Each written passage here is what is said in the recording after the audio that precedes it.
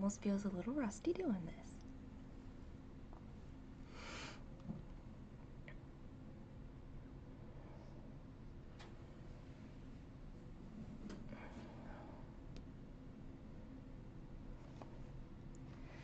Good morning, Rachel. How are you today? Hi, girly. For not having stitched so long, girly, that fox is coming along splendidly. Hey, Peroska. I feel like it's been forever.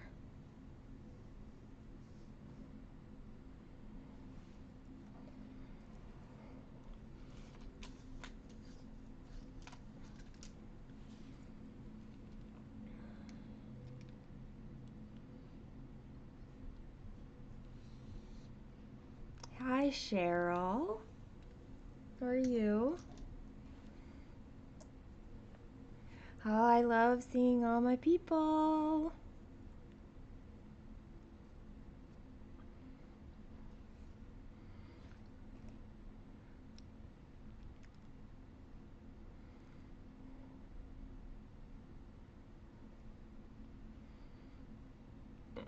Well, and your fabric for the fox is so good too.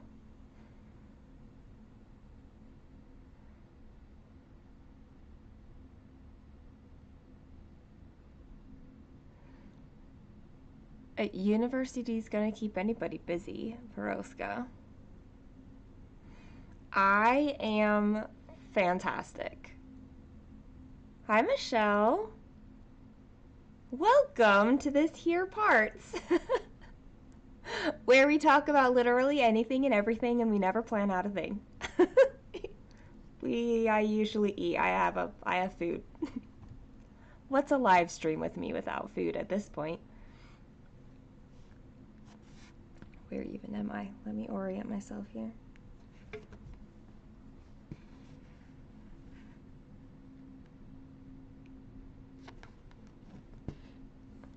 I do too, Cheryl. It's amazing how much you can see the progress when you just keep at it regularly.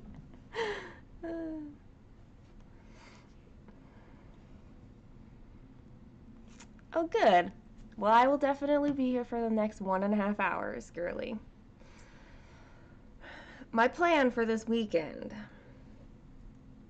is, I don't have a plan. I only have like a vague time plan, which is a lot of hours today and a lot of hours tomorrow and a few on Sunday.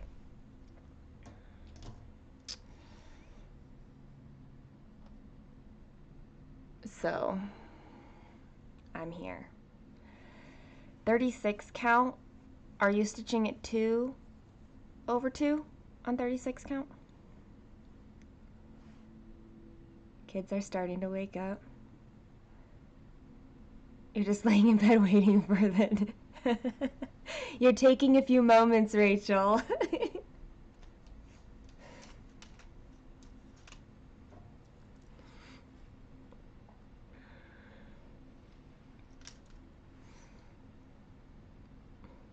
I was like, should I plan anything?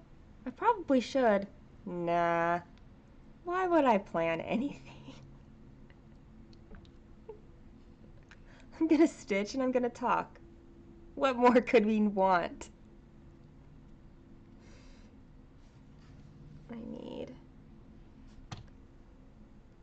There's something wonky.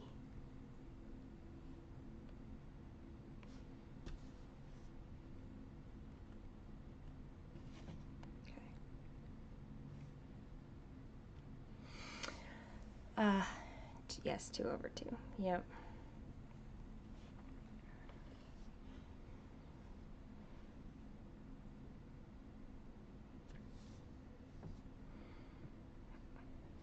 Stitching time is always essential. It's non-negotiable.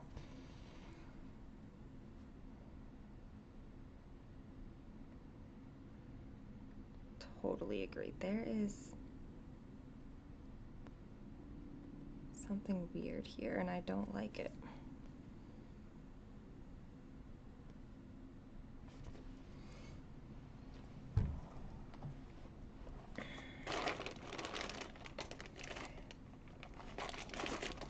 And it's 24-hour weekend, which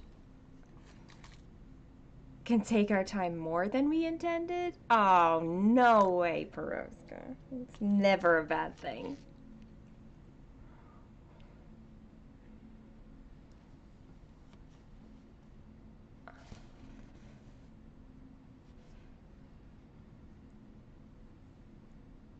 How could stitching be bad?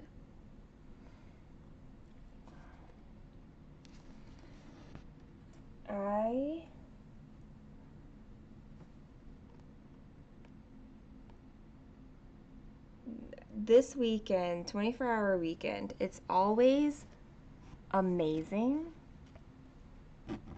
but it can be very, very tiring.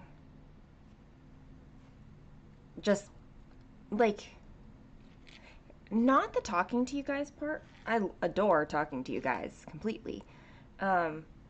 It's the, like, I don't know. Sometimes it's tiring just sitting around and stitching for like 11 hours all day. It's fun. Yes, lots and lots of blue going on here. And this, I stitched this a lot yesterday, was this butterfly. So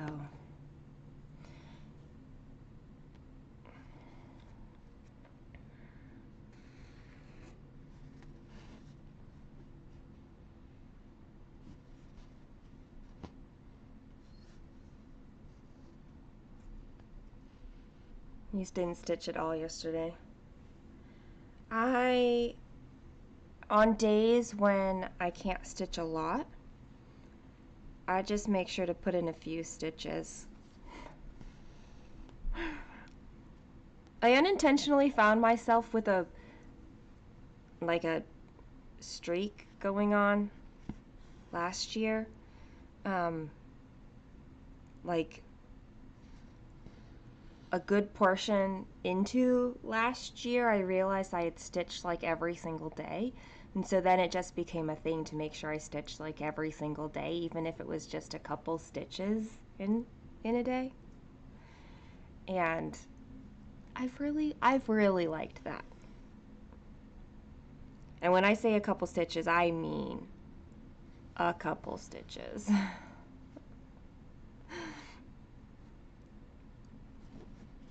Because there have definitely been days I'm like, and 5 stitches and good night world.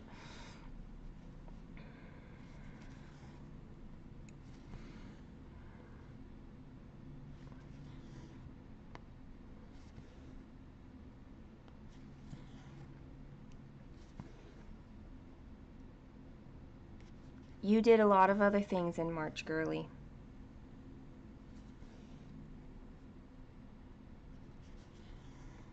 Stitching is not your only craft. It's not even your main craft, so. But did you say that you were starting to work back on the reindeer? Or just that you need to do it?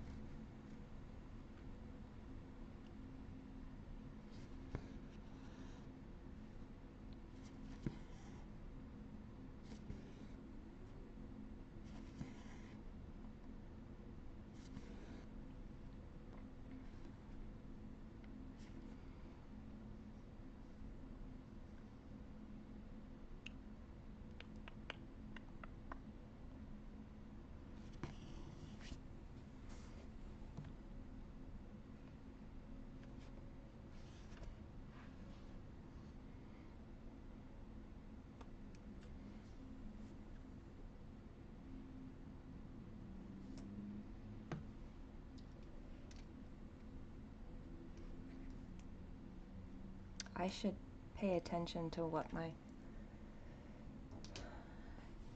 time is. Back on the reindeer. All the grass is done. That grass seems like it's a lot. I haven't reached the grass. I haven't touched my reindeer in a long time.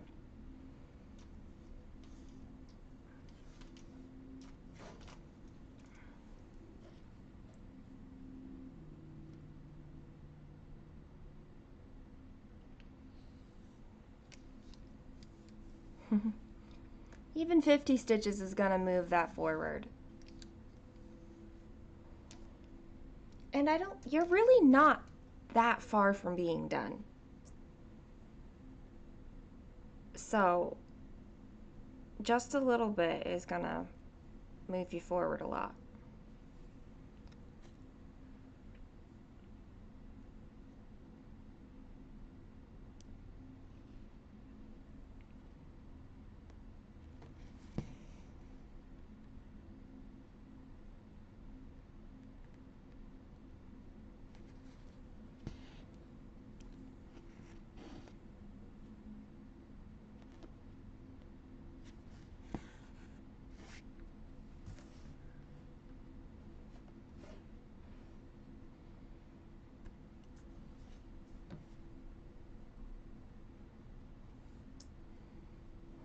I should use my 24-hour cross stitch needle minders.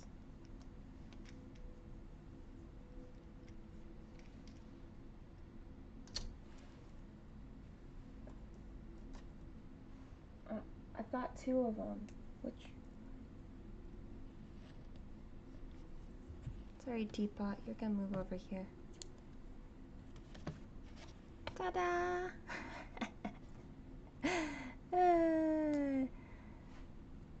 You did. You sewed a whole backpack. You did knitting stuff. Lots of knitting things. You went on a retreat. Wasn't that in... Oh, was that in February? Mine was in March and yours was before mine.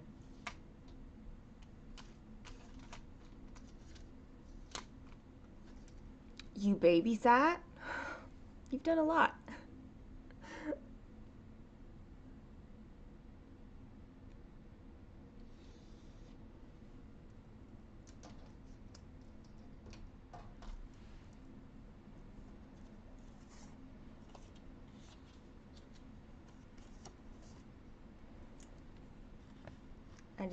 I need both in here. It just makes sense to me to have both of these needle minders. They go together.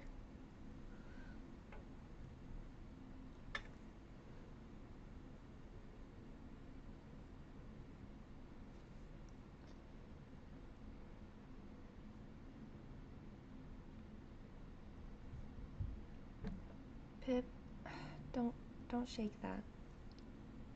Okay.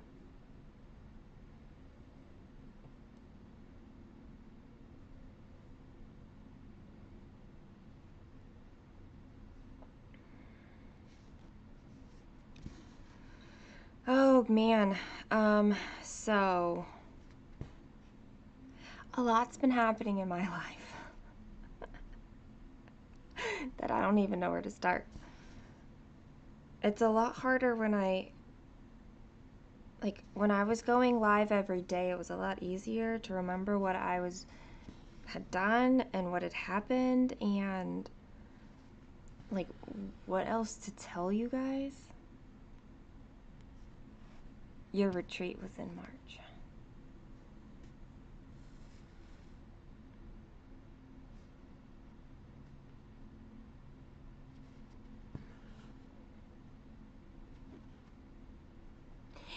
Is it that you said it was 36 count? Do you just like the 36 count better than the 40 count?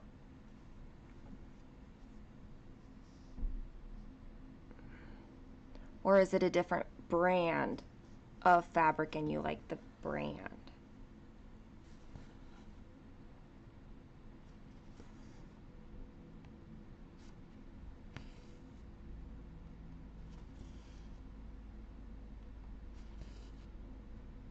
I haven't touched either of my Whip Go pieces for April, and it's April 21st. I need to get going on like all the things I feel like.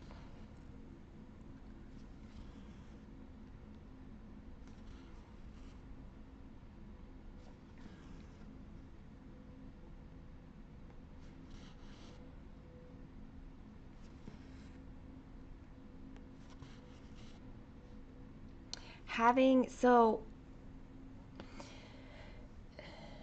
I worked on um my Nomi's project and I got it finished and it was like uh it was like such a focus. Like I loved getting it done.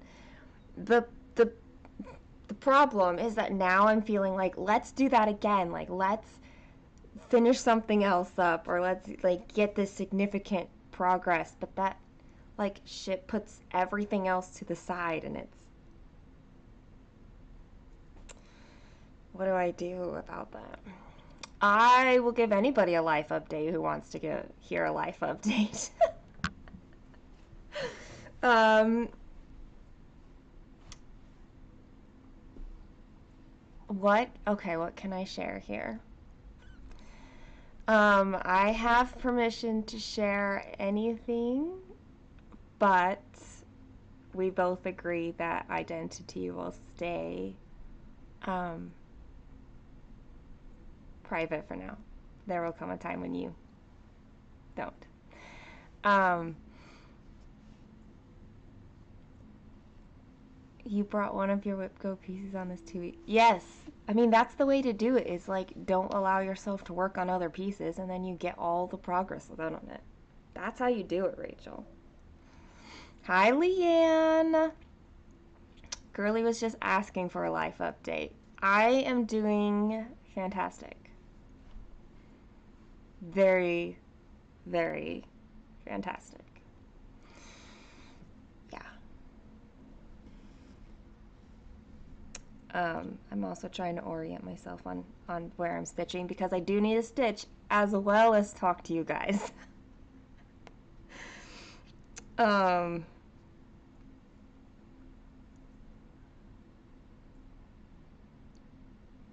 I don't know where to start. It has been a crazy last week. It's legitimately just been a week. It's Friday, so 1 week. It's crazy. It's been so crazy.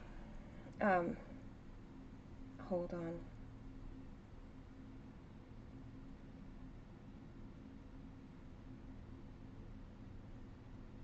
Yeah.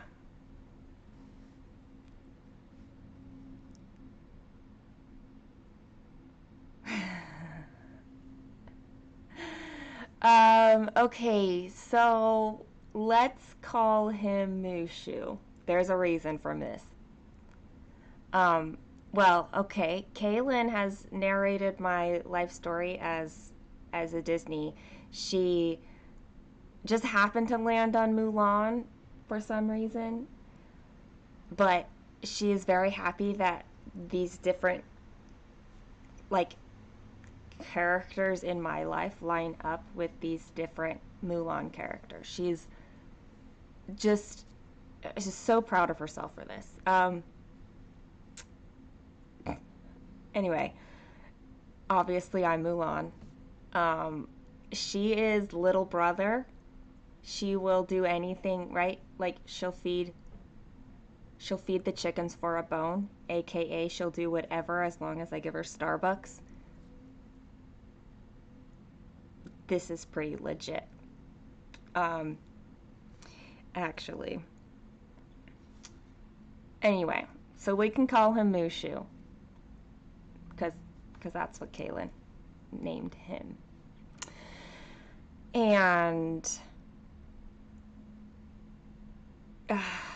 you guys like all know what happened. You know what happened in January and like everything since then except for this last week. um Okay.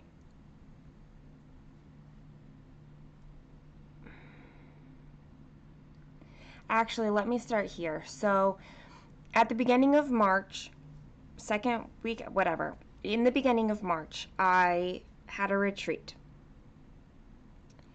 And it was in Ohio, where Alara is. And so I had driven up, and on a Thursday. The retreat started Friday. I drove up on Thursday, and I like picked her up from her house, and then we went to our Airbnb, and well, we went to Costco because I wanted Costco pizza, and she had never tried Costco pizza before. So we made that happen. And then we got to the Airbnb, and like okay, let's eat. And then Alara says, "So,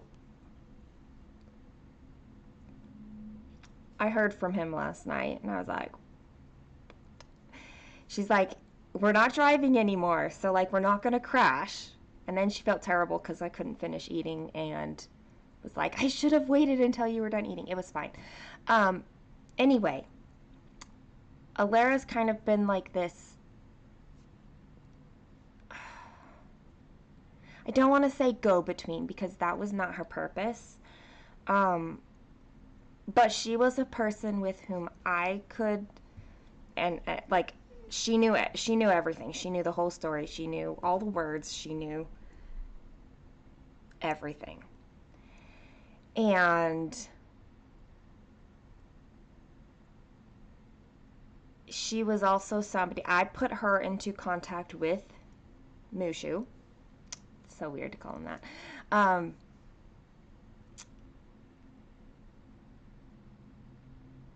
Wow, this is such a long story. Um, I can't even summarize it either. I put them into contact because I knew that because she knew of the situation, um,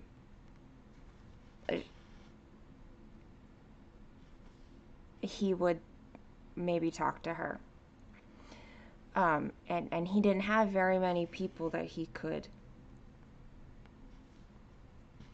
talk to about anything. Anyway, so we're sitting here eating this Costco pizza, and she's like, "I've heard from him, and he's um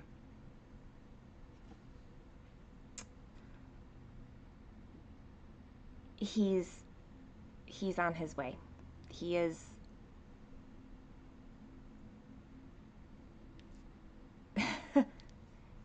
He wants to know how you knew everything, that the process that he was going to come to, and like how were you so right about everything? Um, I am okay. Oh, okay, girly, but don't we all know by this point that I will tell like everything? Um, like, what do you want to know? I will tell you. I mean, I won't give his identity at this point, but um, come on, I will tell you just about everything else, and he is also okay with that. Um, but it still was going to be time before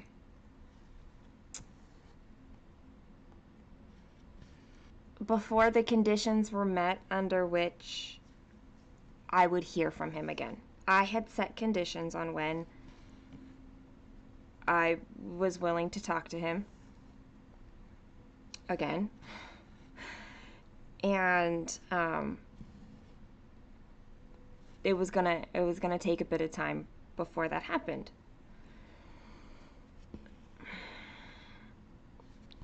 So let's fast forward. That was early March. Fast forward to last Friday. I put out a floss tube video. And in this floss tube video, I talked about watching a movie with a friend, and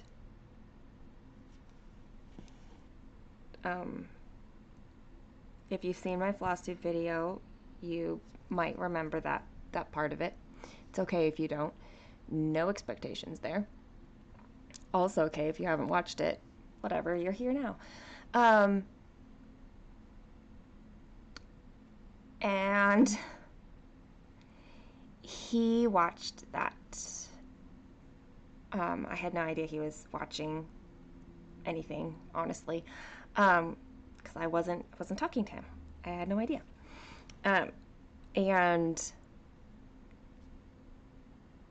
he watched that and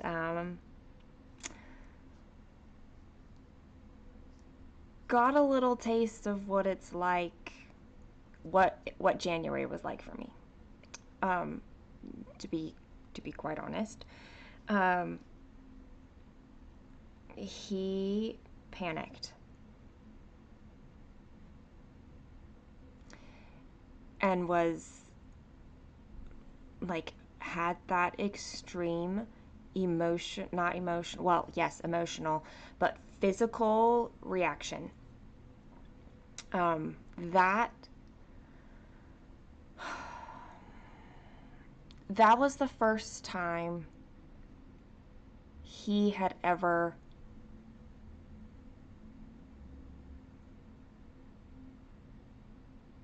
felt like I could be walking away.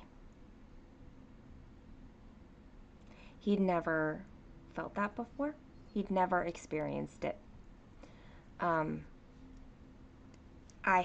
have from him more than once, to be very honest. Every single time there's a lot of deep trauma involved in this, okay? So be gentle in your thoughts about him when you consider that. But he had a taste of what it's like on the other side. And he immediately stopped watching and contacted Alara and said, please, will you see if she'll talk to me? Will she take a phone call from me?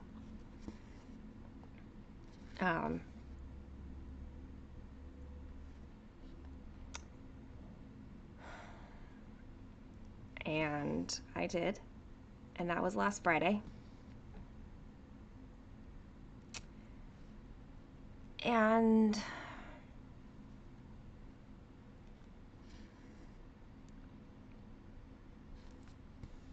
he wanted to shortchange the process, but because he wanted that reassurance, he was, like when you feel so extreme, like emotionally, that it's affecting you physically, you want it to calm down. But I needed it. I needed something else to happen first, and he figured out that I couldn't address what he needed until we had gotten past what I needed. Hi, Debbie. Good morning. So I let my anger out, and I was not gentle with him.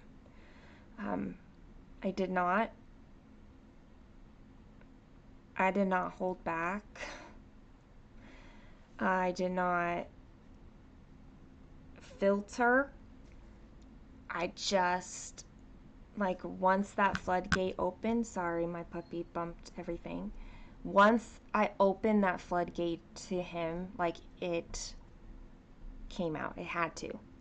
There was no way around it. And he listened and he accepted, and it was so hard for him. but he did it.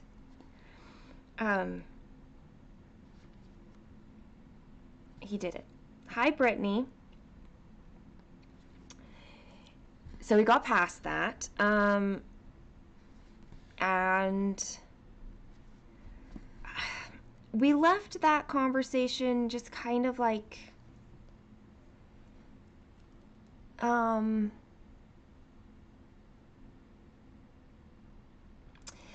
conditions still weren't met. We still could, we couldn't just resume things. There was no like moving forward, right?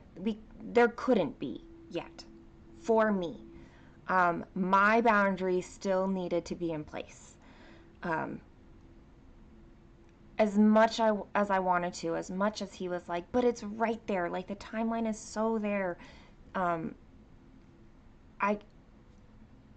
still, and he understood. But after I had some processing time, I did message him the next day, Saturday,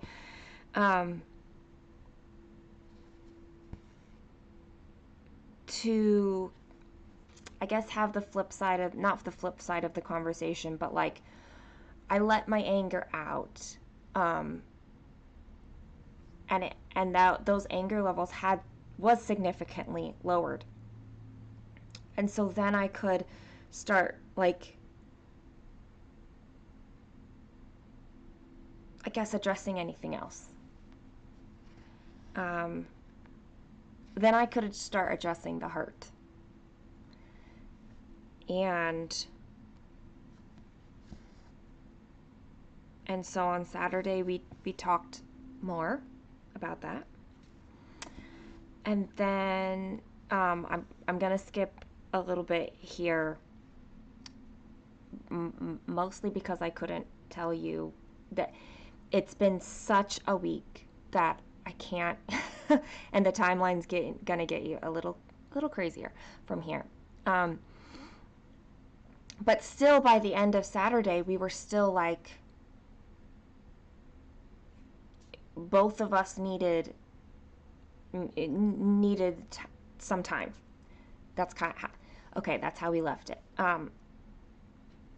But he did say he was going to be moving out the next day.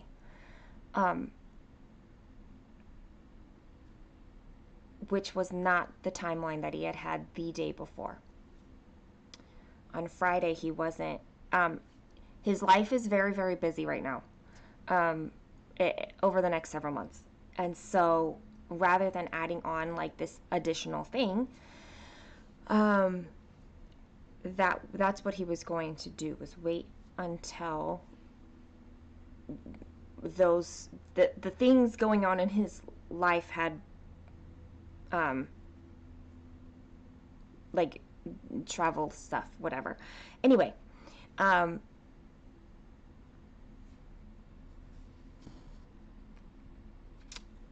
but hi, thank you, Aimee.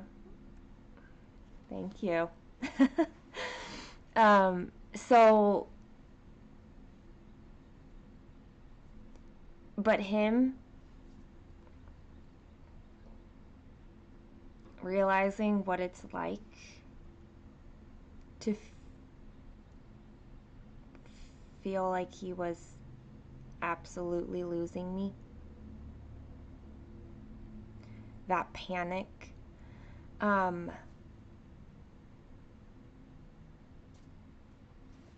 he went from Friday, he wasn't going to move out to several days, to he moved out on Sunday.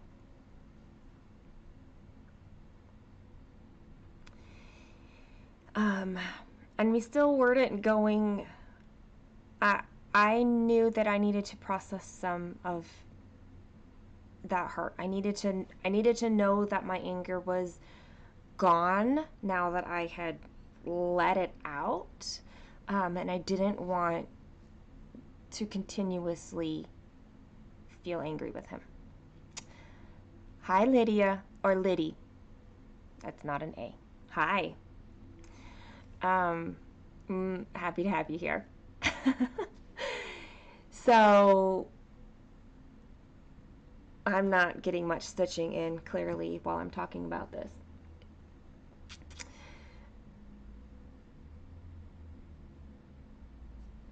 And he was also going through a lot of like um healing things, like self discovery is a good way to say it. um like knowing that he was a good enough reason to advocate for himself. Good morning, Julia.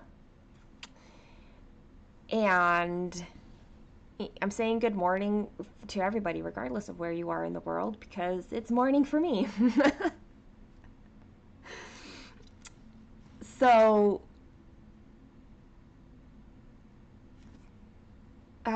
that evening, Sunday evening, I had not intended to message again, but something he said had caused, I just wanted to kind of respond to it and give a little clarification, and that opened up more conversation. Um, and each of these conversations with him, like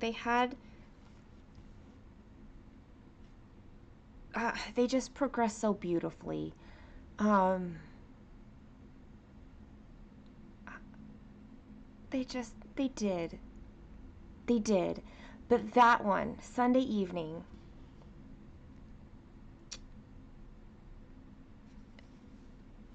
that was kind of,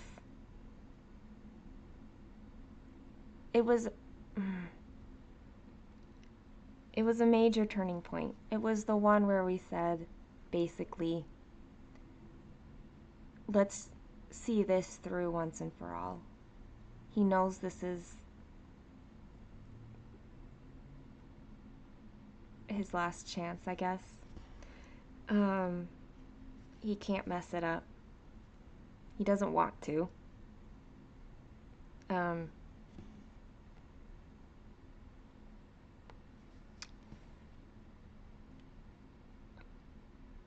yeah. And it was wonderful.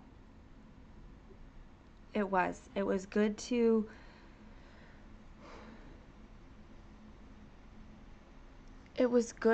start seeing some of those major differences from, like, in the last month that he's gone through. And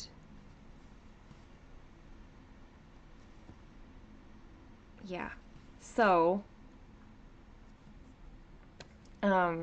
I know we're like, I I don't know how, like, orthodox or normal it is, what it is that he and I are comfortable with. um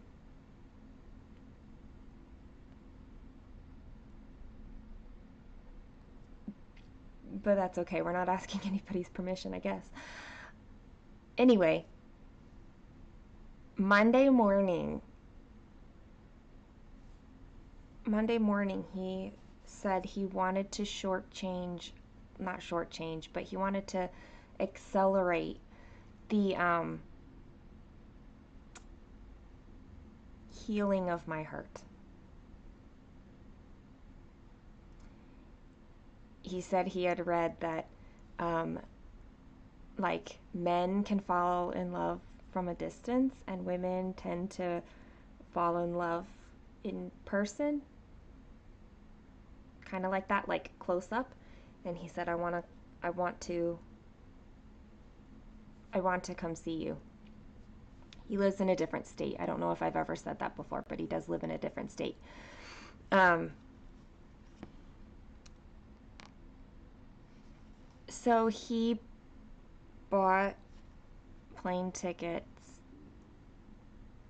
Monday morning to fly in that night. And he was going to fly out the next evening, like, yeah, evening. Less than 24 hours in this state with me, but he did it. It was fast. Um,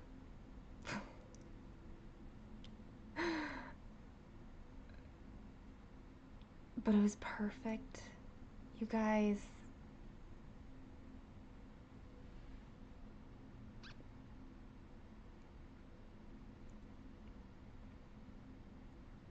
It was the best.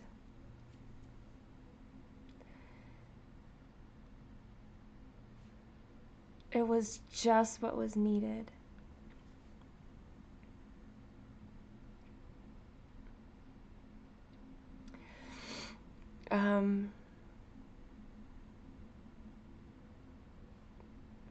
My daughter does know him. Kaylin knows him from before, from when I first met him. And she's been aware of the situation for a month and a half now. So I had asked her, like, do you want to see him or spend any time, or do you want to avoid anything? Like, how are you feeling about all of that? And she was like, well, I don't want to not see him. So,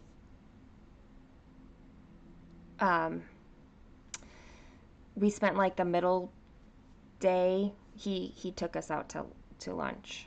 That's what and ice cream. I guess we got ice cream afterwards. So we did. We spent a good couple hours together. Him and me and Kaylin. And that evening, when I was taking her to dance, I asked, like, was there anything about this that was, like, awkward and weird for you?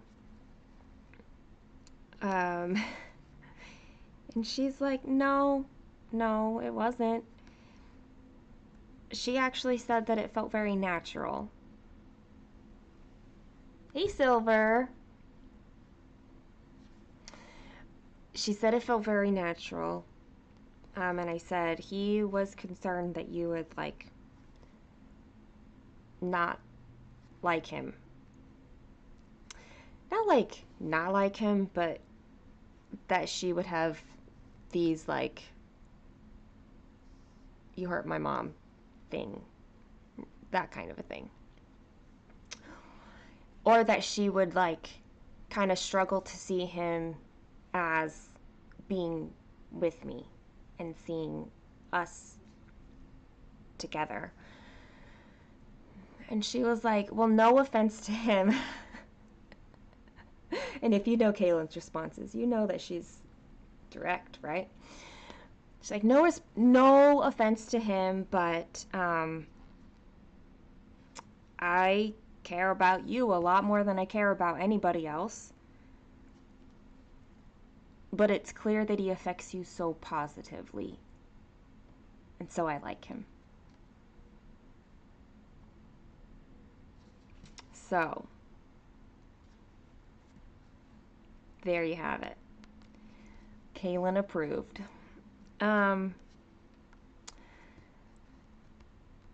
Yeah. So, there's a life update for the last week. It's been crazy. But so good. So good. So, yeah.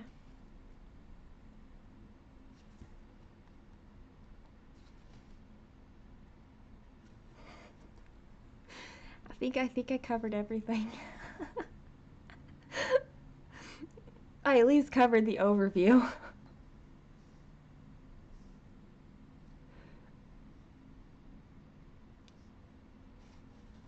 So I'm very happy.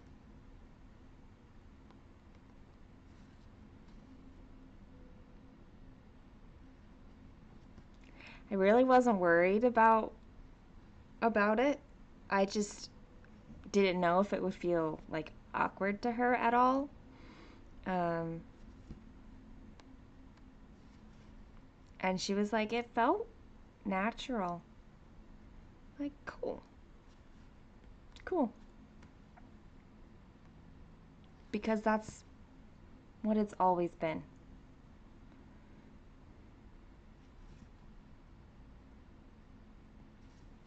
The thing is, when he and I met, the connection was like instantaneous. Um, and very tangible to other people.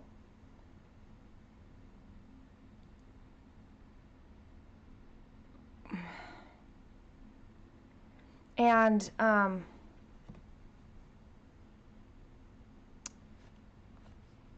think I've shared, like, we met as friends. Like, we were both married at the time. Like, it's not like we weren't looking for other relationships or anything like that. We weren't. Um, but the connection between us was instantaneous and very tangible to other people.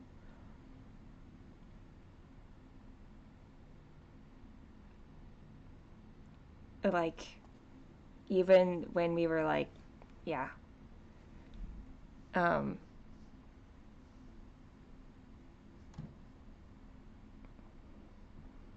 Even when we were trying not to have that that connection, like even when we tried, people still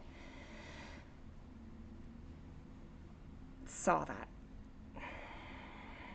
Like, yeah. I so this love runs deep. And I wouldn't have it any other way.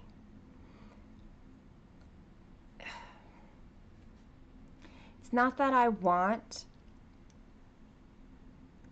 to be hurt or to hurt, but anything with the higher the capacity for joy, also comes the higher capacity for pain. Um, the closer somebody is to you, the more, I don't want to say power, but power works for now. The greater the power for them to hurt you and for that hurt to be deep, right? Um, that's why it can be really hard with our children, but it's not with any other kid. Same thing, a spouse versus a friend. Um, the, and I wouldn't want a love that's any less. I want the greatest. I want the biggest. I want the deepest. I want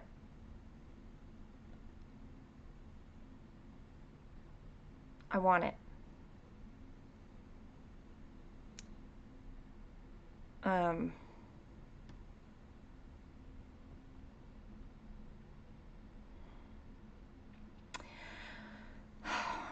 a chance isn't quite right either, because anybody has a chance to hurt you, but maybe capacity. There's a, well, I don't even want to say capacity, but it just means that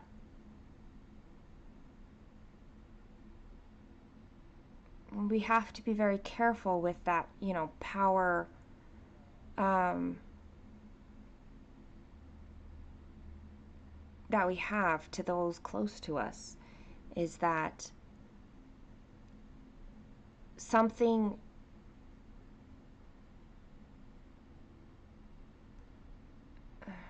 the negative things carry more power to hurt more.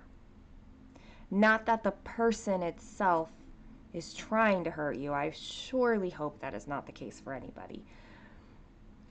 Just that, I mean, the chance for it to hurt deeper. For sure. Um, and yeah, like I said, it's not that I want there to be hurt. I don't want to be hurt. Um,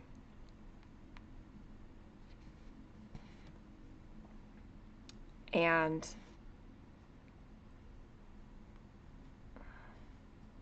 I don't think he's ever wanted to hurt me.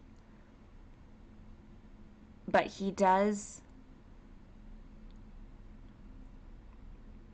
take full responsibility for what I went through.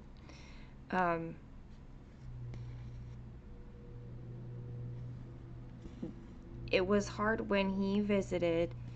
It was hard for him to see my weight loss. I'm still healthy. I'm still within a healthy range. And I've adjusted to it. Like, I'm fine. I'm happy where I'm at physically, actually. It just obviously was very unhealthy getting there, but and for him, he hasn't had that adjustment yet. He hasn't. It was just a reminder to him that I went through a really hellish time, and it took much to climb out of that. So, yeah, that's,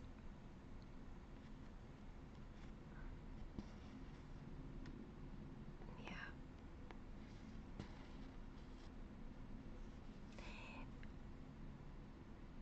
What's interesting, Silver, about that? I do want what I deserve. I, I've,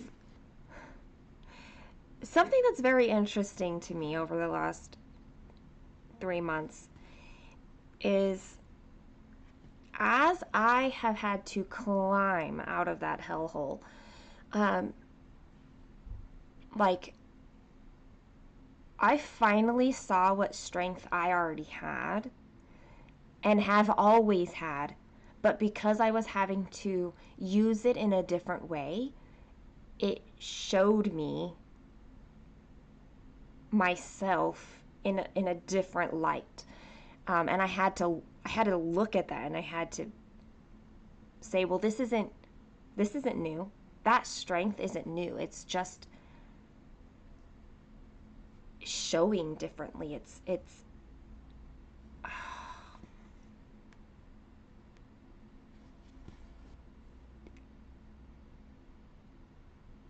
It forced me to see myself as a strong person, and it's given me this confidence that I've never had before. I feel like very confident and very empowered in a way that I've never had before. I will also give some credit here to the medication. I do think that has also helped play a part, because my medication does keep me very stable now. But it's not everything. It's definitely not everything. So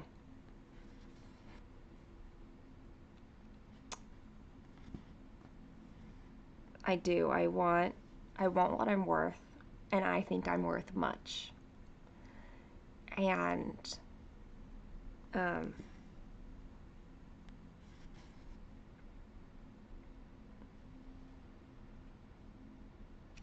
And even though you guys have had like the worst introduction to him that you could possibly have,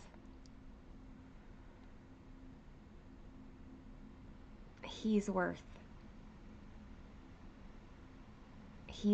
my love.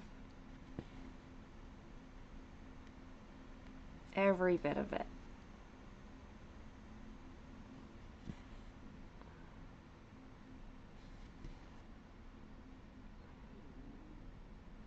Yeah.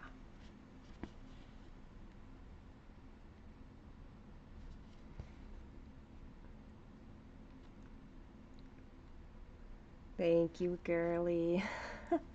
It does feel so good after how this year started. So good. There's been so much. Um,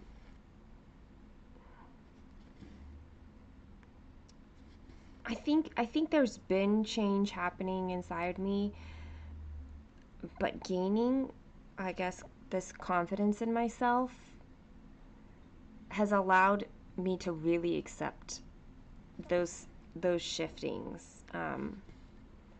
Like the deconstruction of I don't know, conditioning and trauma and things like that. Like it's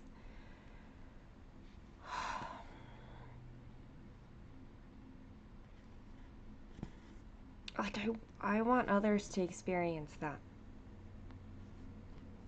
To experience like that lifting of the burden that so many of us have carried for far too long, often without even knowing it, um, or knowing just how big and heavy that burden has been.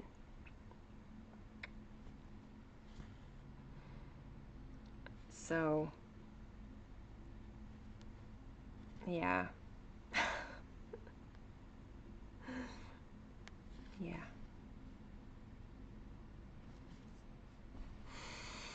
So I'm happy. Yeah. I'm very happy.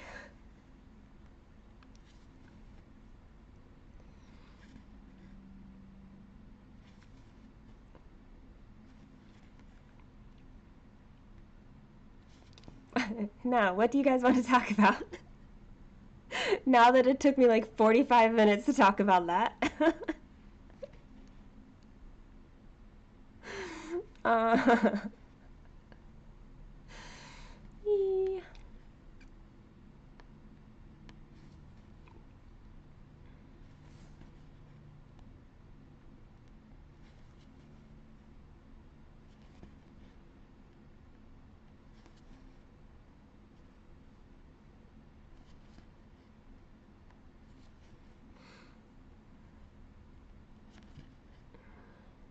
I've actually been awake long enough that my stomach is starting to wake up.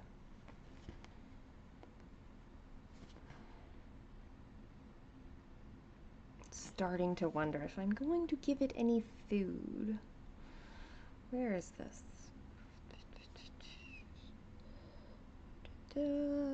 This one? Nope.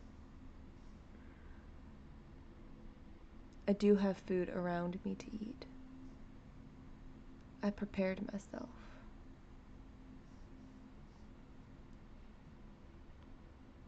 Hi, Joyce.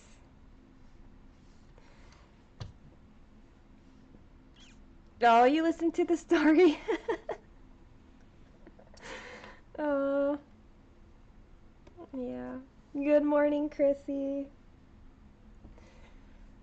I know I'm going to have to figure out, like, anybody who wants to hear my life story, like, just watch the beginning part of this one.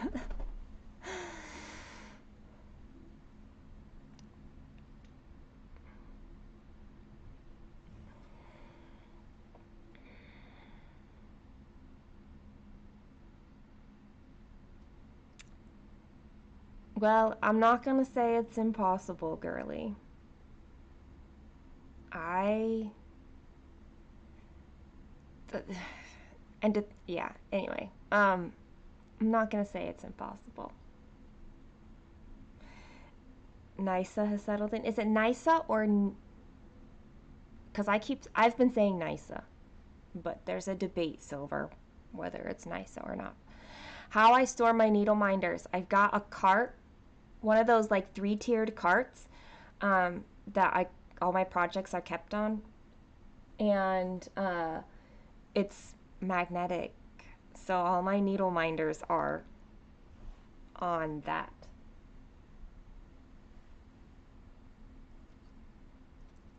Hi, puppy. What do you need? Here's food. It's cottage cheese and fruit. Nisa. See, we were trying to decide, was it NISA or Nisa?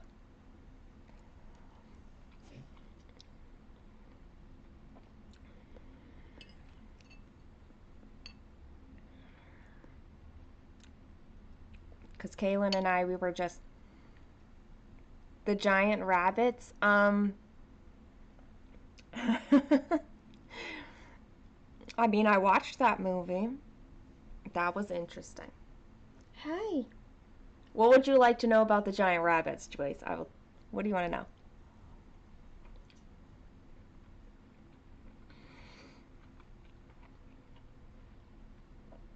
It was really interesting. It's a movie from the 70s. And so that same movie done today would have been way creepier because you would have been able to have all of the like CG from today's world. But back then you didn't. So they forced perspective and any scene in which the giant rabbits were like actively attacking a person, it was obviously like a mascot costume kind of a feeling.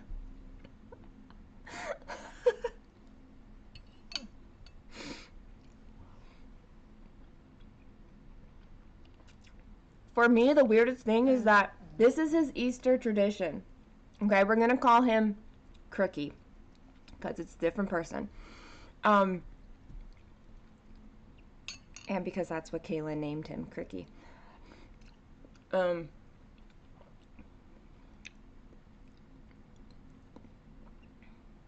All right, girly. I'm glad you could hang out. Like that's what got to me is like I watch this movie every Easter. It's about horse-sized rabbits terrorizing a town, and I'm like, really? That's what we're going with for an Easter tradition? Okay. But it's called Night of the Lepus, I think. Night of the Lepus. Yeah.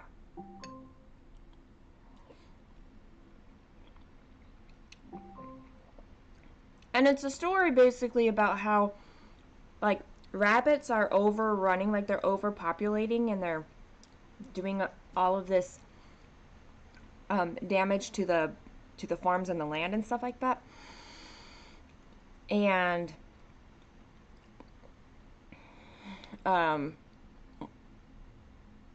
and so there's scientists trying to basically like halt their ability to reproduce or something like that.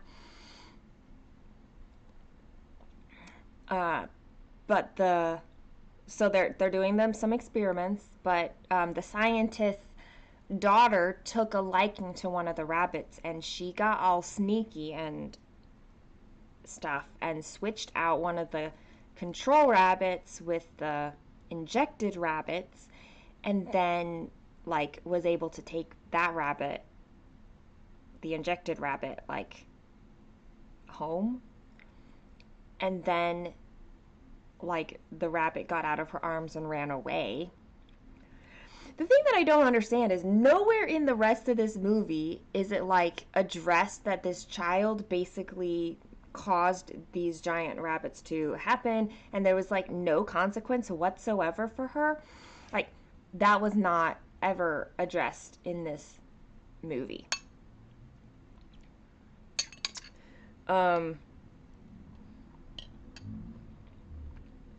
But yeah, he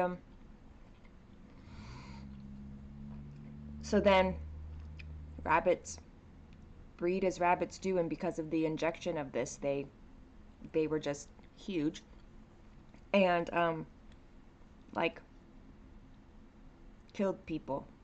They didn't like eat the people, but they killed the people. Yeah. If you know Star Trek at all, Dr. McCoy from the original Star Trek, he was in this movie. And I don't think I've ever seen him in anything else, so that was interesting.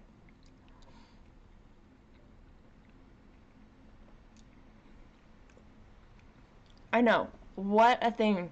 I mean, it's like, what a thing to watch on Easter.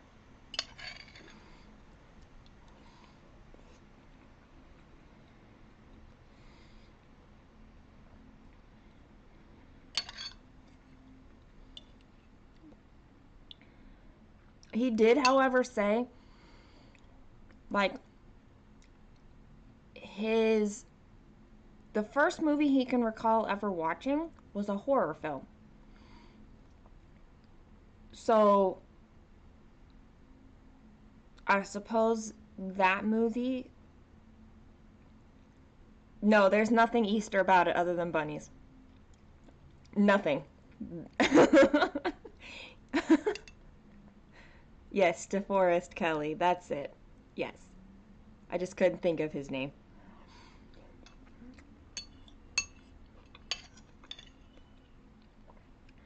Um, but no, there's nothing Easter other than there's bunnies in it. That's it.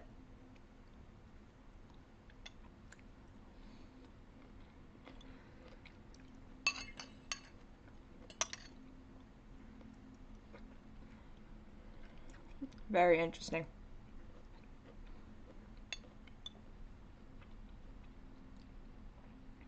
Do they hide giant eggs for the egg hunt? I'd love that. That would have made it better. Let's be real.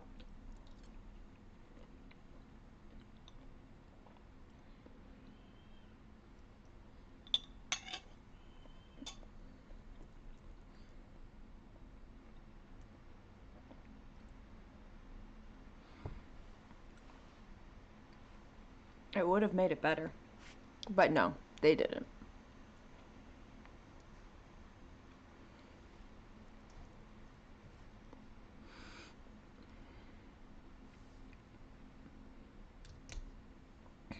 It's just so different. Like, I don't handle things like that. Like, I don't know. It's so different from what I watch. When I watch stuff,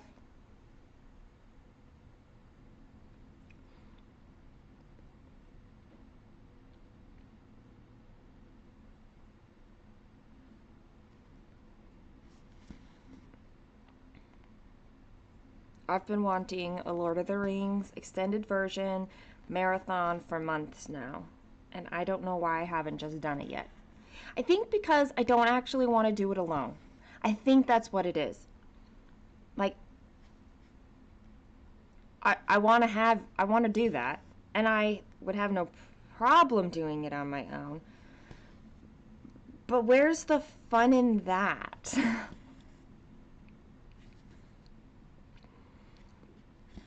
Like, I'm gonna watch something for 12 hours straight? Like,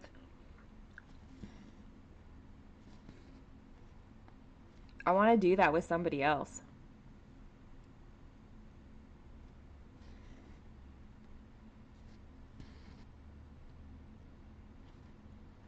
Watership Down is a difficult one.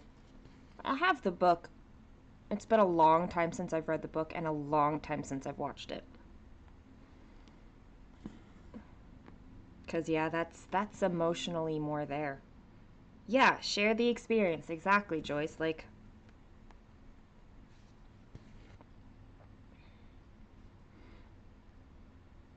that's what I want to do.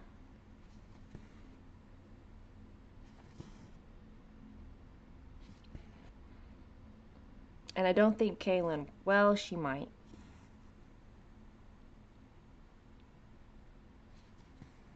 She has watched them before.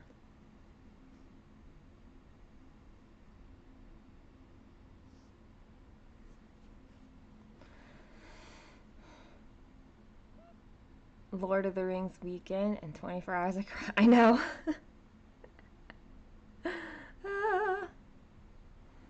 Oh, Chrissy, are you doing that this week? Oh, that's fun. I really, yeah. I'm not gonna combine them this weekend because otherwise I can't like talk to you guys. But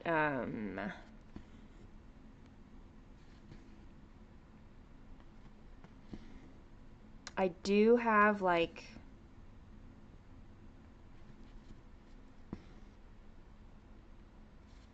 I have a performance this Sunday and next Sunday. Um, that I'm playing in. The chorale that I accompany for, um, we are performing this week and next week. Um, After that, it's just dance stuff. But um, Silver, that would be fantastic. And then, if you allowed me, I would cuddle Nisa. I would. Um, Ima, what does he do for a living? Okay. Mushu, what Mushu does is he's an entrepreneur. Um, this is something I adore about him. He likes to have control. I guess you could say. He doesn't anyway. Uh, he's an entrepreneur. What he does right now is he has a business. It's an assembly. It began as a bike assembly business, but now it has two divisions. So they have one division that assembles bikes and another division that fixes shopping carts.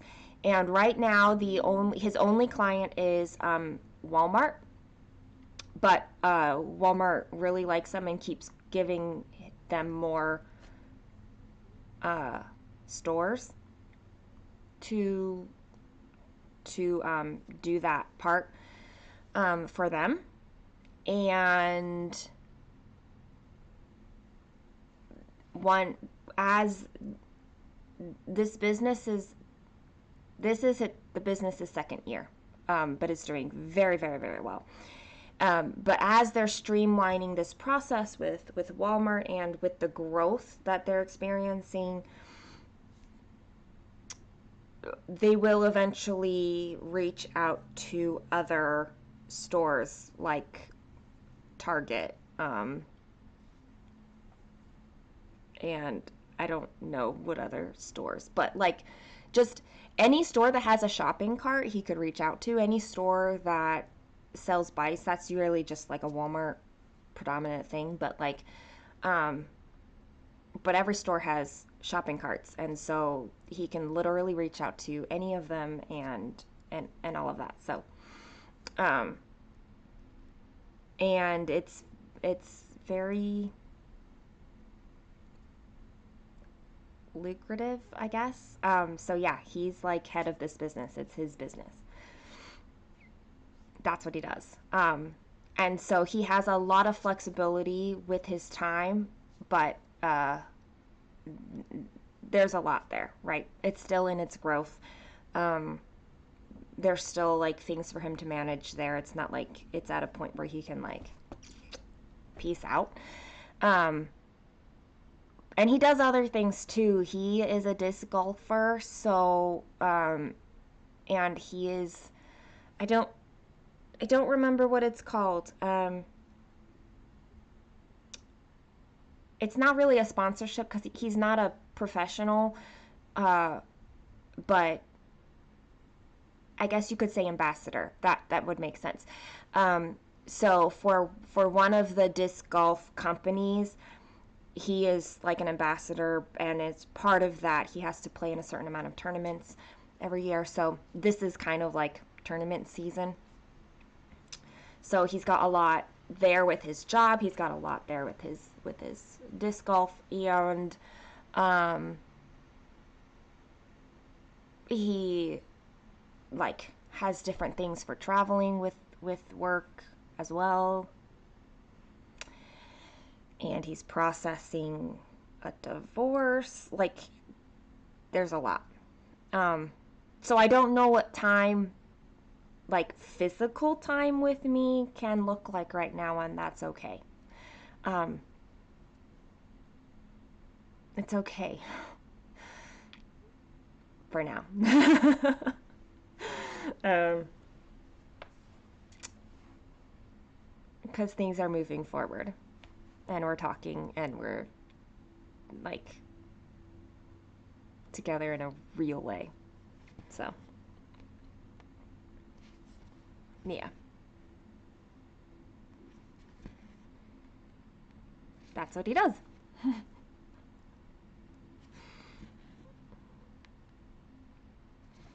His plan eventually is to be able to sell that business. Um,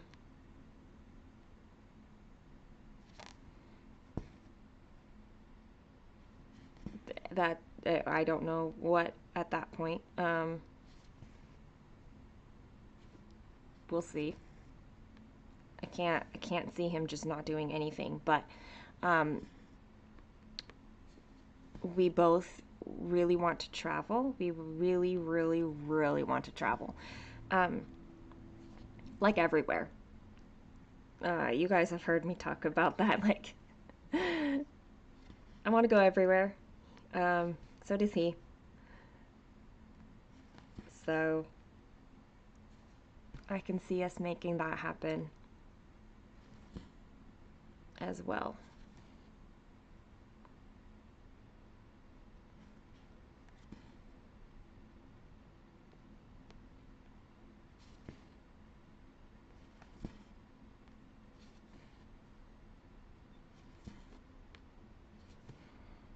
I should probably also say, I do, if I didn't say this before, I do have his,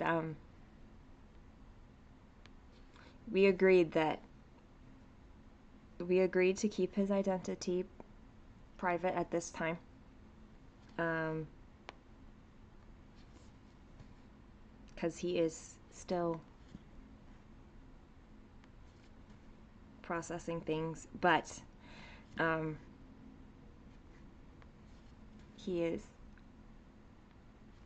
actually quite encouraging for me to share anything else that I wish to share, so.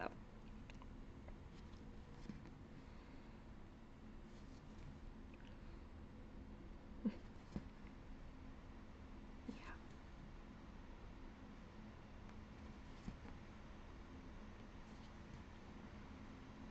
Thank you, Chrissy. I did tell him that's how this came up, as I told him, I said my stitching community is going to be very happy to see me happy, and they're going to comment on it. And we're going to talk. And he is just fine with that.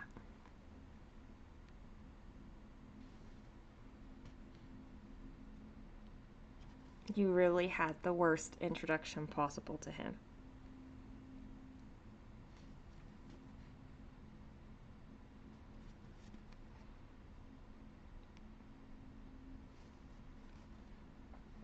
But there will come a day when you'll get to meet him.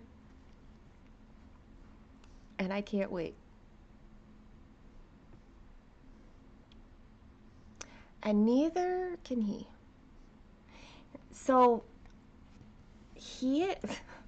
Apparently, I'm just going to talk about him now. Still.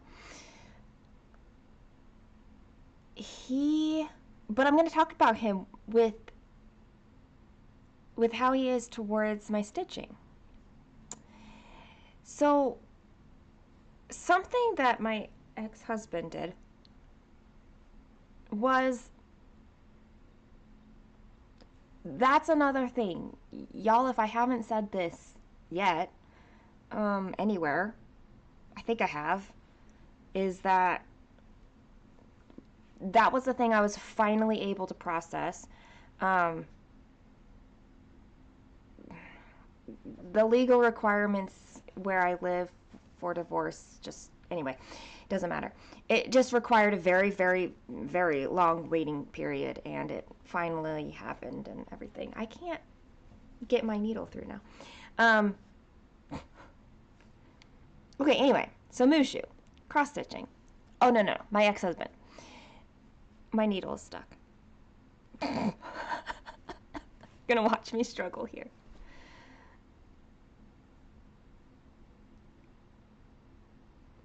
He, my ex husband would basically, everything was like made about him. And so, like, my stitching was like, that's crazy. I would never do it. I'm like, I never asked you to do it. I don't need you to do it. But that was kind of, that was very much a thing. It was never like, it's a thing that you love, so that's great. It was just like, that's crazy. I would never do it. Um, but Mushu is very different about it. He is fascinated by it. He's super encouraging. He um, he'll really like seeing what I'm working on. He like learns the lingo. Um, like because I love it, he also loves it. So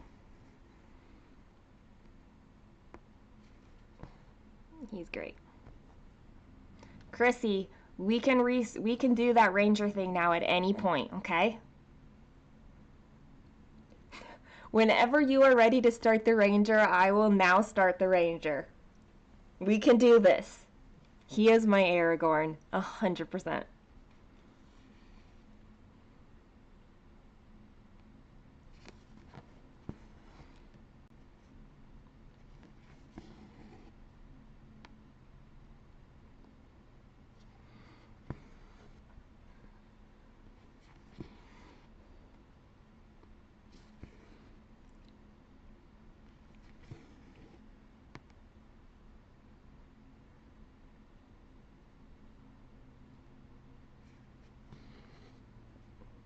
He also loves Tolkien, so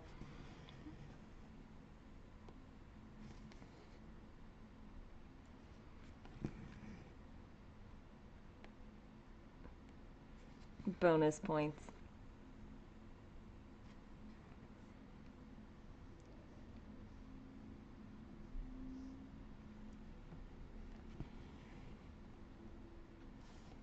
I'm not in a rush, Chrissy, whatsoever, so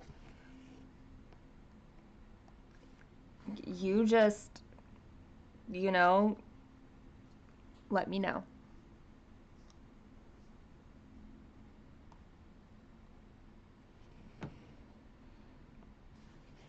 I haven't cut out fabric or anything, but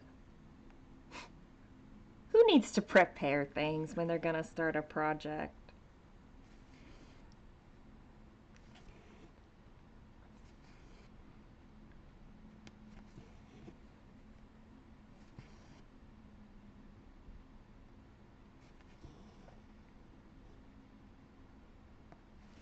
He he asked me.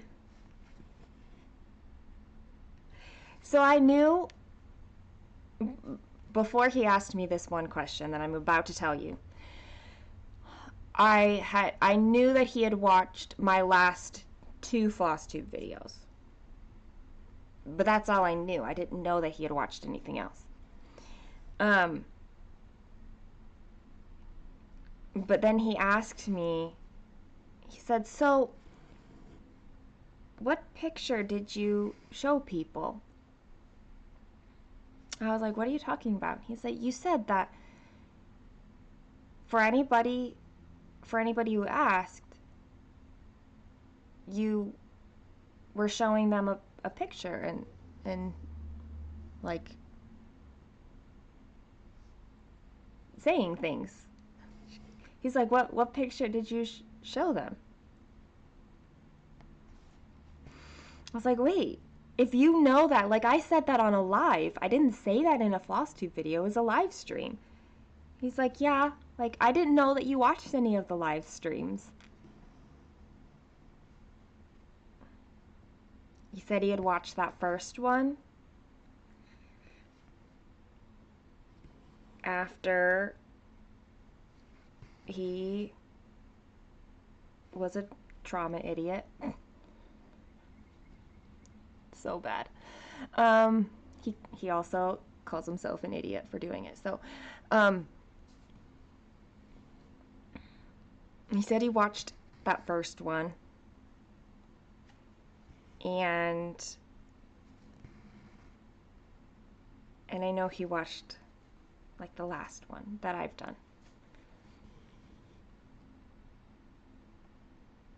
But he hasn't watched like all of them by any means. And at this point, he doesn't want to.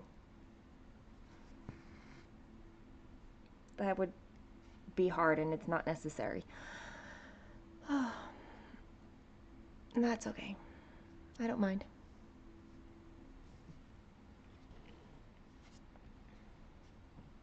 Anyway, so, send me a message if you want to see a picture. It's a picture that was taken like a year ago. Anyway, it's just a picture of undeniable happiness. That's what this is. That's what it is. He is the best. He really is. He is perfect for me. Completely. Hey, Shauna, how are you doing today? I'm glad to see you on.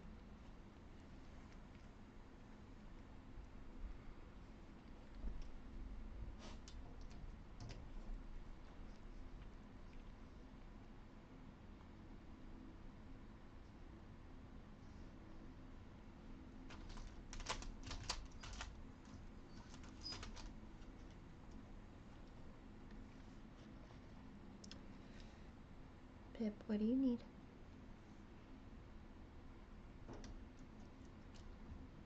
Do you need to go out? Hi. Shauna, you have seen the photo. You have. I did give a really thorough update of the last week in like the first, I don't know when I started. I definitely started after like the 15-minute mark on this video, and I ended by the 1 hour mark. I mean, ended? I don't know. Okay. I'm gonna let this puppy out of my room real quick. Oi, come here.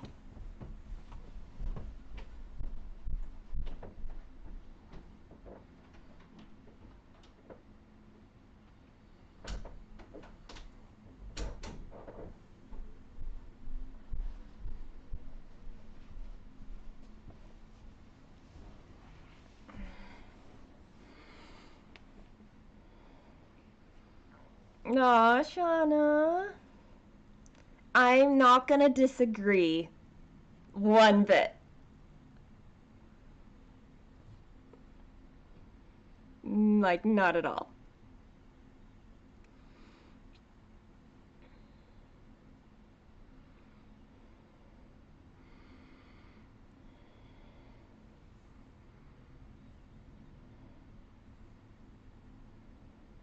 Oh, the 10th Doctor.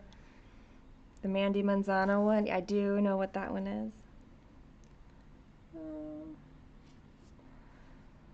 You're gonna stitch all weekend on it. Gonna get a good chunk of progress done on it then, Chrissy.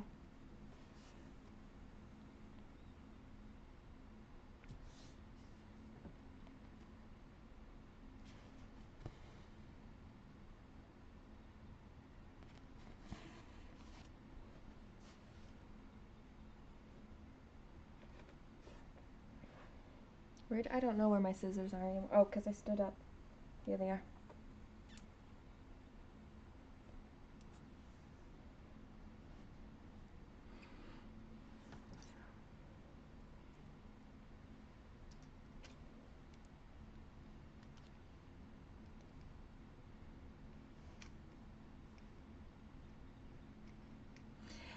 I think that I'm going to stitch on this bookshelf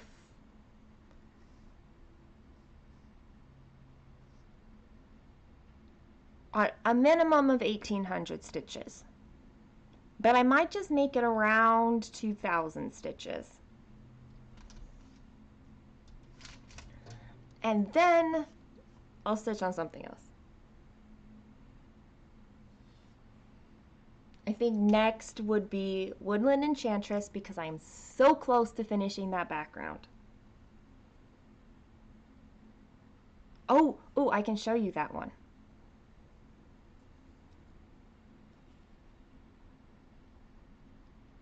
You're not liking the coverage? What count fabric is it? I can't remember what fabric, what count you got.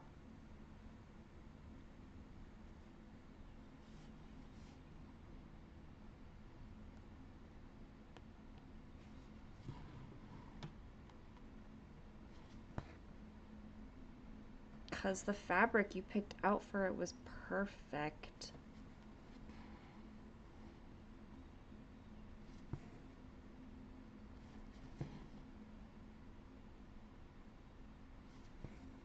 $32 count. I have heard 32 count can be tricky for some people. That it can depend on the coverage, like how, if they like the coverage or not. Hi, Kristen. Hello.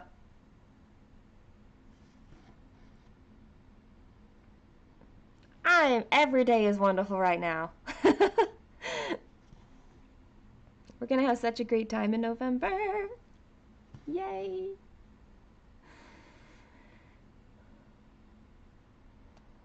What?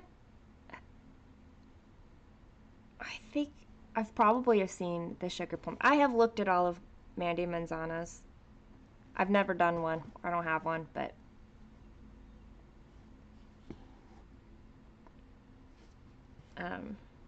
I have looked at a lot of her work.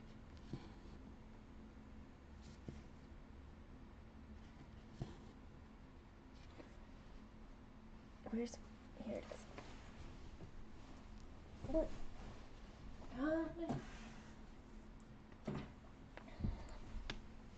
So that's what Woodland Enchantress looks like right now. Doesn't she look so cool? I am so excited. I really just have like right here. That's all in the background that I have left. But she looks so cool with the outline. It's crazy. When I started the year, I was like this far. And now it's all of this. It looks so good. Yeah. Oh, wait. I do have a little bit up here. I forgot about that. There is a little background up here, but not much. But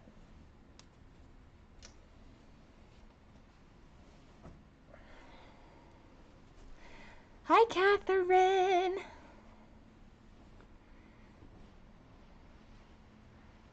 Shauna, November's not approaching fast enough, but that's okay. We can be patient.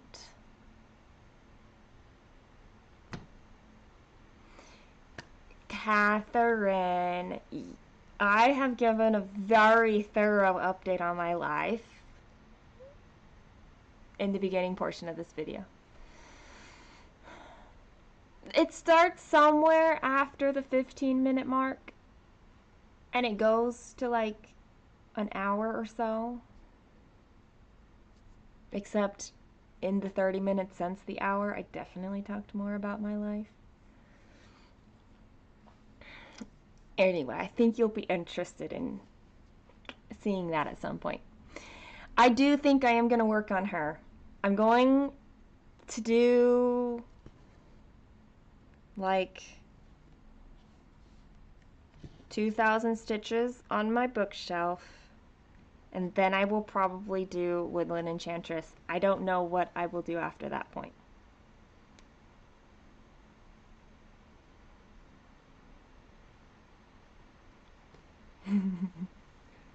Silver, you've got the Woodland Enchantress kit from Dimensions. I don't know if there's another one. No cold weather talk. Most people are out of their really cold weather now, so as you can see, today the high is supposed to be 90. Yeah.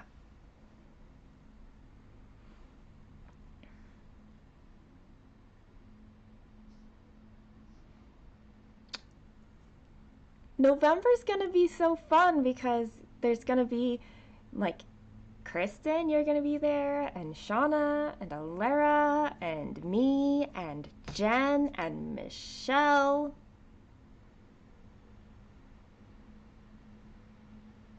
I mean, and there a bunch of other people. Oh, November? You don't bring up November.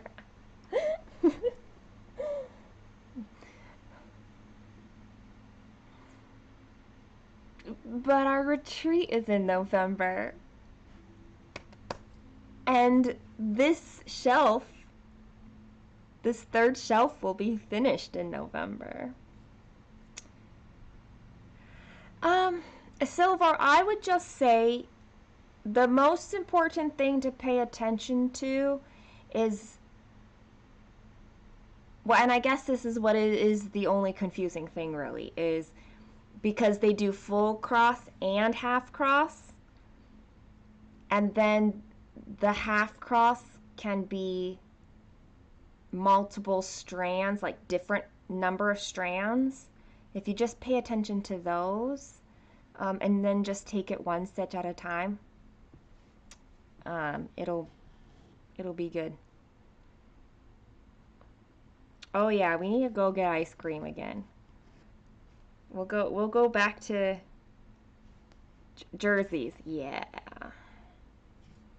We didn't do it in March. We needed the whole party there. We didn't do that. Well, obviously, and I forgot Kat. And like I said, there's so many people who are gonna be there from like here. I'm so excited.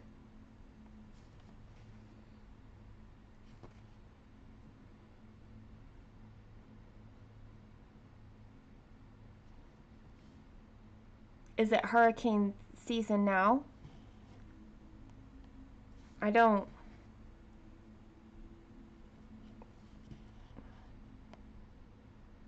Ours, I don't know where we are. We don't tend to get hurricanes at this time. Well, maybe we do. I don't know.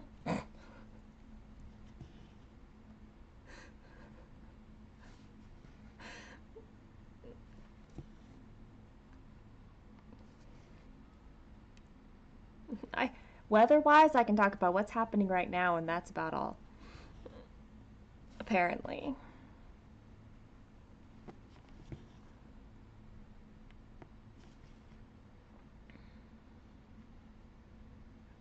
A couple days ago, I Oh, Tornado Alley. That makes more sense in St. Louis.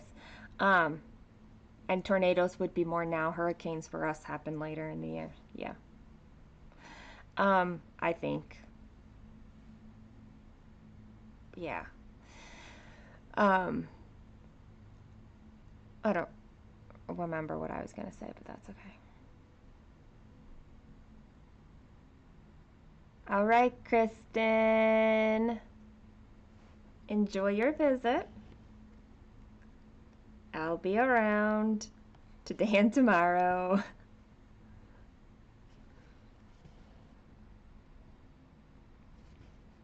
Oh, a couple days ago, um was I took my lunch outside on my deck. My deck has zero furniture because I still haven't gotten any. Um, I should, but I haven't. And I like went out there and I took like a little pillow after I finished eating, and I was just enjoying the warmth, and I was just laying in there shifting whenever the sun was shifting. And I totally fell asleep. Um, I definitely I took a nap, and I woke up and I was like, oh, that was unexpected, but that was the thing I just did. It was nice. I like the warm weather so much. It's, I don't know, I love it like seeping into my body, and like, I don't even hate the humidity. I don't love it when it's like really high humidity, who does? But even the humidity feels like a hug, and it feels nice. Yeah, that's where my puppy picture on it came from.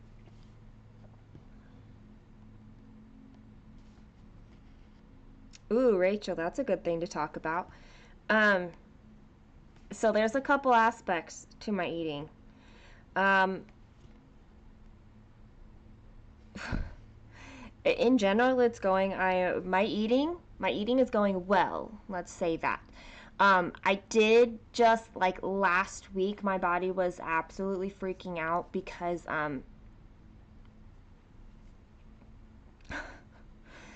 uh Cricky, who I had watched the movie with, um,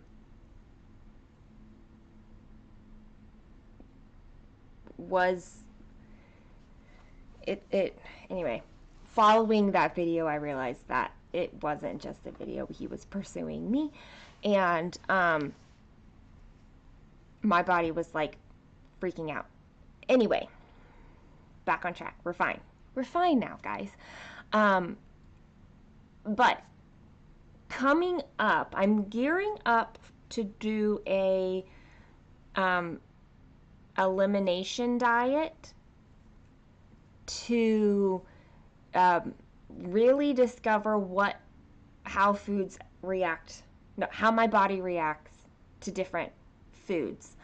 Um, it it's going to be very challenging because I plan on being very thorough. Um, like I don't just want to know like I don't just want to cut out one food group and be like, how do I feel better? I literally want to cut out anything that is problematic for people, anything that are on those lists, and then systematically like test all of them out. The timing on that, I'm not doing it alone. Um, and so the timing of it isn't going to be until June, but we're gearing up for it because it feels like there's like 5 foods that you're allowed to eat, while you're clearing out all the inflammation and like really allowing your body to reset. And you have to do that for like 3 weeks so that the enzymes have a chance to do their thing. That is terrible science explanation. I did read the science about it. It's like I can't remember the sciencey speech, but very fascinating. And it takes about 21 days for that enzyme to do what it needs to do in order for the inflammation, for your body to like calm down. And that's probably going to be the most challenging part, because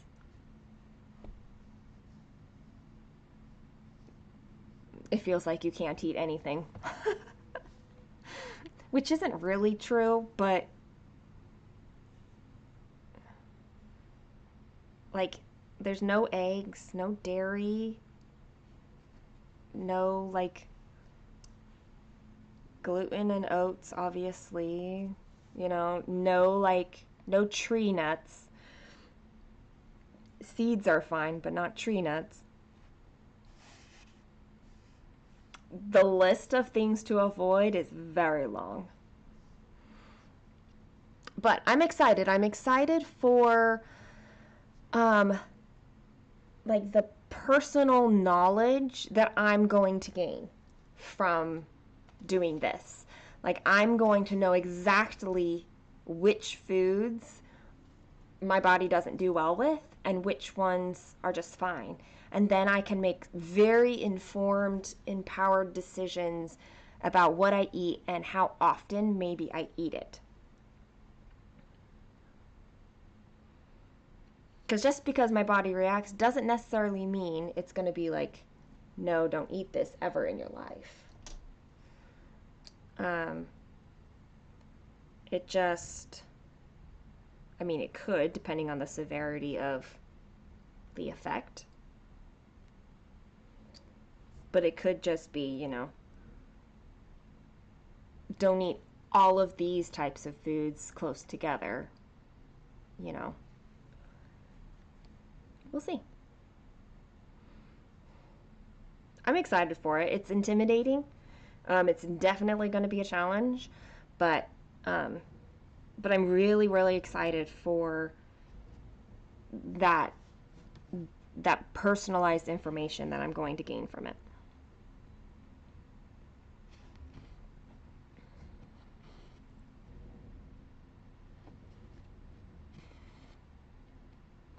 Meanwhile, the food sitting behind me, I have like a meal shake.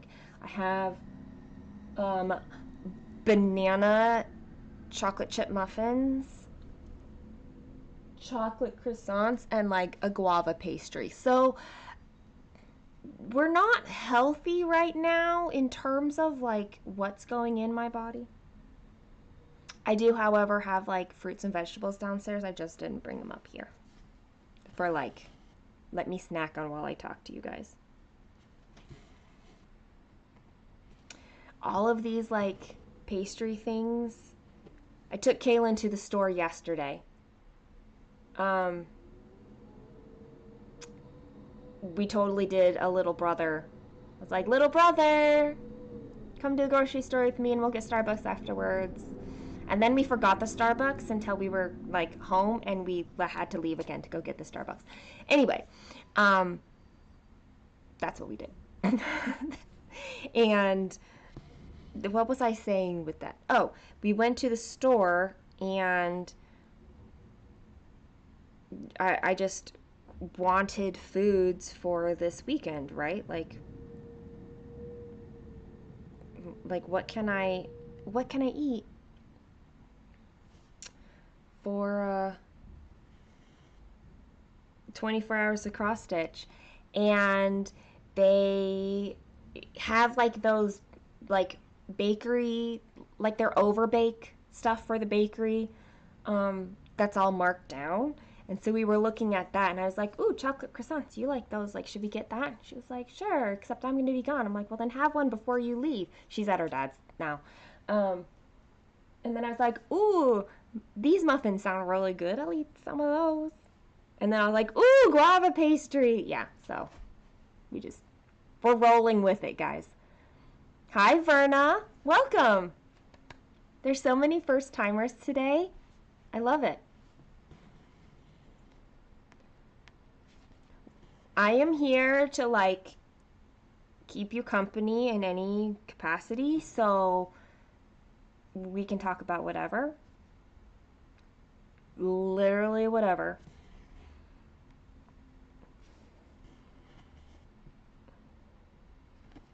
I don't think anything has been off topic yet or off the table. Everything's off topic. We don't stick to one thing very well. It's like a hair, like right here. There it is.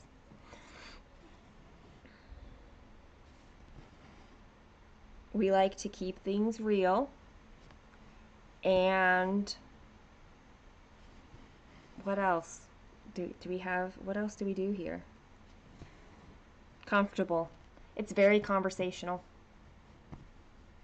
Sometimes I sing and I don't know any of the lyrics, so that's very special for you guys, I know.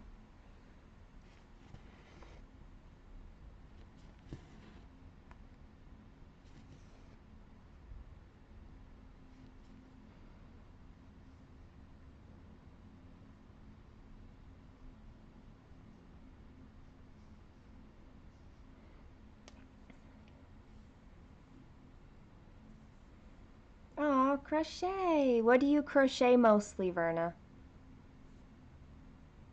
My favorite are blankets. I like crocheting blankets. Good morning. How are you? It's been a while. I mean, I say that, but that's because um oh, guys, Mushi was watching while I was talking about him. He messaged me to tell me so. Um anyway, um I don't remember what I was saying. Oh, it does. It feels like it's been a while because I'm not here every day anymore. So yeah, that's what this feels like. Is it just feels like a while because of that.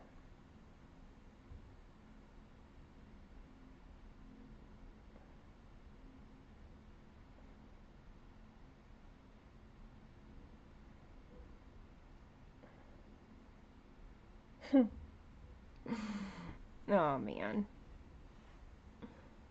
Oh my goodness, like stitching together the animals, that one's probably like the hardest thing for me. I don't know why. I can do it and I can make it so they don't fall apart, but I feel like I'm always doing it wrong.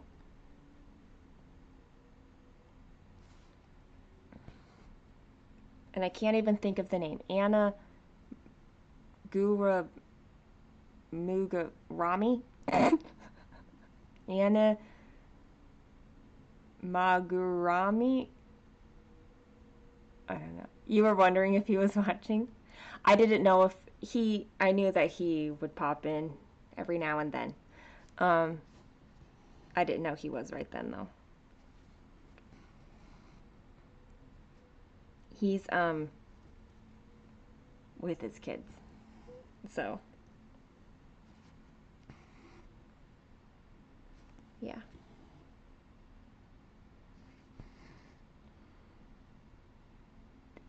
Yeah, I was trying to put way too many syllables in there. Amit and I Amit Amigurumi. Welcome to today's episode of Suki Can't Figure Out Words.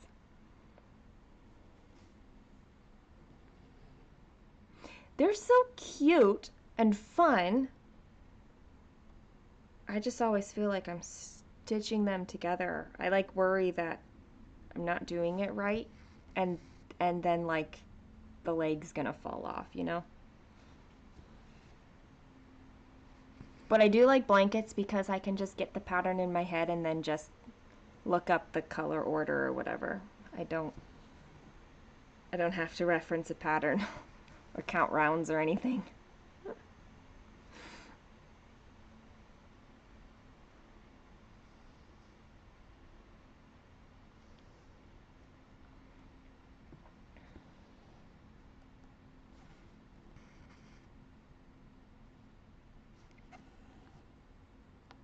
Cross stitching is my first love.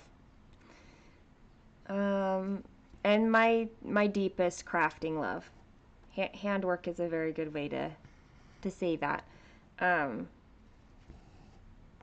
I I love to create things. What did I do about all the books? Ooh, okay. I still have two empty half bookshelves that are still in the room, so I can't. Oh, let me back up for anybody who doesn't know. Um, I like reorganized my library. I have a room downstairs that is like it's my library. I have bookshelves. I've got my piano is in there. It's a petite baby grand. It's beautiful. And like games and puzzles and stuff. It's all in this one room. It's my library. But it was massively out of hand. I had like stacks of things everywhere. It was, and I needed to calm it down. And that was something that I I could grasp. There's other places in my house that definitely need attention, but this one I was like, I felt like it was easy enough that I could do. So I did. Um, and I purged enough books to where I was actually able to get rid of or move several things around. I really want to take a picture for you guys, but I still have two half bookshelves that are just empty and they're just sitting there in the middle of the room, and they're in the way of like the pretty picture, you know? So I haven't taken the picture yet. But I did do the book thing. I am very happy with it. I have six floor to ceiling shelves and then two half bookshelves.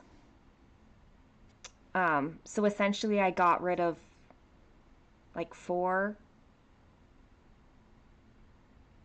half bookshelves worth ish. Or they just needed to get moved to other places. So I'm very pleased with it. I do like it a lot. And I want to get some seating in the room, which Kaylin and I have been looking at, but haven't decided on anything yet.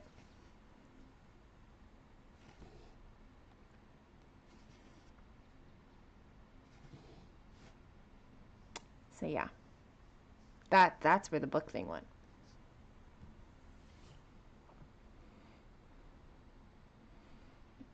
But once I do figure out where I'm going to move those half bookshelves to, they're very good quality. I don't want to just like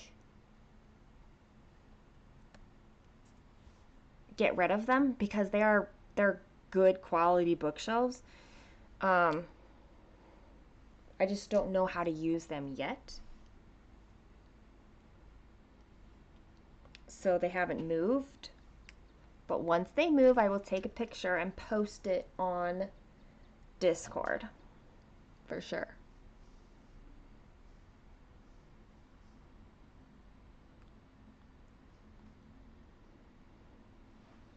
I think it will be a lovely, like, finish.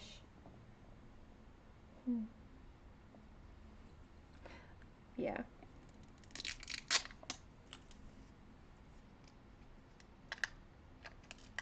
Just having some seating. I just want it to not be like overwhelming to the space because I really like how open it is right now. There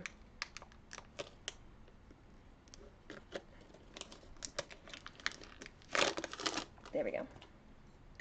I do. I like how open it is right now, but having some seating in there would be really nice. I just can't decide, like, do I get like two chairs? Do I get like a like a smallish couch. We'll see.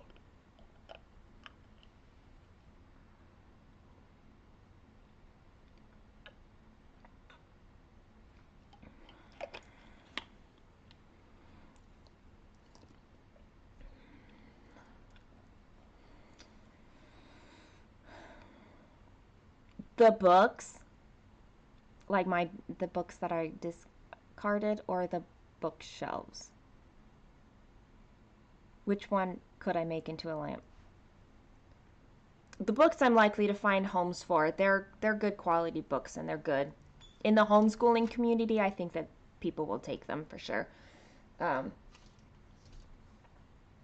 They're either just like duplicates, or for us personally didn't withstand. Like, my daughter's 13 now, so we still kept, I have all the pictures. I didn't get rid of a single picture book, for example. But there are some books that just like they're good, they're okay books, but not like, you don't need to stay on my shelf book, you know?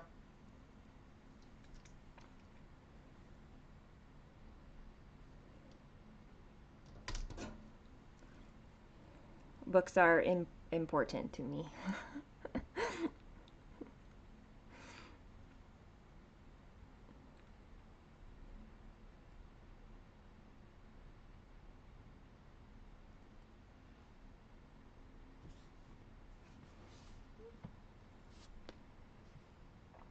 See you, Silver.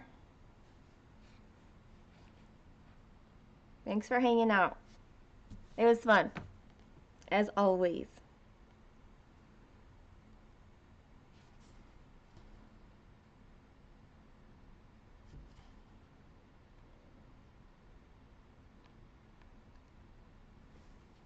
I'm pretty focused on 24-hour weekends. Like, are there other things I should do?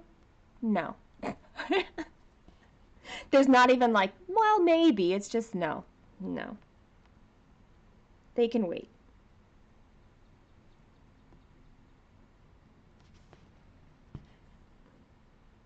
It's become one of those experiences that like really tells me that I can do like big things that I put my mind to.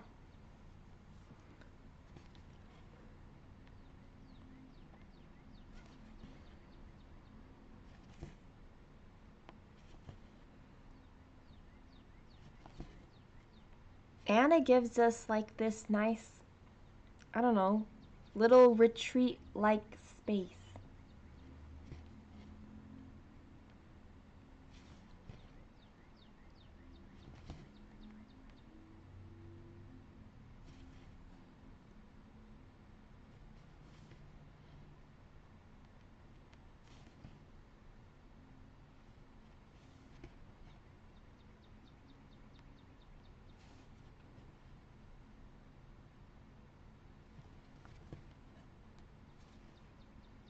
I have 2 other retreats this year I'm going to. I went to one in March. That was Stitching in the Springs in Ohio, March edition. I'm also signed up for Stitching in the Springs November edition. And Stitch West in October, out in Utah. That's my other one. Breakfast delivery. What's for breakfast, Chrissy?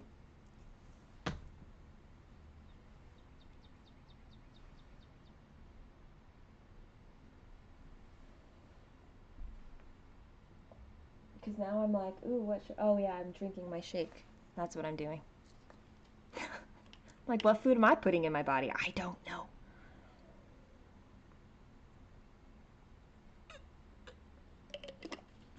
My daughter's taken to drinking these shakes too. Why not? It's not a bad thing. They've kept me alive. 33.64.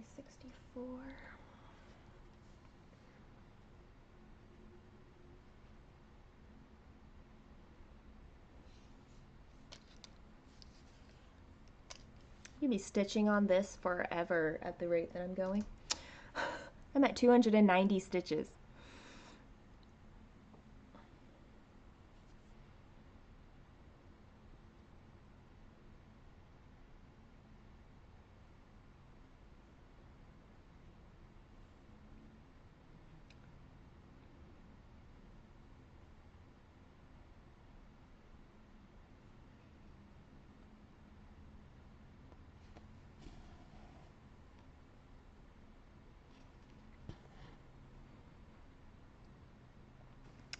Panera. A blueberry scone and a cold brew vanilla. Sounds delicious. Yesterday, I have a sibling chat. I mean, because who doesn't? And the biggest topic is food in that chat. And yesterday, it was very active with all the food talk. Like,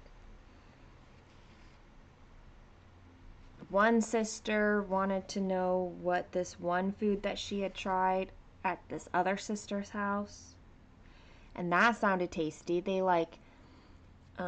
it was, well, stuffed peppers. It was a stuffed pepper, but instead of using a pepper, they used potato because her family didn't like pepper.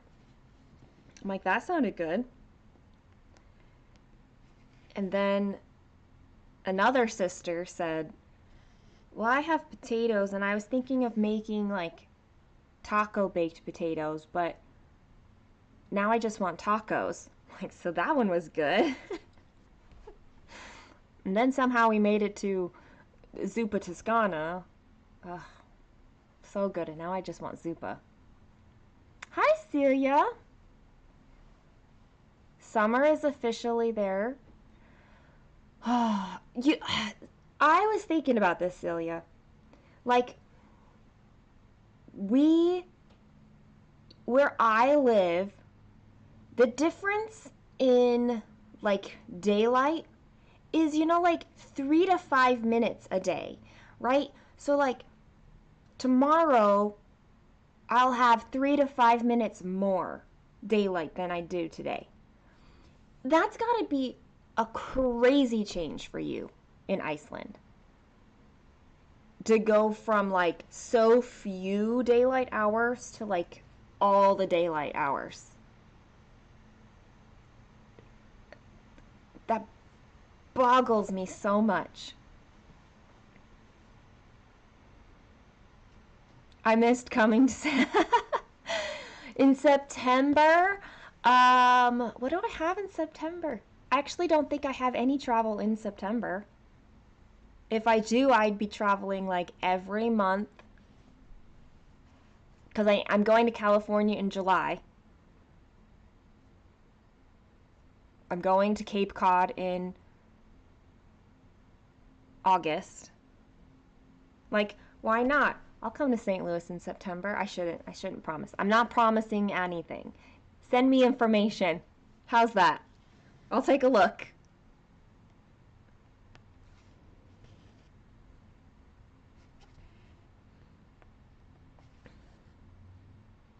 Maybe I could finish Sabrina before then and meet up with Catherine, Neoberry Stitcher, and we can show off our Sabrinas together. That might be a cool idea.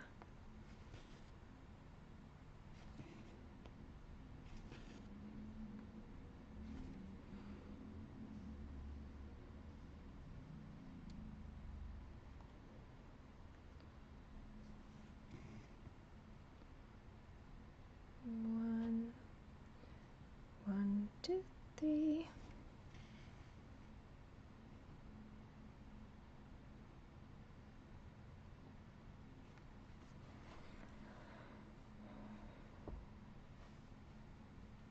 Sunset today is at 9. That is so crazy. It's so crazy how quickly that had to have been. Oh man. I love the longer days. I absolutely love it. It's just how quickly you guys get there that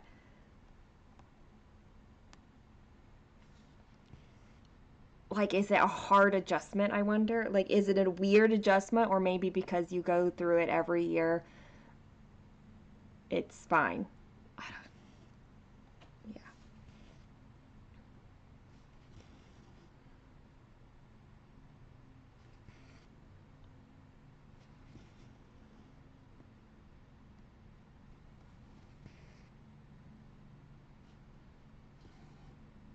I would not be the best person to describe needlework galleria. Um, but I know that it's essentially like a retreat thing with lots of like um, vendors, and you can what is this? Stitch. You can stitch. Wow, this is too early in the 24 hours to not find my words. Needlework Galleria 2023.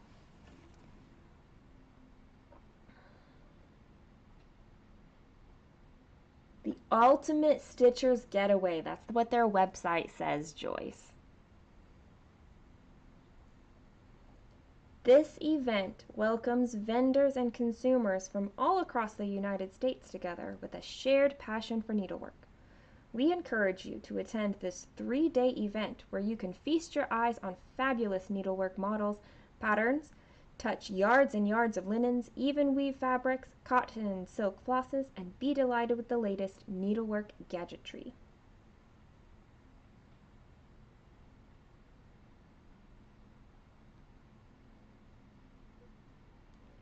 They have classes, it looks like, if you wanted. That, I don't need the picture. I want the, oh, there we go.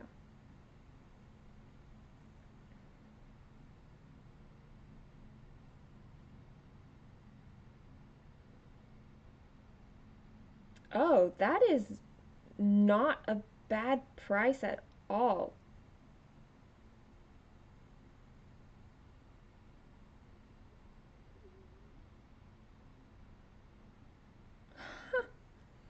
A single day admission is $15.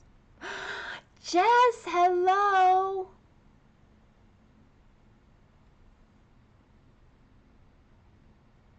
And for all 3 days, it's $40. Anyway, I had to put them out. It only seemed appropriate for this weekend. But I couldn't pick just one because they go together.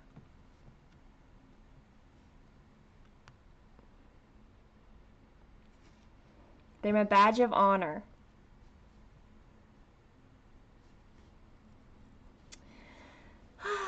Jess, I will tell you. I know we've talked a little bit about it, but if you want more of a look into the last week of my life, you'll want to watch the first hour or so of this live. Start about like 15 or so. But just putting it out there.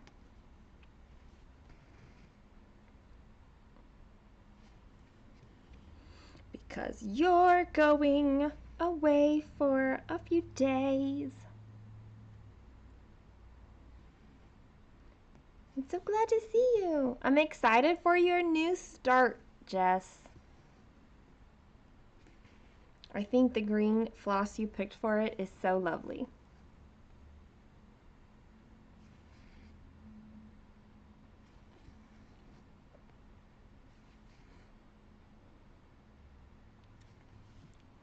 Yep.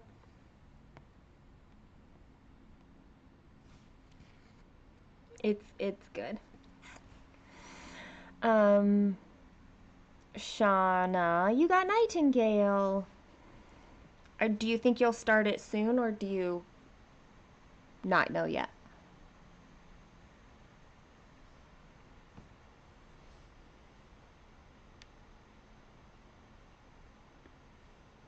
Hmm.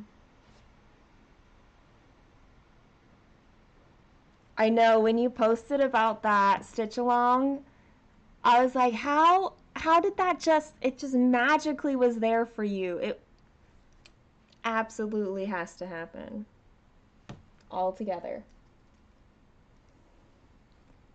I I don't have any pattern yet from their shop, from the 2x2 shop.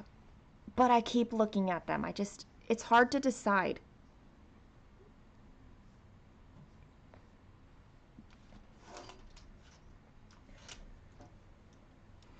But I keep looking at their stuff. I do like it a lot.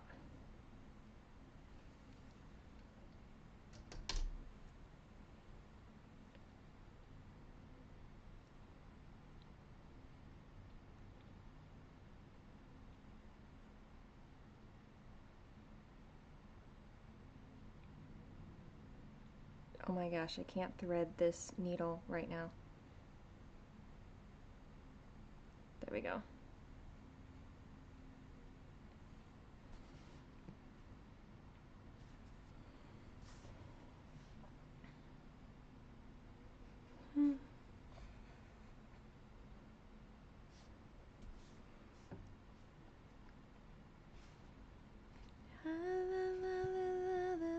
Life is wonderful. Life is full circle.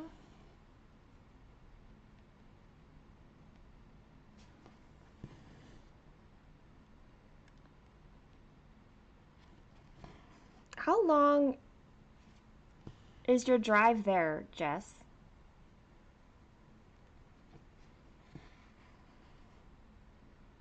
To it's your daughter's college, right?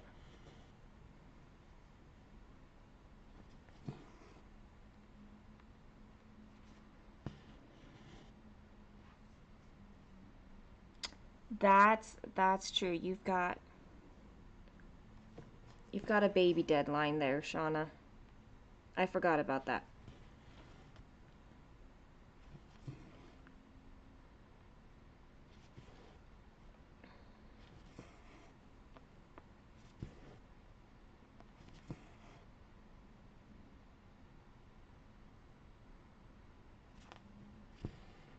Anywhere from three. That sounds like traffic if yeah.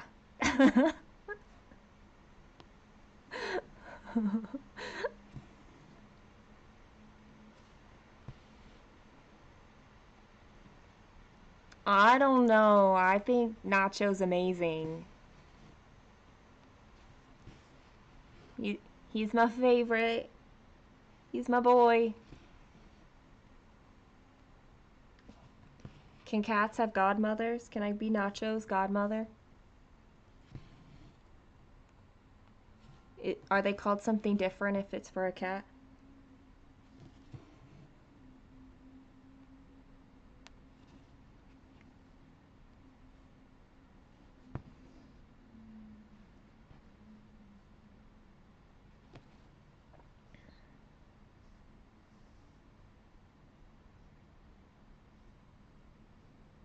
Nacho brings me joy.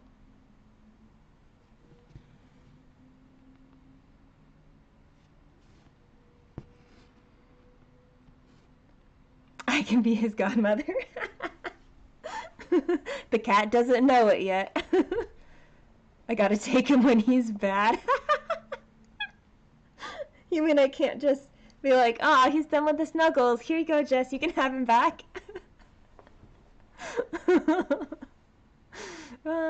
Good morning, Tracy. It's been forever. I was thinking about you the other day with your shoulder and wondering how it was going. There's a couple other people I was thinking of too. I need to reach out to them.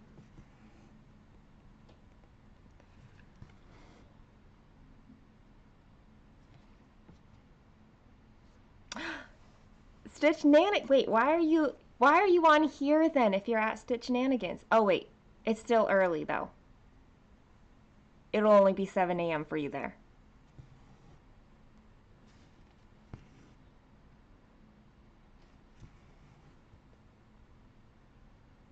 How lovely.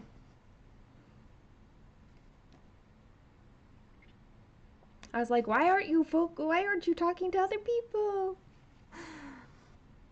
That makes sense though. I hope you have a great time this weekend, Tracy.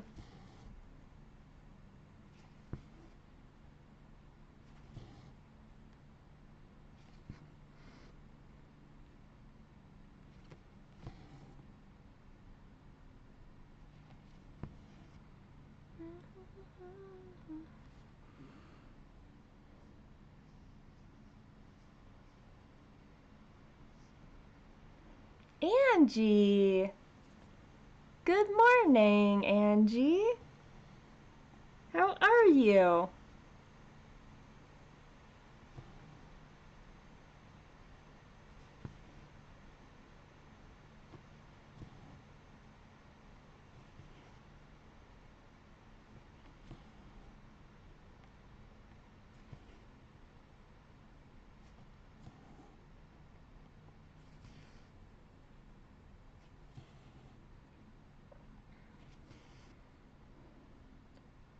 Joyce doesn't want to hear about cold weather, but I'm curious if you've had more like are you finally done with snow? Do you think that you'll get more?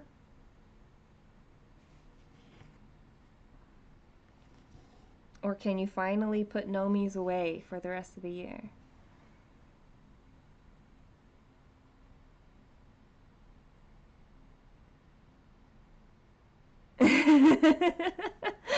Aw, Catherine. Thank you.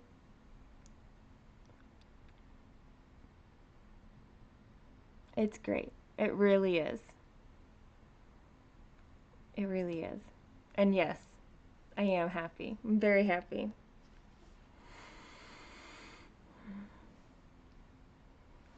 Trying to organize your 24.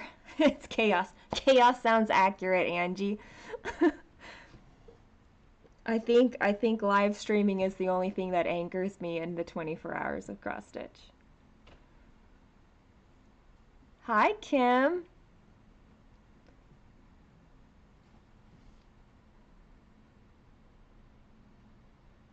Oh my gosh, -7 Celsius. And you're supposed to get snow.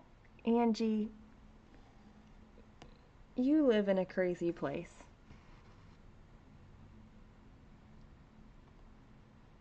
It won't stick, but it's still gonna come down.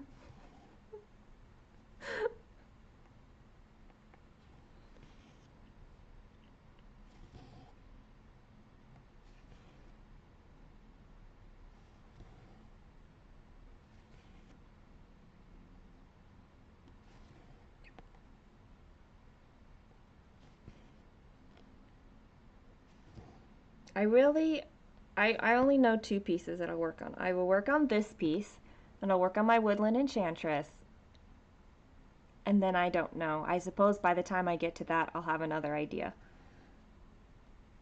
of what I'll work on. It just, I haven't gotten that far yet. Maybe I should give my Whip Go pieces attention, because I haven't touched either of them.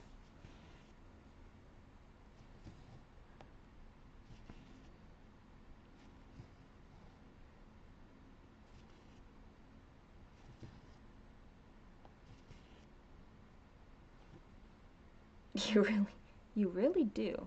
Maybe that's why one of the reasons anyway that you like a lot of the brighter colors, like in your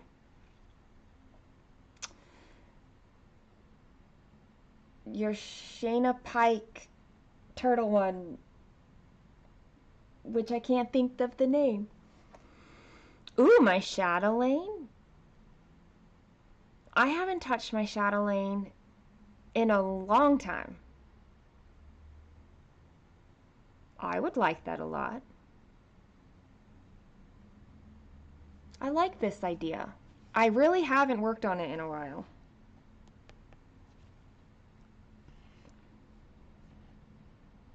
It might be one of the...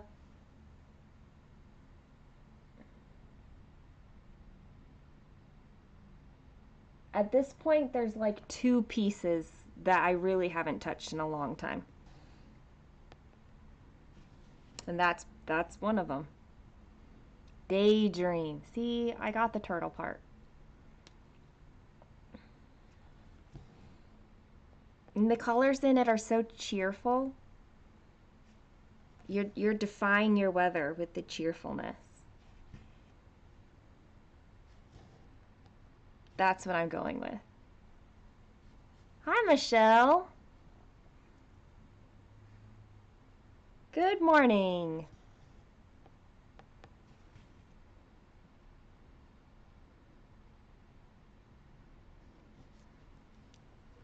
I like telling people that, like, yes, chatelaines seem crazy, but it's just a stitch at a time, and they're beautiful.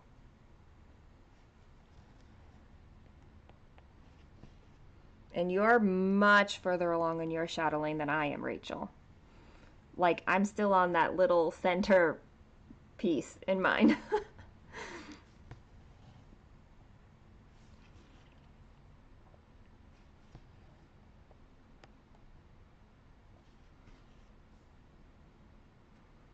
Michelle, it's going fantastically.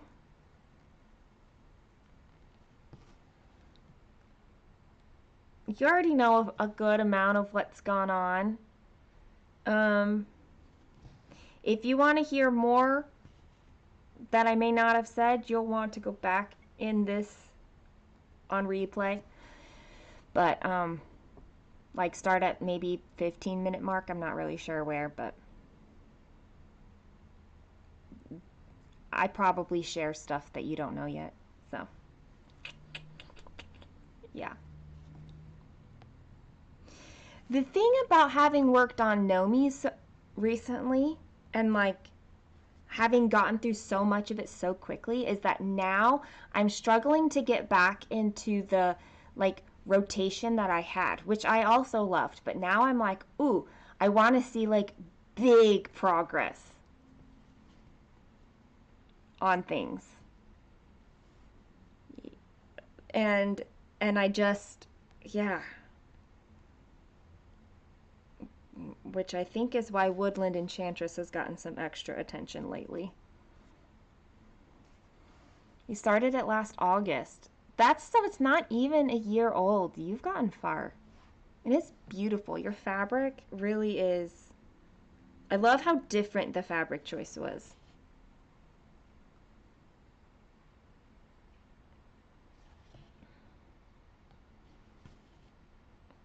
Oh, this week has absolutely been nuts, Michelle. That's why it took me like a good 45 minutes to an hour to like tell everybody here.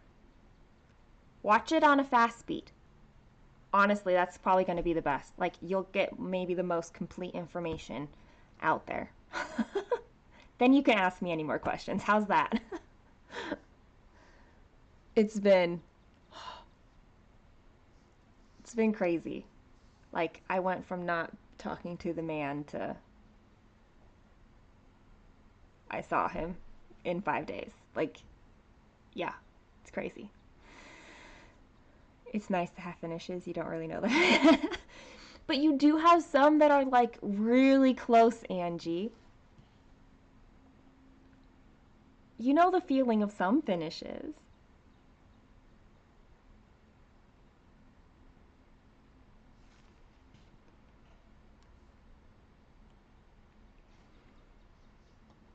And you're working on the sparrow one right now, right?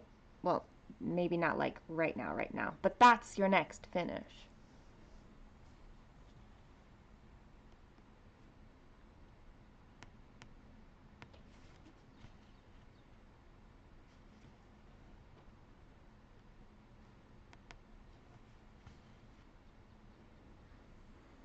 Define close. don't know. It feels close to me, Angie. At least the last picture I saw. It's getting closer, I feel like. Maybe I'm blocking out parts of the pattern in my head. I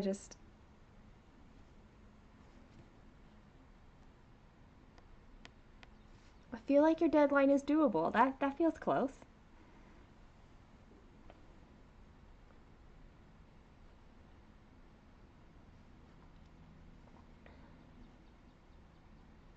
Michelle, your cruise is summing up so fast. I'm excited for you on that.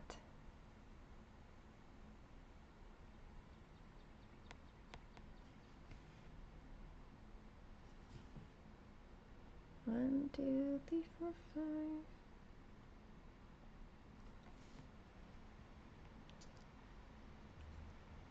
No, something.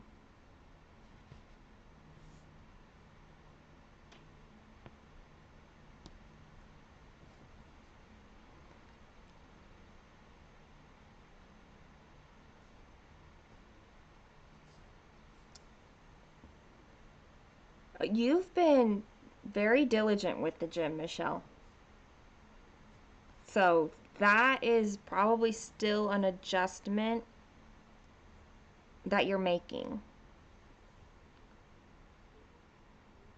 with how it's affecting your stitching.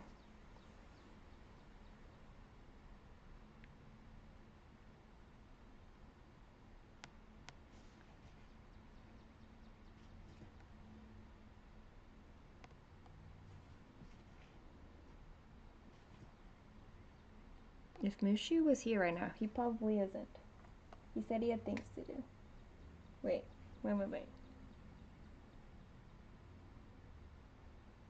He says he's okay with being Mushu, but only on the condition that it's Mushu from Mulan and not Mushu from Mulan 2.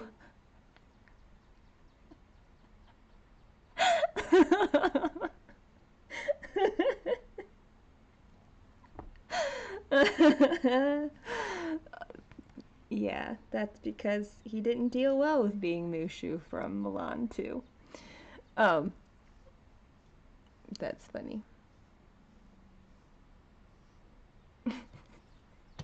He's hoping to earn himself a different Disney character. And he said it better not be Gronk from Emperor's New Groove. Guys, you're really gonna like him. You will. I promise you. He's great.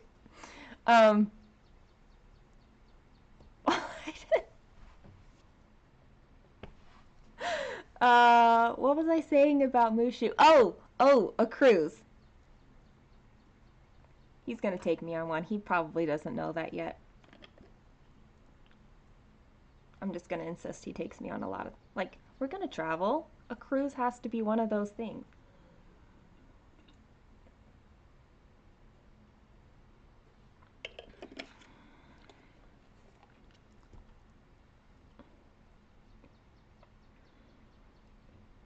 So whether or not he knows about it.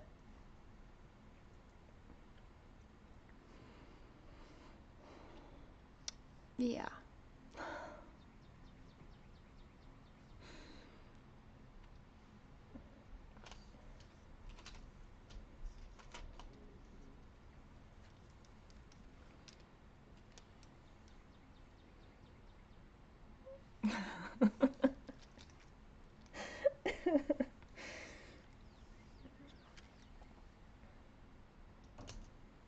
Like, he knows now.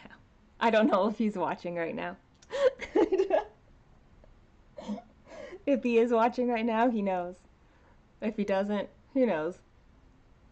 But we do. We talk about traveling. We've talked about having a, like, travel van. Not to, like, full time in it or anything. Neither of us want that.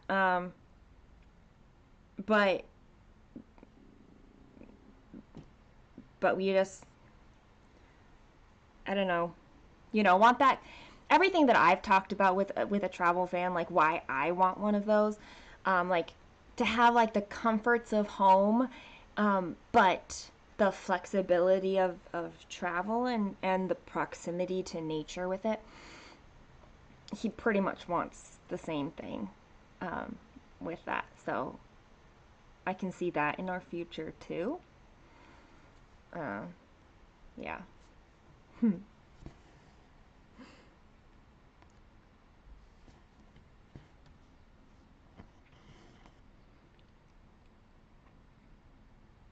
I'll try my very hardest not to be like too insanely sappy, but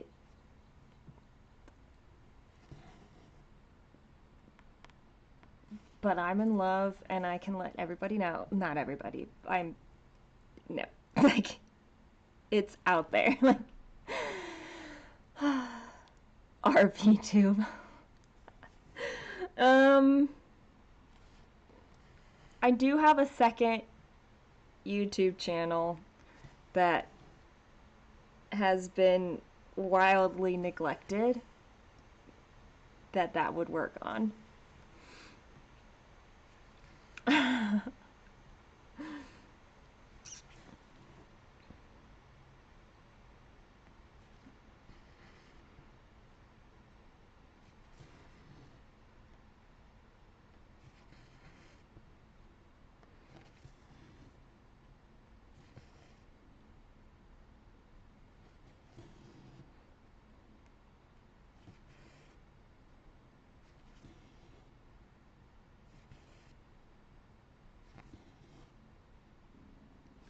we want to um,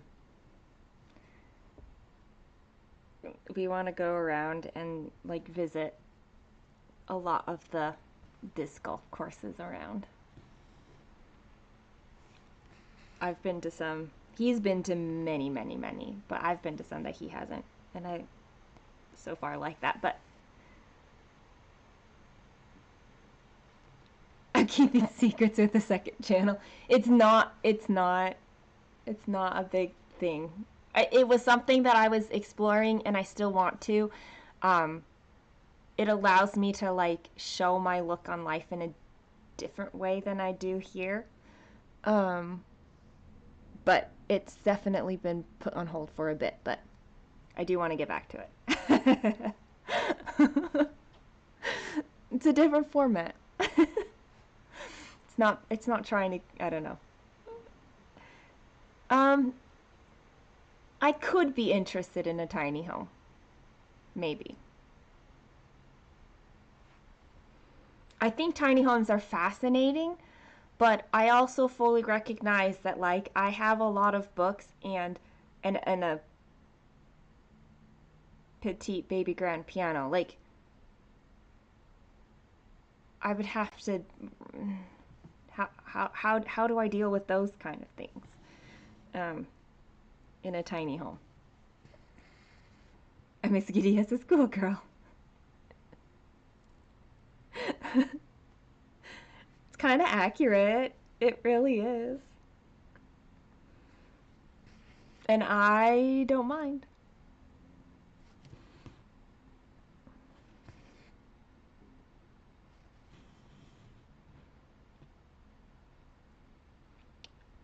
Four. One, two, three, four. One, three, four.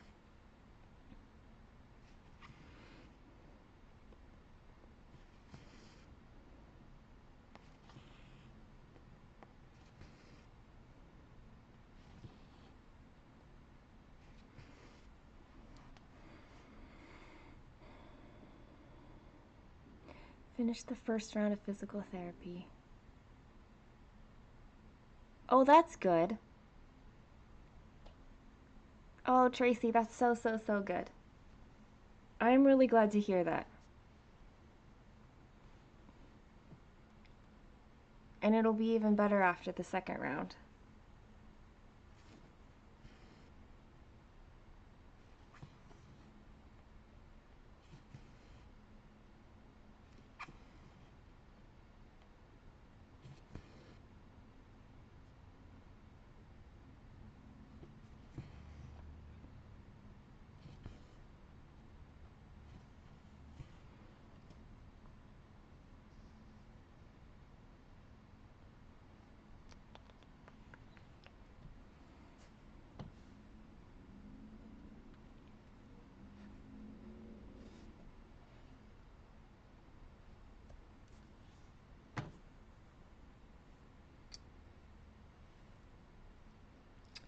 I am really loving seeing this come in. Like seeing it like take shape with these darker lines. Love it.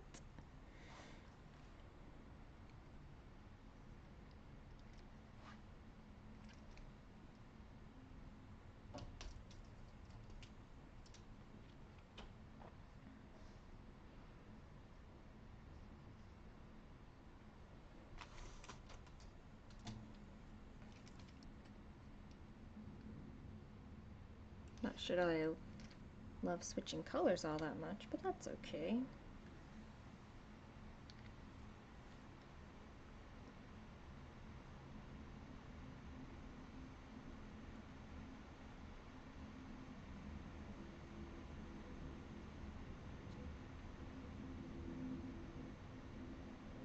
It is crazy because the diagonals in this section are going to just keep bigger, keep getting bigger. And when I reach like the widest diagonal, it's immediately going to start getting smaller. Like there's no staying on that biggest diagonal in this section. That's how big it is because it'll go over here. Yeah.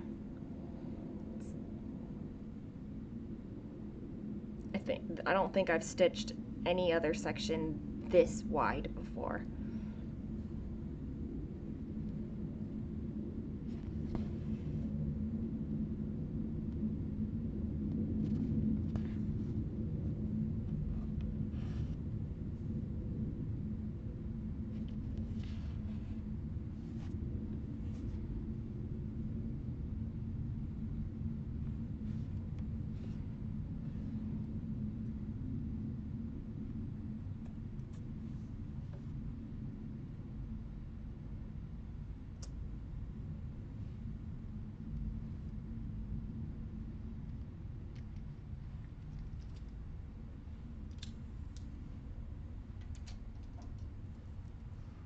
This is probably bad to say. I'm going to say it anyway. So, Kaylin's decided my life is this Disney story, right? A messed up Disney story is what she called it. She loves it. She loves the drama. Anyway, she's decided. Well, first of all, Alara is Khan, the horse. The war steed who like carries Mulan into battle and like fights with her.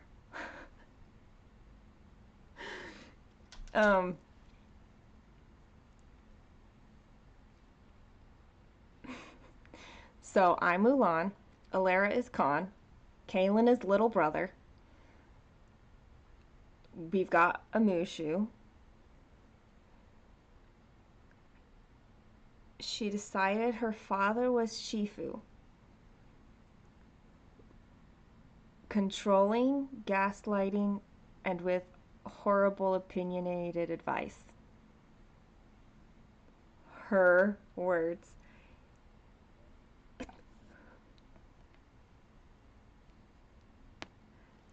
It's a little harsh.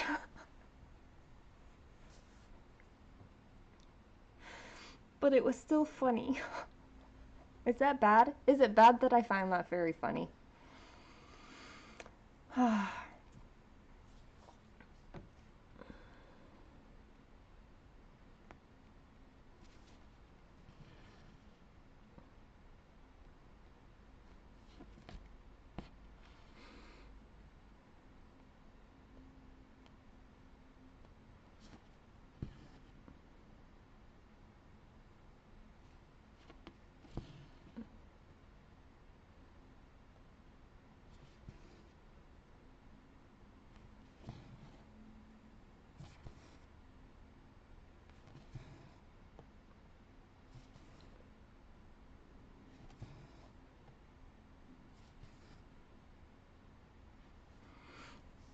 Kaylin has been doing well lately. She's been growing again. She's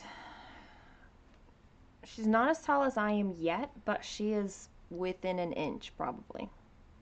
maybe like an inch and a half, but she's so close now. Um, she borrows my clothes.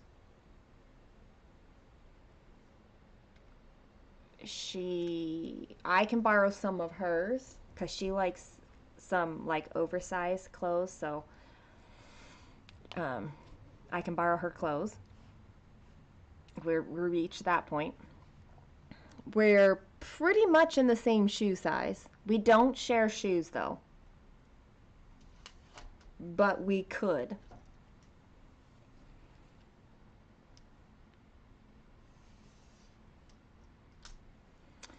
She hasn't she hasn't really been making anything lately. She's got two projects that she's just kind of been slowly working on. Um, but her focus has been like non handcraft kind of working.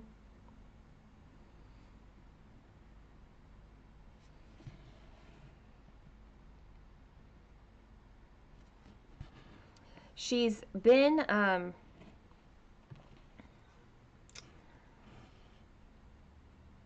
she's been looking at,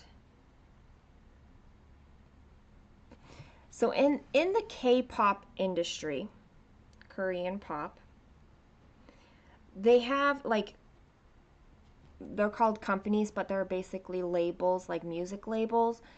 Um, but like all K-pop groups fall under these like companies, and they're kind of run in a certain way. And what she's been doing is setting up one of these companies. I don't know all the details right now, but she's been thinking through like how she would run them, what kind of classes might be needed, or not needed, or how to evaluate um, whether somebody can like bypass certain classes, and what training would look like. That's what she's been doing a lot of lately, is that kind of you know, simulation setup kind of a thing.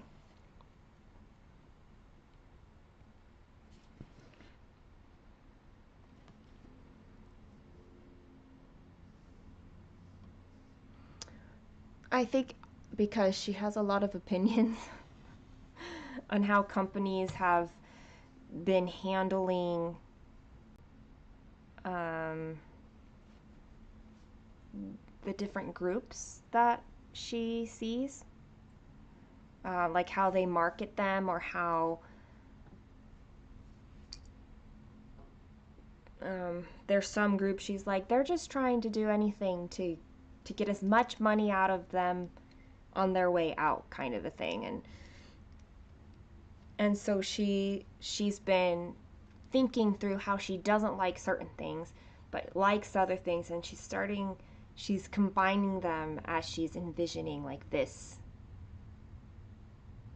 you know, K-pop company idea thing.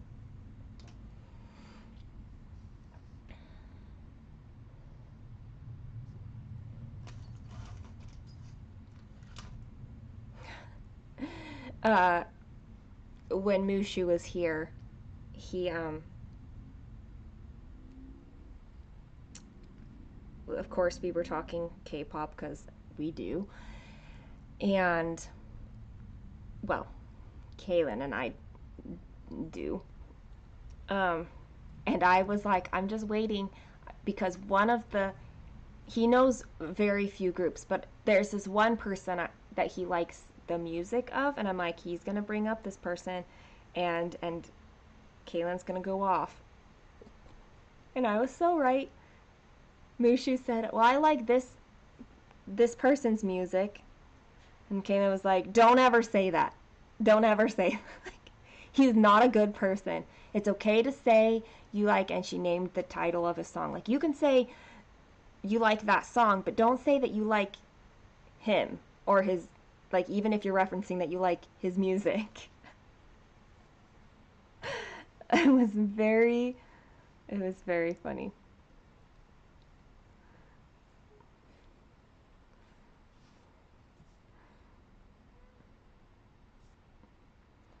This is not a full thing.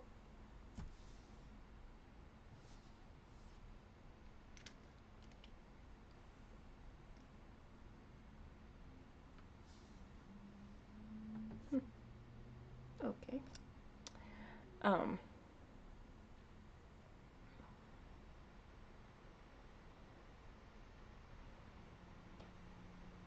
because when she has opinions, like any other teenager, she's gonna share them. Especially if it's like negative. Not like I have a negative opinion, but like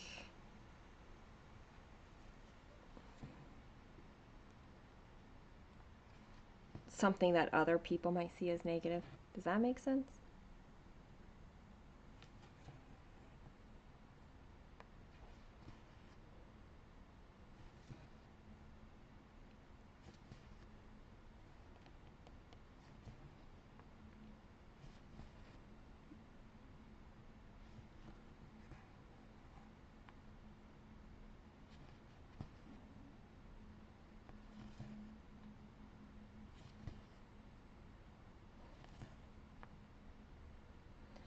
All of our dance classes are going well. Our dance recital is a little over a month from now.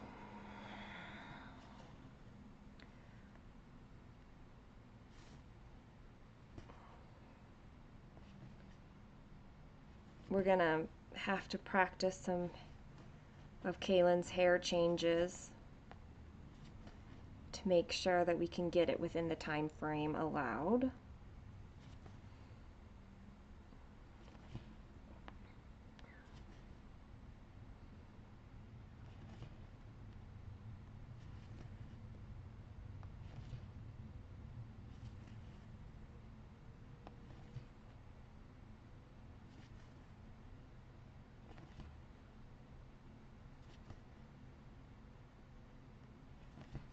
Kaylin likes all of her dances this year.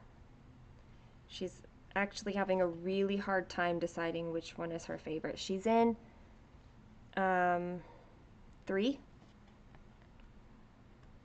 Well, she's in 3, I'm in 2, and then we have one together, a mother-daughter one.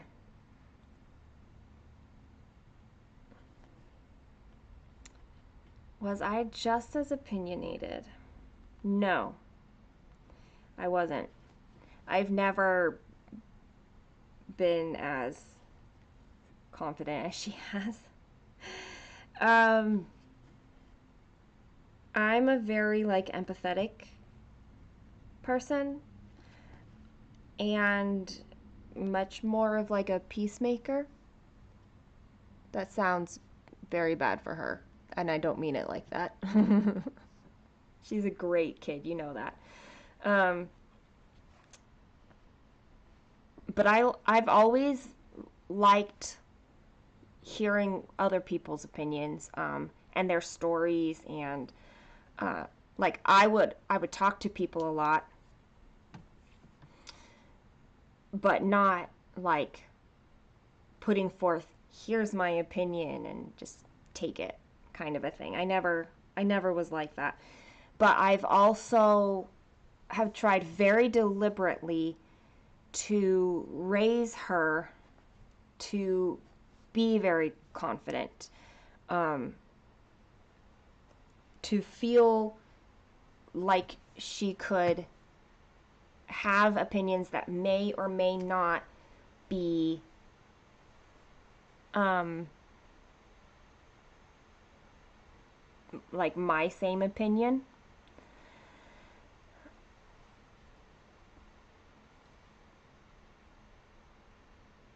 Eh, I just want her to feel very comfortable with that. And it's been It's been perfect so far.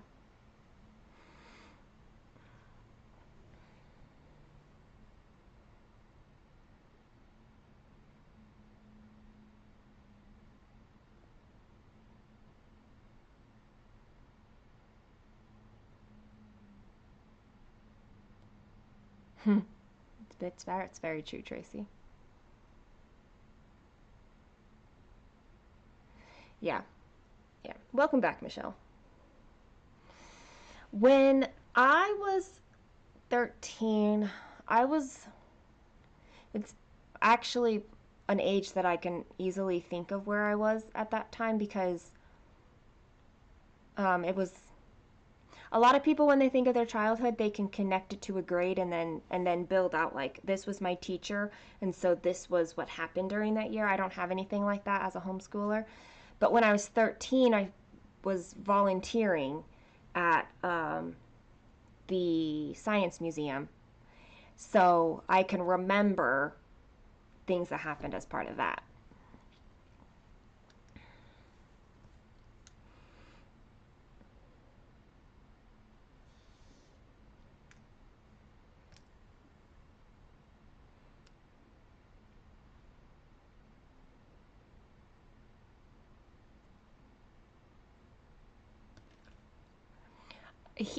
Here's a good way to put it. She does not mind stating a controversial opinion. She won't do it with everybody. She'll do it with me. She'll do it a little bit with her dad. Um, not because, not for the same like safety reasons for me, but because she's tired of his behavior. Um, she's dying to say something to my mother, but she also doesn't want to make anything worse for me, so she doesn't. Um, and with like her friends, she does. So she's not afraid to have controversial opinions. Whereas I don't tend to have controversial opinions. And my opinions tend to just be more like, very, very kind and loving based. Like,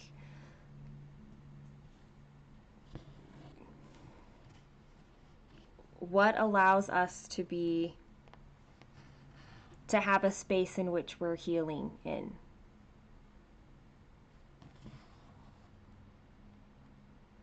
Not, and I mean we, like all of us here, right? It's not just me. Yes, that's a lot what we've been navigating with her, particularly with her dad, just because that's where a lot of this will pop up. Is is it's okay, yeah, knowing when to say something, when not to say, but also how to say the controversial thing. There was one time when she was like, sometimes this feels manipulative.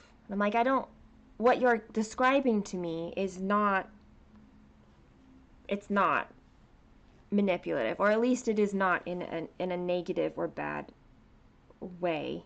It is just that you're learning how to find a common communication ground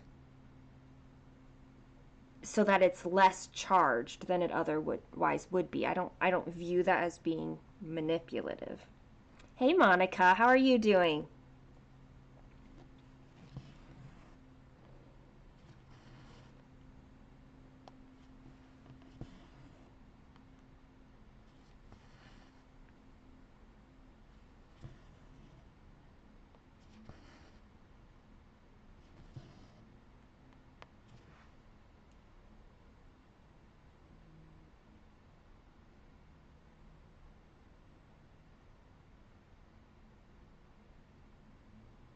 Oh, I snap. I need to do that. My grandmother is turning 90 years old, And I have a cousin who's trying to put together a book for her that includes like pictures of all the grandkids and great grandkids and things like that. If we have memories, we can share them, all of that stuff. I have a picture of Kaylin and I need to send it to my cousin. And I'm terrible and I haven't done it yet. And she just texted me reminding me, pretty please do that. Like right now. Not right now, but like today. I keep thinking about it when I'm like driving somewhere. That's like the worst times to think of the things that you need to do because you can't do anything about it when you're driving. I'm glad that you're doing fine, Monica. I am doing fantastically. For more of the story, please see somewhere between minutes 15 and an hour to maybe an hour and a half of this live stream.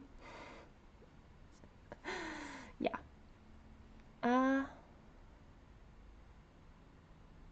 You don't know if you spelled it right. You've had 2 sangrias today.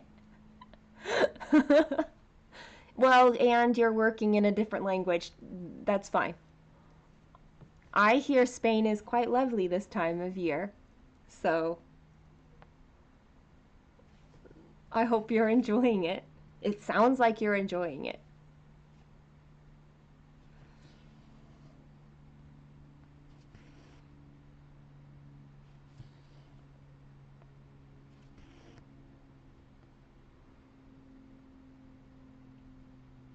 I am. I'm very, very happy, and that will explain why.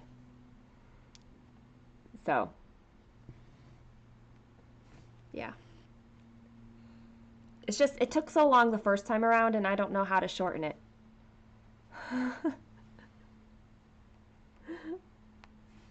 I don't know how to shorten the story to anything less than that. So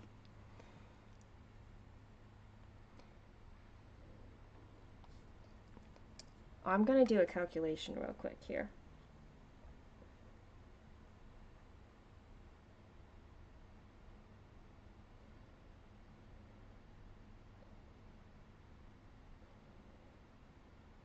Alright, so 20 degrees Celsius, 68 Fahrenheit, which is lovely.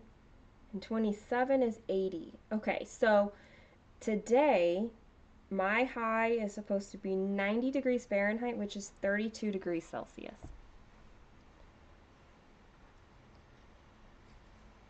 We're not quite there yet, but we're getting close.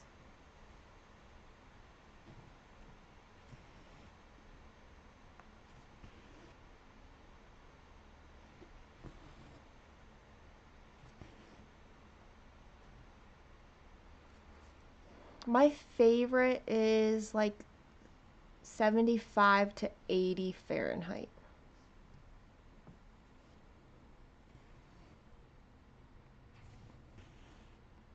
I love being warm so much.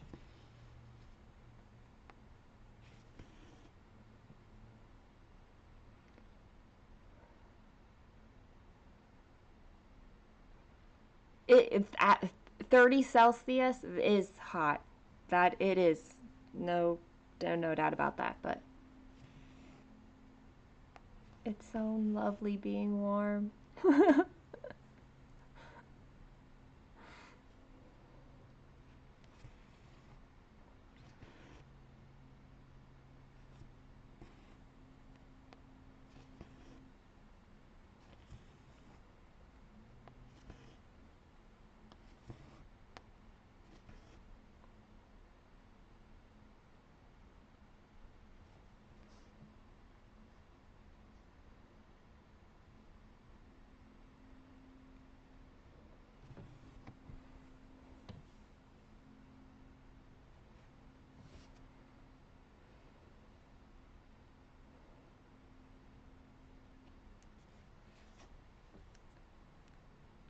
I mean, you're kind of there as a tourist, Monica, so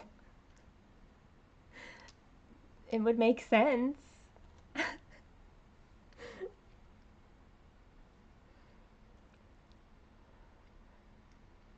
Yeah, pale white, you are right. Whitest, no. You live in Sweden. Like, what can anybody expect, right? Totally different climate from Spain.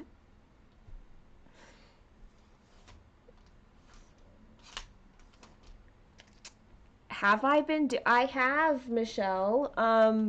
But though I'm a bit, I'm like 10 miles behind right now. And last night I was thinking about this. I'm like, oh, I'm like 9.6 miles behind. I should catch up this weekend. And then I was like, oh no, it's 24 hours across stitch. I'll catch up some other time.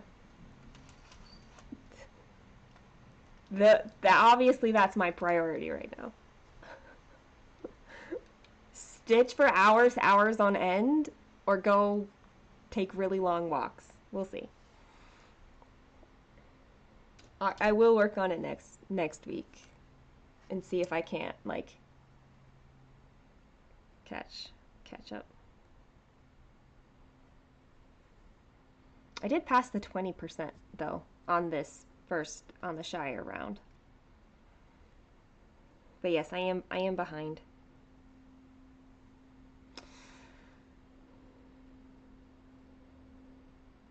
I don't normally sunburn, but I do tan. But I'm also part Asian and part Samoan, so I've got the genetics for it.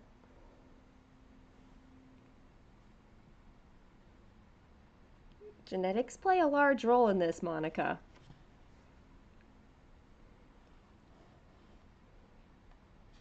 You're 30 miles behind on your year goal. Is that how do you choose your time frame? Like I know you can change it, Michelle, but like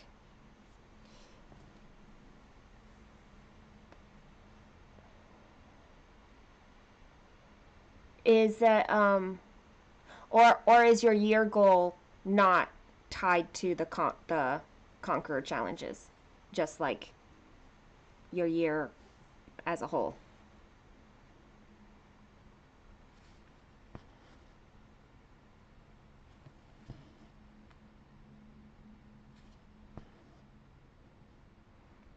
Ooh, good, Shauna. You're ahead of your pace. Nice. I think it's because last week my body was freaking out and I didn't walk as much. Um, I was very, very tired. My sleep was messed up.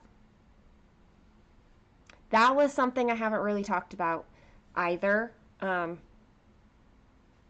because it took me a while to realize that my body was freaking out because of the medication.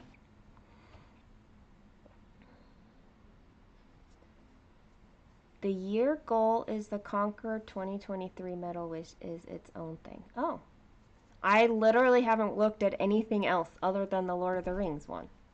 Can you do multiple medals at the same time then?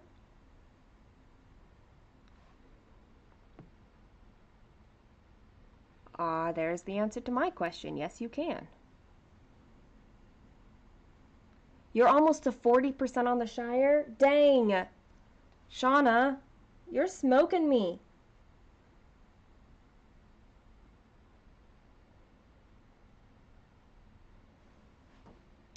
I'm looking up where I'm at now.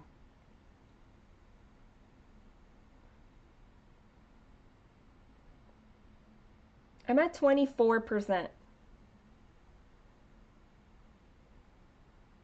Where's my pace marker? My pace marker says I should be at 32%.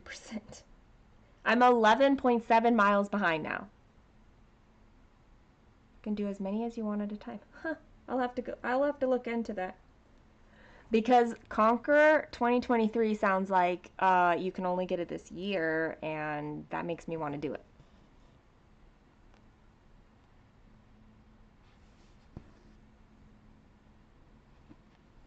'cause I love a good challenge, apparently.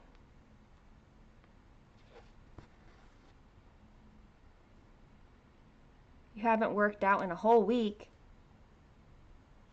You're also on a trip, Rachel. And you still have like another week to go.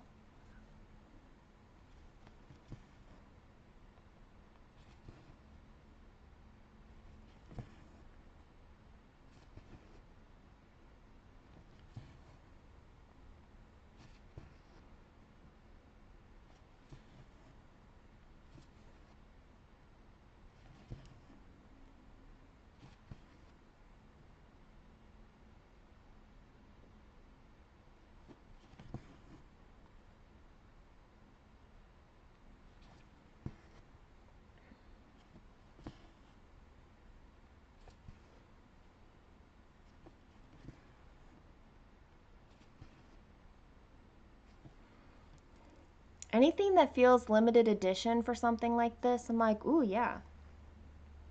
I don't tend to be that way about like cross stitch patterns.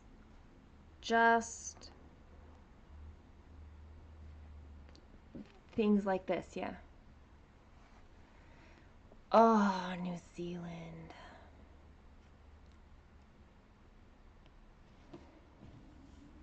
They keep sending me an email like, take this quiz to see what your, and we'll recommend like your next 3 challenges. I haven't done it yet because my email is a black hole. And I don't, I haven't. I've been a little bit focused on enjoying being in love. That's where I've been. You're about to reach Brandywine. Yeah. It also has been making me want to listen to the books again. And maybe that's why, like, my desire to have a movie marathon again is coming up, is because of the Conqueror Challenge.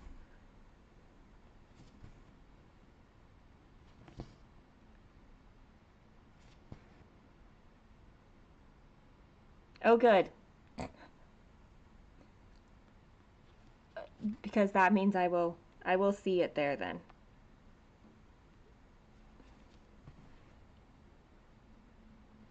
Because who knows if I would remember to go and look after I was done with this.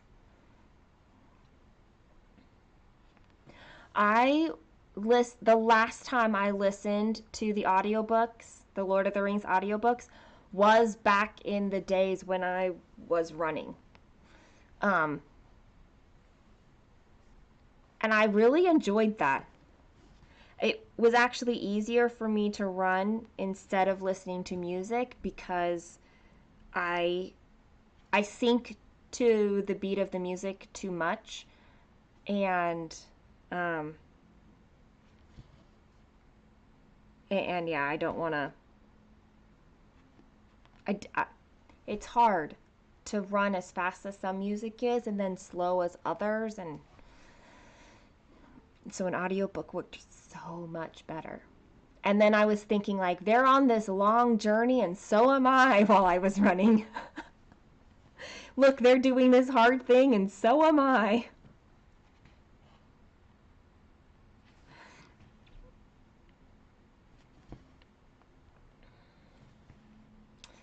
The new what, Shauna?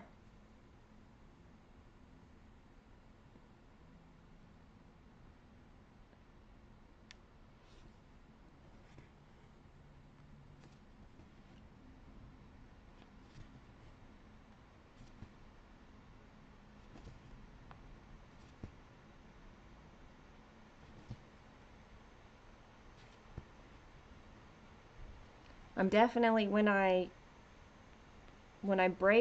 do my midday break here, I will get out for a walk with my puppy. And I'll probably walk on the faster side.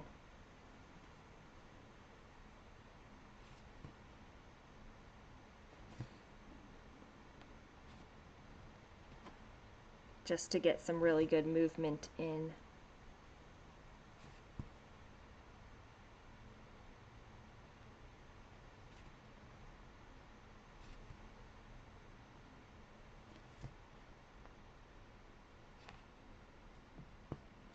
Oh, graphic audiobooks. Ooh, with sound effects. That would be fun. I did read about like the long and short, like because they were saying in the Lord of the Rings one, there's some sections where you can choose a longer length versus a shorter length, and that the longer one is really good for like uh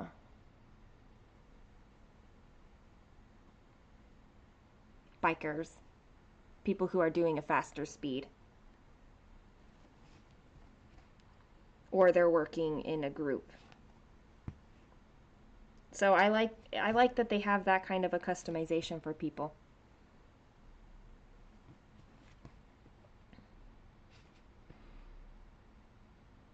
Te Aurora.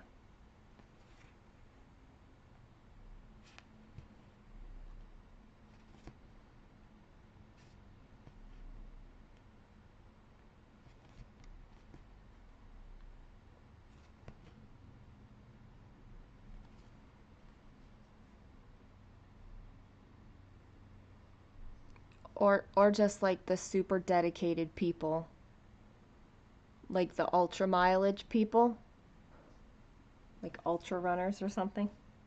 That's crazy, but you know,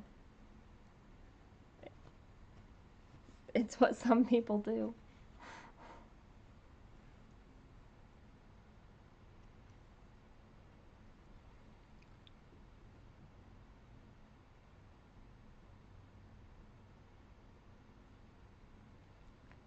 Come on.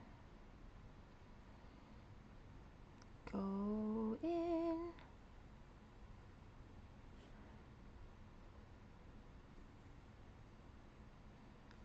It would have been smart of me to have gone on a walk before I started this, but I didn't. I didn't.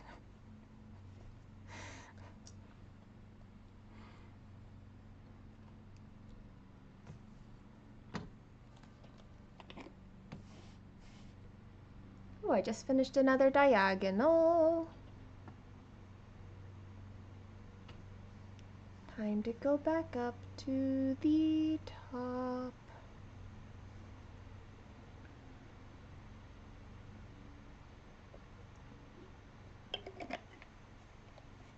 I need to mow my lawn.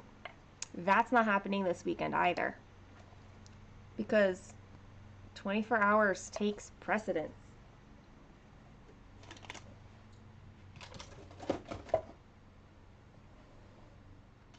But it's starting to look really bad out there. I mean, people have been mowing several times over, and I haven't done it once yet.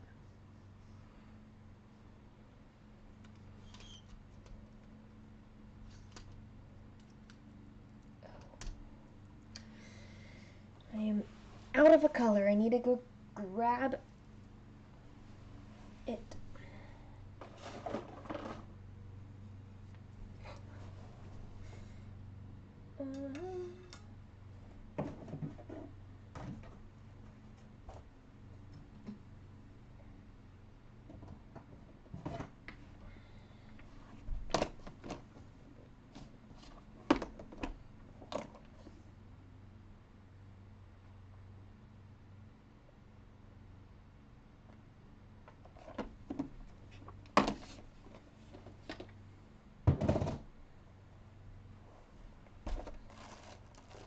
I'm sure I have this color.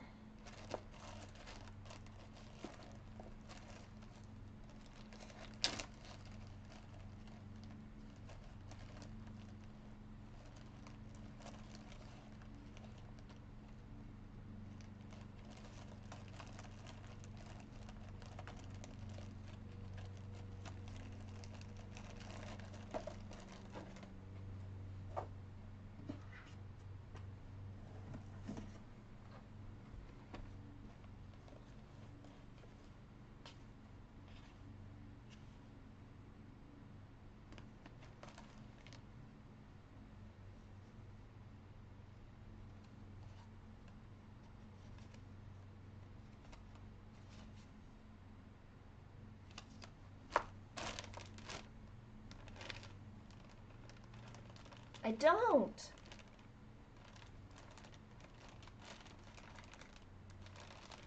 Rude.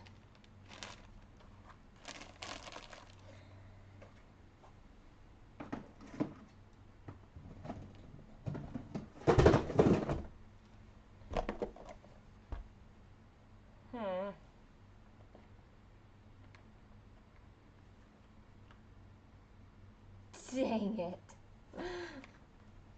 I have every surrounding color but the one I need.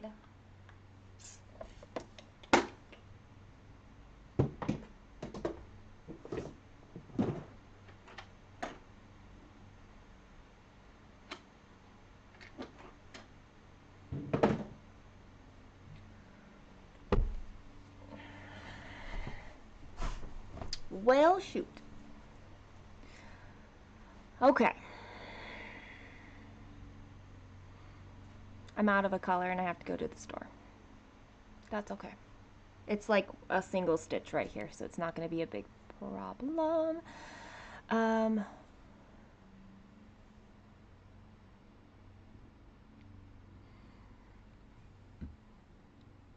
Ooh, Rachel. I can see that. Dominique just started running. Once you start again, you should post in our like daily walk accountability thing in Discord, right? Yeah. Because it's fun. Okay, well, at some point, I need to get this color. Oh, you can't even see that color. 987, apparently I have no extra 987. But I have like 3 things of 986.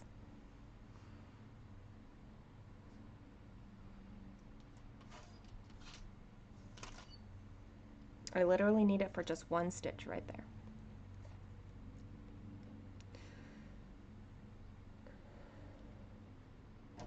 It's fine, it's fine.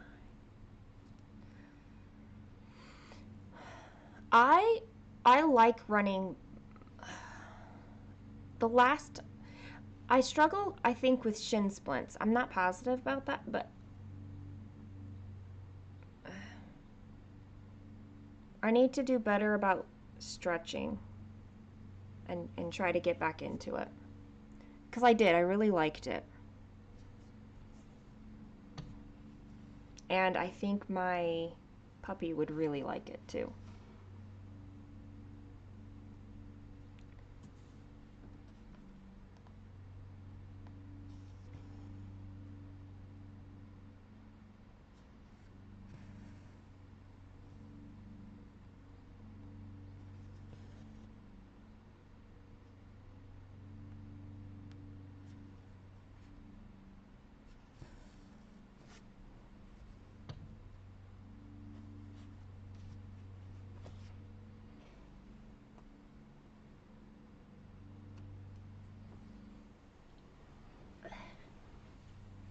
There we go. Shift that a little bit. There we go. It's a better angle.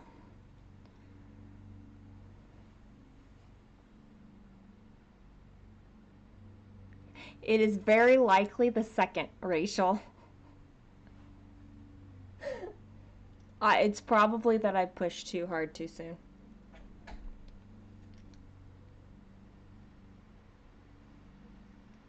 Because I do that.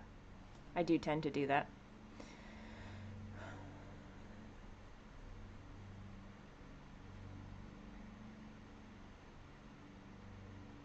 Oh, I'm glad she's having fun. How long is she gone for?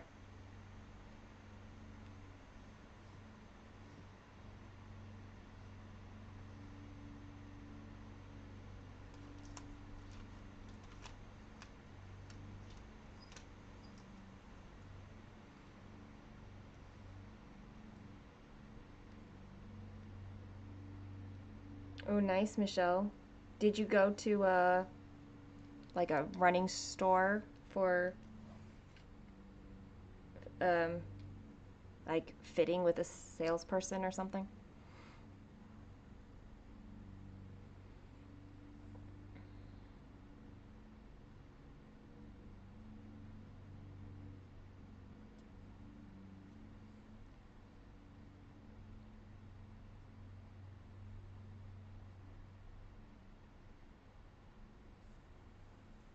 I do really like the shoes that I have right now. If I could just manage to take my time, I would probably be just fine.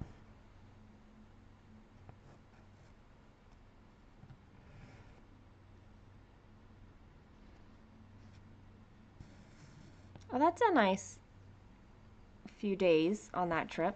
It's nice.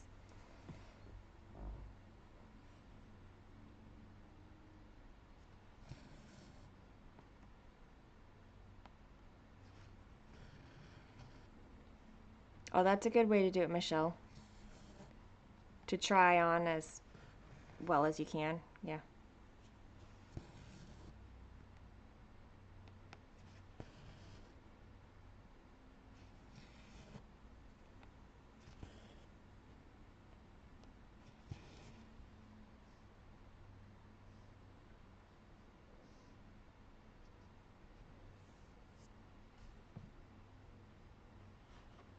I tend to get Merrell's. I really like Merrell's.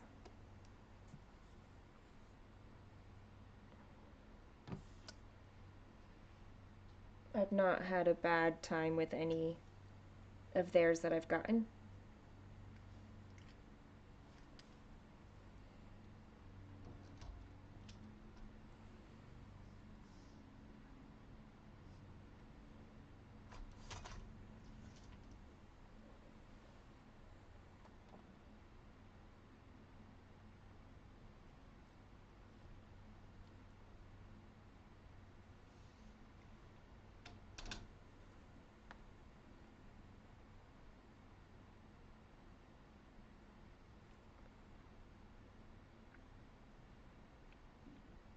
Now you're making me want to get running again.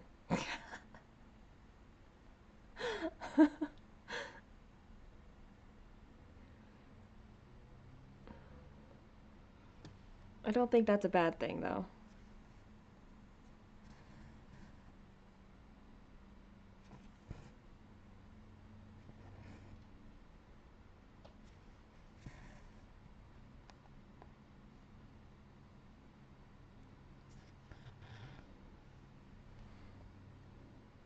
Ooh, I've not tried Hoka's, but I've heard about them.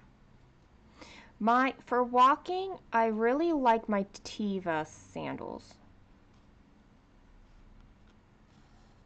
I like those ones a lot. I use those for walking most of the time.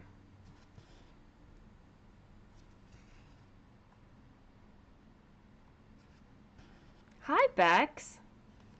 How are you and Amelia doing?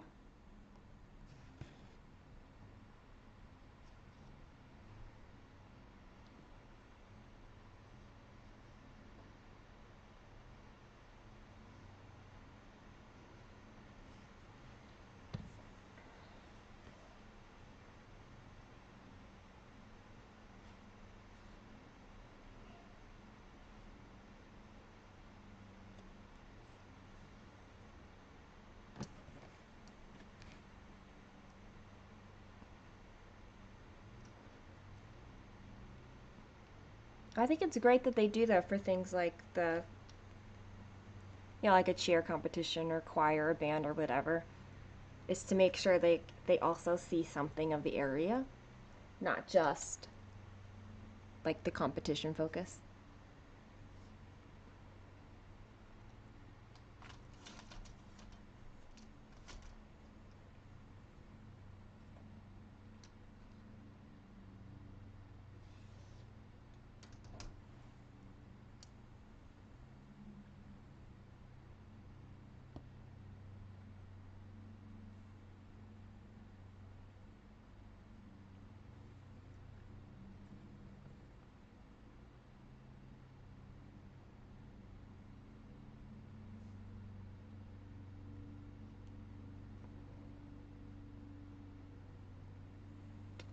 I truly don't think running is for everybody, Shauna. I was actually learning recently that doing a kind of cardio, like usually people do cardio and they're doing it for like fat burning, right? Um, but if they're doing a cardio that they don't like, then it's actually spiking their cortisol, and cortisol is going to prevent you from being able to fat burn. Um, and so it's better to do a kind of cardio that you enjoy. So if you don't like running, then it's better to walk. And there's ways that you can walk and that like don't spike your cortisol, but still give you all of these benefits. So people who like treadmills, they can like set an incline and get a lot of benefit out of that because they it's better but gives them that benefit instead of running. It I love learning the sciencey stuff about it. About why something is better for somebody but maybe not for somebody else, because that's really what allows us all to make like the decisions that are best for ourselves when we know that kind of information. It's very empowering. That's what it is.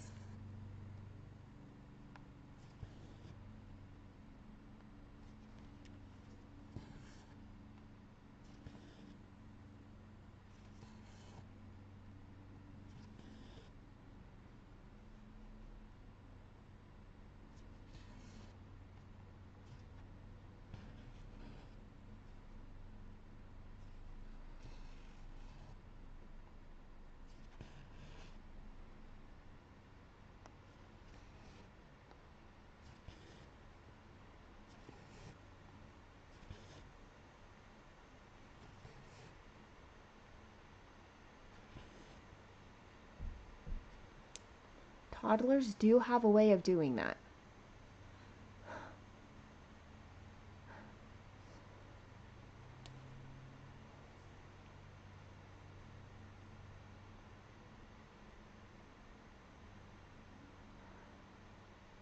I don't think running is the best way to burn calories. I do think it's resistance training because you get the benefit that you get from resistance training is actually like longer lasting than running is. Like running is you get the benefit while you're running, but when you resistance train, you're burning calories long after you're done with your workout.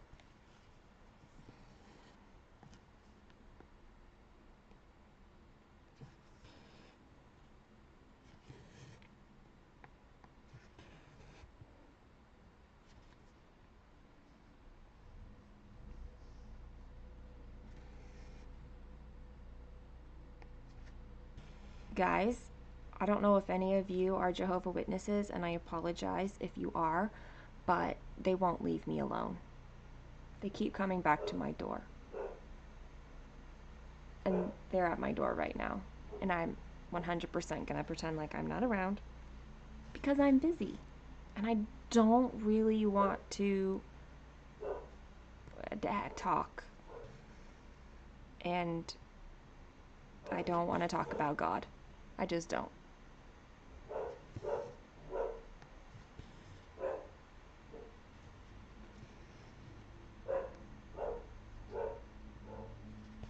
Like, it's this one lady, she was in her car, and when I was walking my dogs yesterday, she like pulled up next to me so she could talk. Like, that's creepy.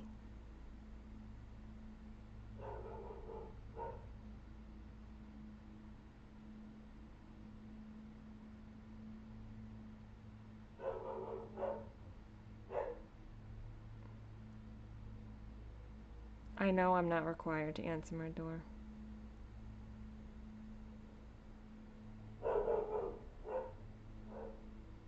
I don't normally hear Pip this barking.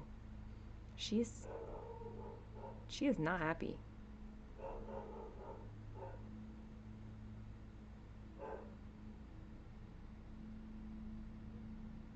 Pip doesn't bark. Not very much. They're walking away now, though. Okay, let me go soothe Pip real quick, because she is upset.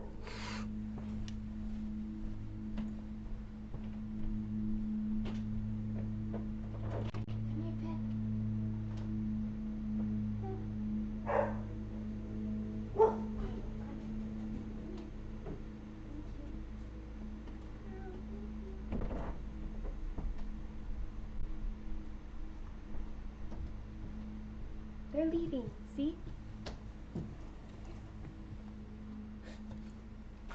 Yep, they're leaving. We're good. We're safe. We're safe from the people who won't go away and keep coming back. Okay.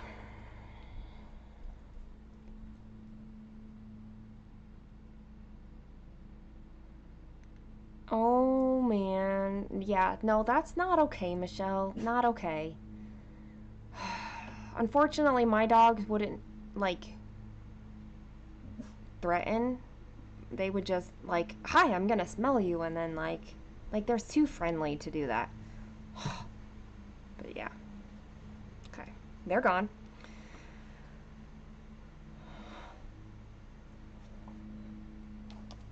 I know, Home Alone, I'm always like, Kaylin, if somebody comes to the door and you don't know them, you don't have to answer the door. Pip, it's okay. They're gone. They left. Thank you. Like, that's okay.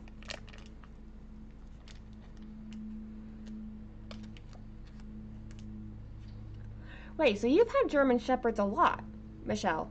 I don't think I realized that you grew up with German Shepherds.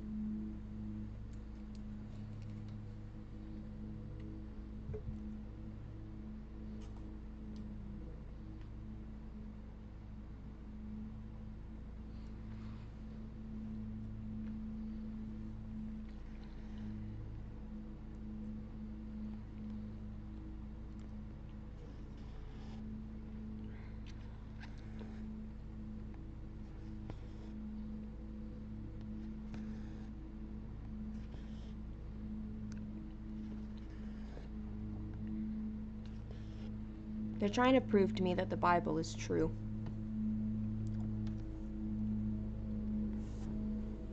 By using the Bible.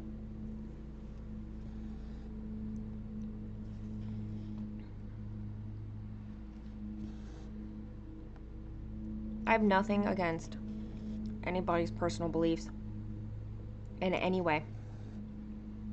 I think it's really cool that there's a lot of different beliefs out there and that people have them.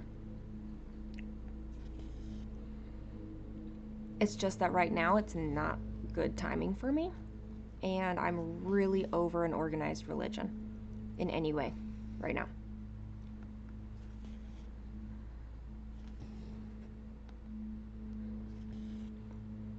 And they keep coming back.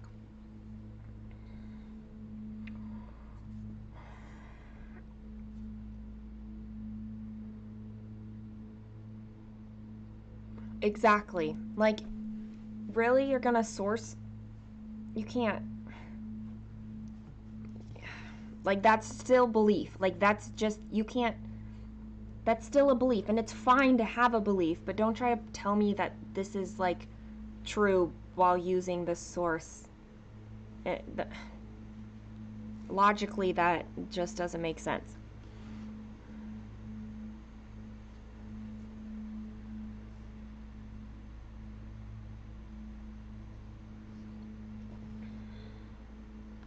Like, it's okay for you to just have a belief.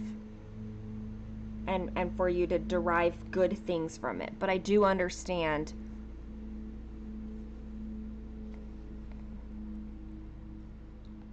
that that's kind of, like, not enough.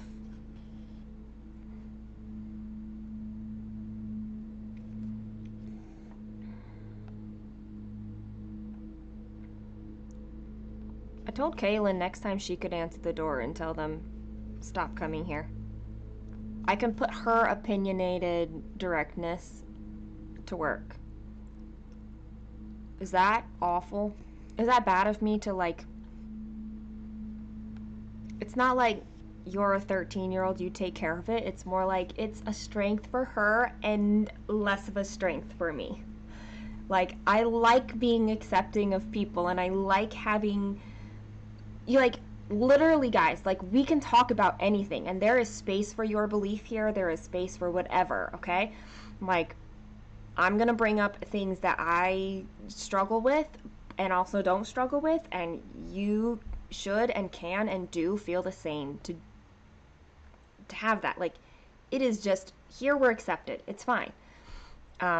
But because of that, it's a little harder for me sometimes to, like, enforce the boundaries where it feels like I'm saying that's not accepted here.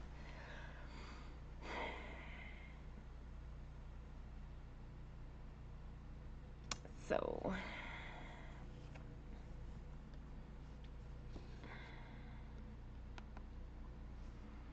that, I think, is what's making this hard.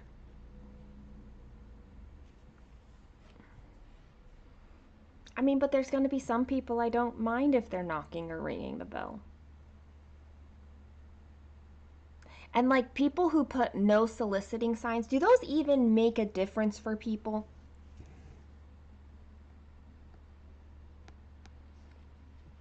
Like,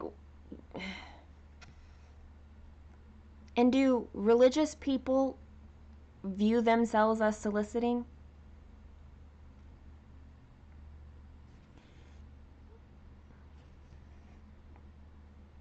Like, these are legitimate questions I have at this moment. Like, I don't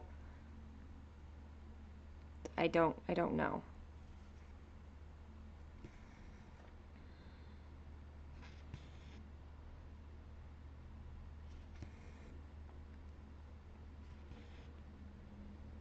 I just, I've seen other people put up, like, no soliciting, and then I'm like, okay, but religious people might not see themselves as being, like, a salesperson for their religion. Because what money is involved in there?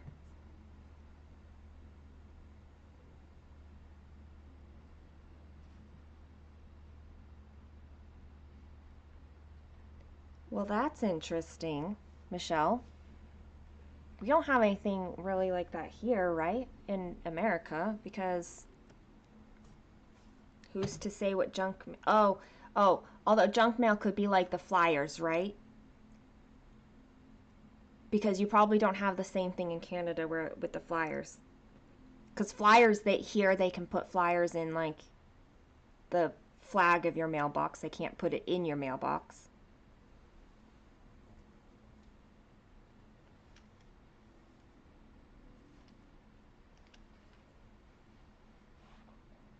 She's protecting my muffin now in hopes that I will give her some.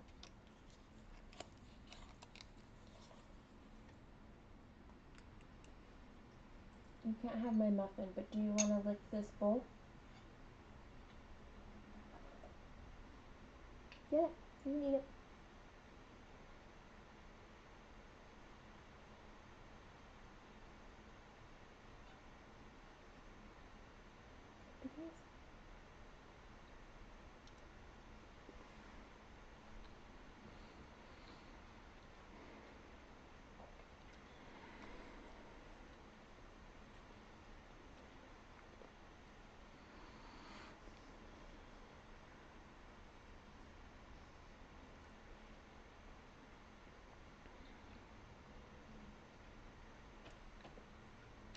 That, I think, is pretty cool, Michelle.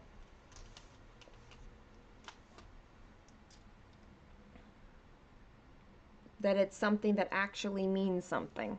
Because I feel like here, having a sign doesn't mean anything. Like, you can say it, and maybe it'll encourage somebody to not to, but...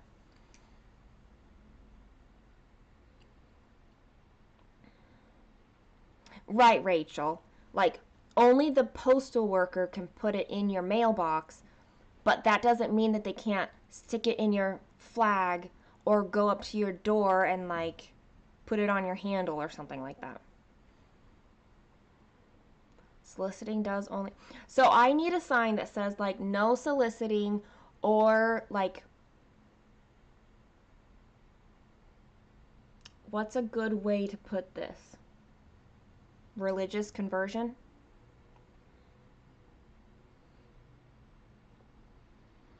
And I realize that that makes me sound like I am anti-religion, and I really am cool with however anybody wants to like worship or whatever they want to worship. Like, I don't care other people's choices whatsoever. I just know for me, I have been very much deconstructing from my faith, and I'm not rebuilding it at this time. Like, it's crazy.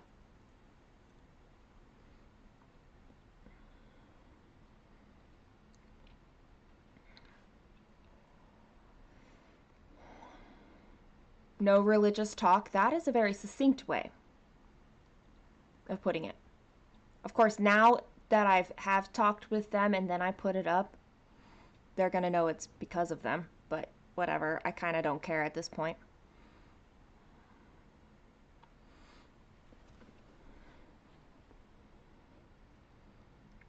Exactly. So this is very interesting with Mushu, okay? Is that yesterday, yesterday he asked me a belief question, and I answered it, and he said, how it, like, somebody could have asked me the same exact question and I would have answered the same exact way. Like, how are we like in the same place at the same time about this? I'm like, I don't know, because a lot of this deconstruction has very much happened over the last 3 months, and it's almost kind of accelerated in a way because of like the confidence that I have grown into. Like, it's allowed me to accept like, oh, that's not a belief I actually have inside of me. It's just one that I learned how to, that I had to conform to, that kind of a thing. So that was an interesting thing. They should know they are being too pushy. I mean, how do they not know? Because that's,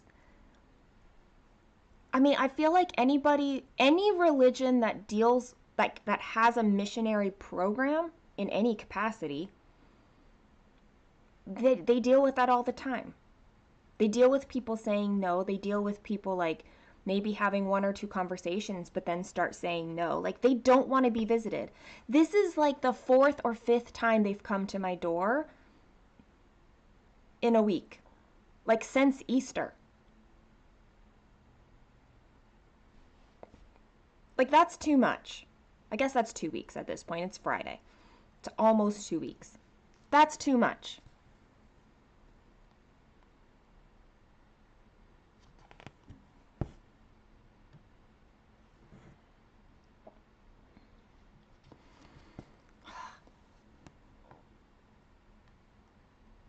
Religion's one of those very tricky things to talk about, I think, and I feel like everybody here can, like, we know how to handle this. We're fine here. I just, I don't want to offend anybody when I'm saying this. Like, that's what I'm getting at. Like, yeah. And I don't think I have, but I apologize if I have. Okay, good. I'm glad that's not just me. That feels like that's too much. Like, between them coming to my door and then like driving up next to me on the street. Like, she was like parked on the side of the road in her car, saw me and was like, "Oh, I'm driving up." I'm like, "Really?" I'm walking my dogs right now. And now I'm trying to manage my dog from like jumping on your car because you're stopped. Like, no, I'm not going to tell you when I'm available. I don't even know when I'm available. Ever. When am I available? Like, next year, maybe? I don't, you know? No offense. I like this.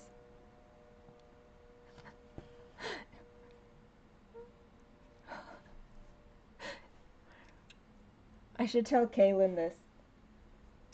Please answer the door and say, no offense, but no more religious talk. Man, I'm using her like my bodyguard now.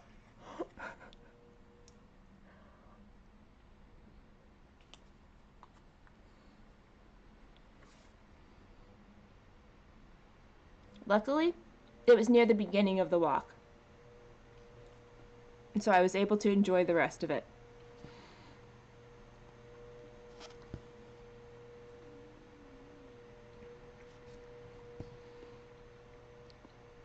I should put a heart on the sign.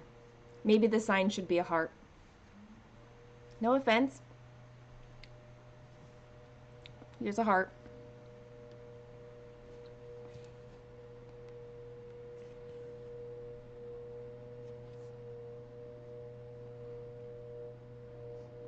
I love you, but no. I'm cool with going to hell, thanks.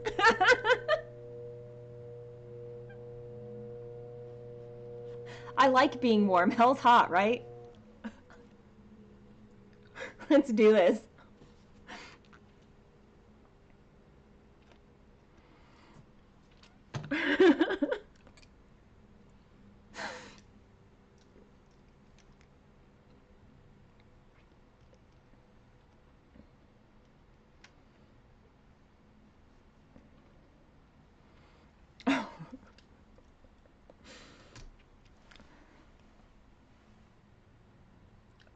I can't tell you, Michelle, how many times I say something to Kaylin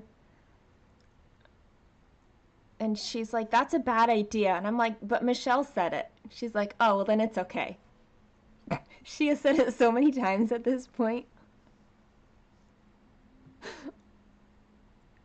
It makes me laugh.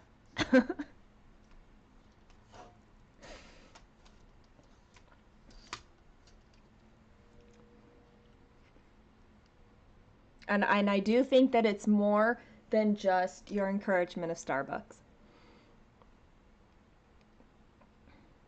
I think there's like this part of her that recognizes like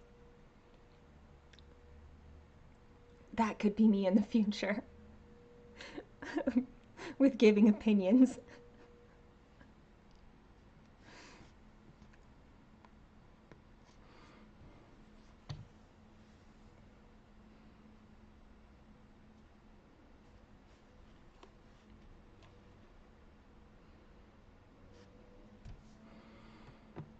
That's scary. I don't have many good ideas.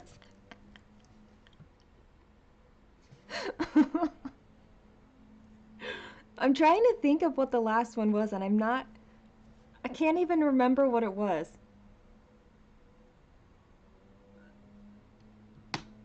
I can't remember, but it was great. It just makes me laugh every time that it's just so immediate. But Michelle said it. Oh, okay. That's fine then.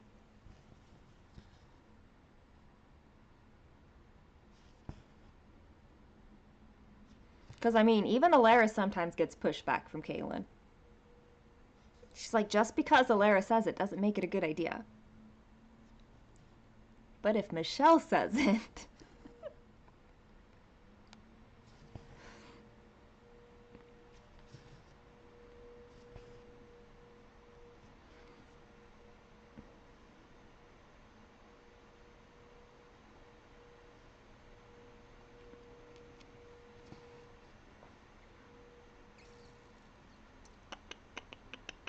This one. 1, 2, 3, 4, 5. 1, 2, 3, 4, 5. 1, 2, 3, 4.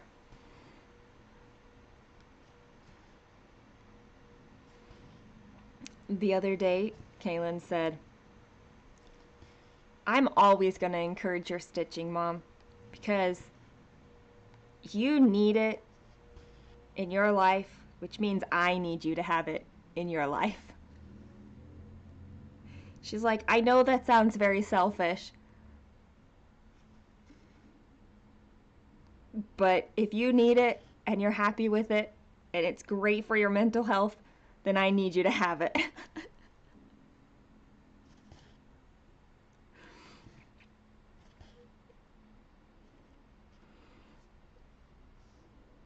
She is a really cool person.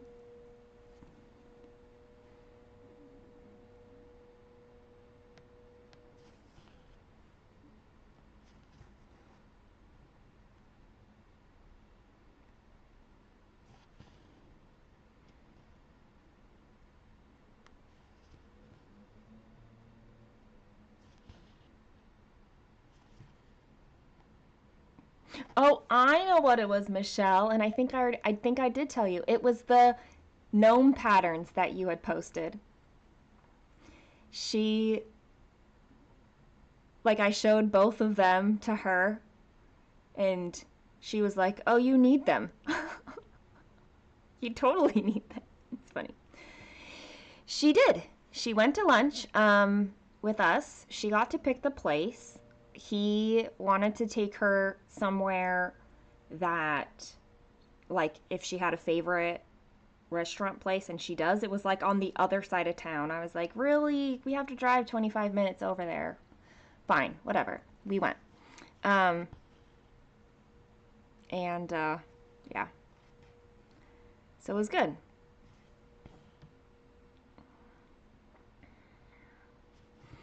I did tell him that I didn't. I was like, I don't know if she's gonna say anything, but um, like she might. If she feels comfortable, she's gonna say anything. And yeah, still playing catch up, Catherine. Oh, he is. I also like. I was like, okay, both my dogs are here because Kaylin is here, and so I have both my dogs. Um, I said Elisar really struggles to not greet faces. Um, I mean, she's very friendly, but she likes to greet faces. But I really would rather her not jump up with people. So I gave him the instructions. I said, this is the interaction I'd like to see. Don't don't give attention if they're trying. Just like turn your back to them, and just consistently present your back. And when they have all four paws on the ground, you can give them attention. But if she tries to jump up again, like again, remove the attention. Like only reward the behavior that I want to see. He followed every single instruction. It was beautiful. And it did not take her, Elisar, long to calm down and get the pet that she wanted to get. She, like,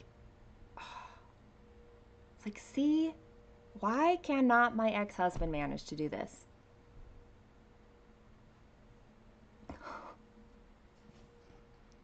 It was great. It was so good.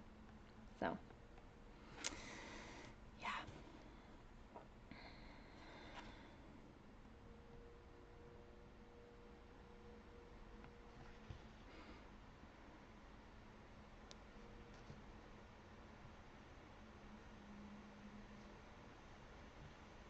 The first thing Kaylin said pretty much was to make a comparison between him and her dad. Like how different it is.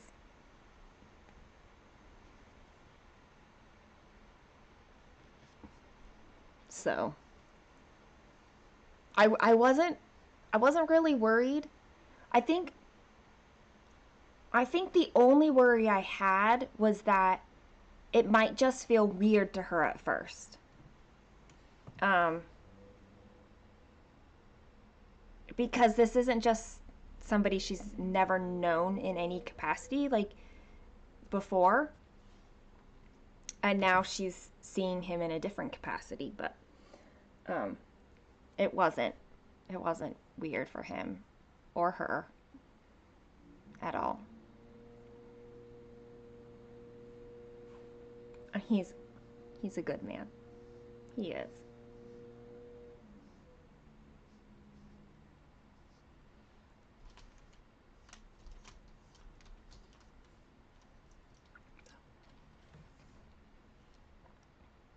Anyway, there's that.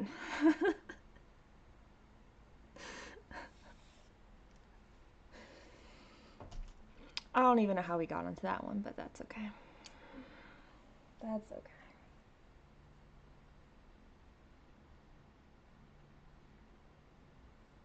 Oh, because you asked about if she went to lunch. That's how we got back on there. Yes. We did. So we went to this place. It was it's a ramen place. So Japanese. It's a ramen place, but it has like her favorite fried rice. That's why she likes to go, is for the fried rice. So we went. None of us got ramen. But that's fine. And then we went and got ice cream afterwards.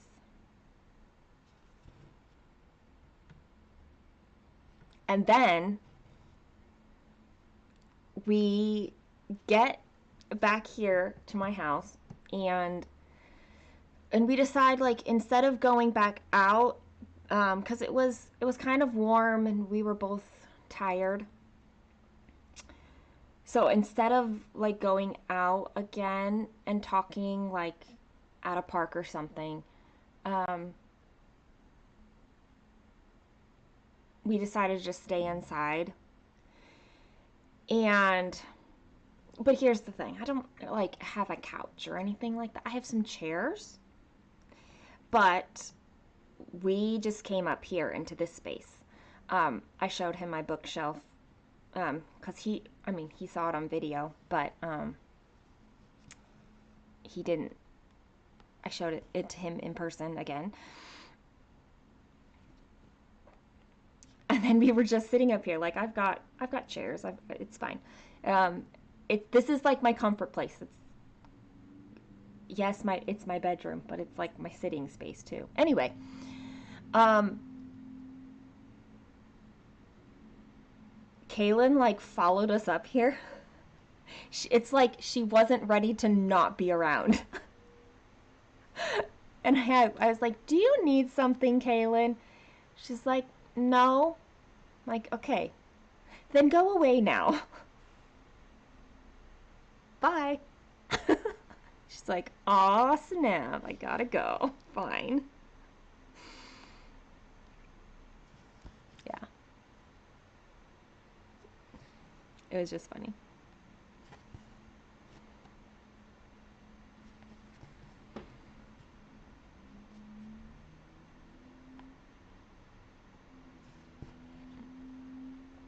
Welcome back, Leanne.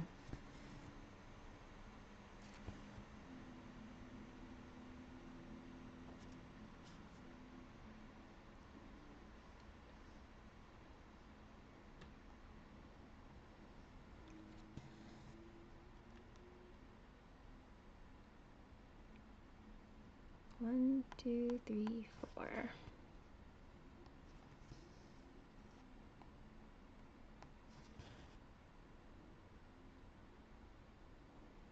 It was subtle. I actually texted her so that I didn't say it out loud. Surprised she didn't say you had to keep your door open with a boy in your room. She might try that next time. I honestly think she just didn't want to miss out whatever we were going to talk about. That's honestly, I'm pretty certain what it was. I don't think she cared otherwise.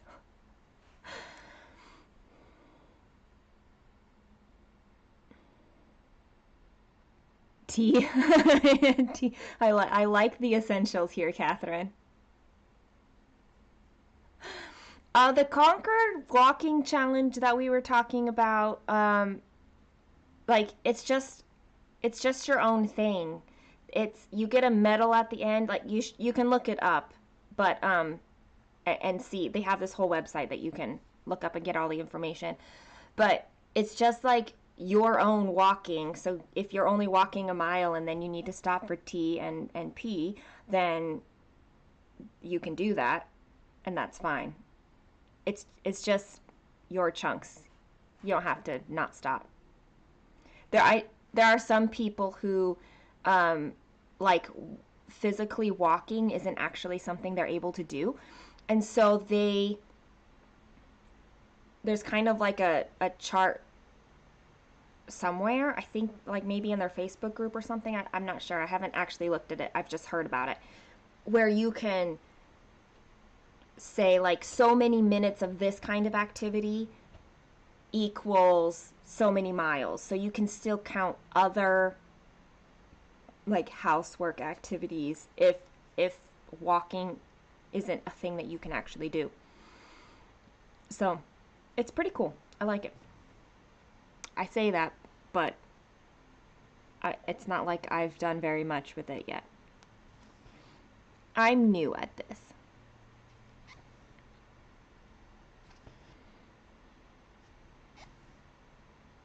And they have an app so you can input your mileage in the app um, that way, and it takes you along the route, and you, at least for mine, you get like postcards along the way and stuff. This is my first one, so I guess I don't know if they all are set up in the same way or not. But I think they tell you something about um like the area that you're walking in and stuff as you hit the different mileage marker around your route.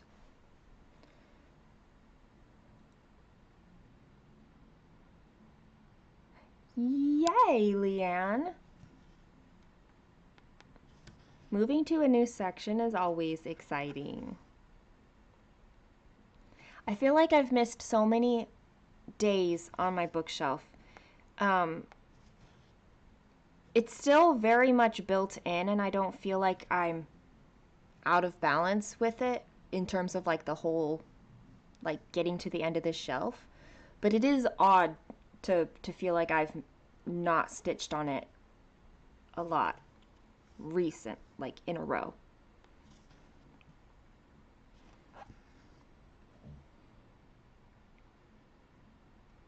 So we're just gonna give it some long hours of love today. And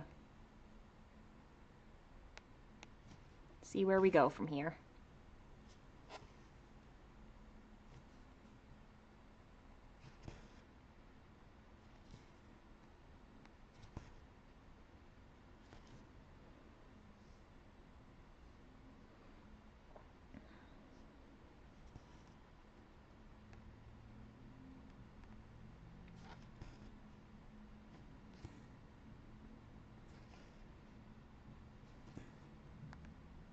And I do really want to see the background on Woodland Enchantress finished. Like that one definitely, it feels like a finish to get the background done. And so I'm feeling the pull because it's so close.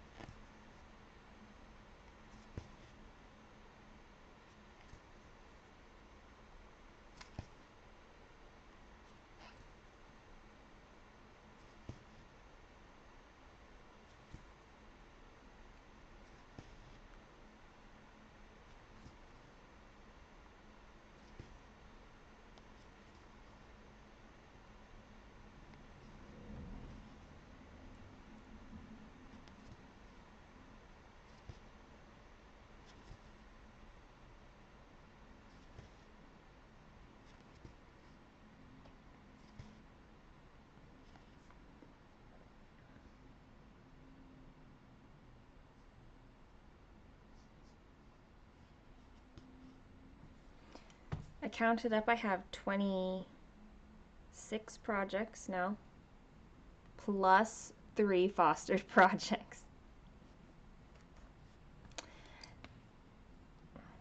I'd still like to see that number come down overall, but I'm pretty happy with it. Like it's lower still than 30.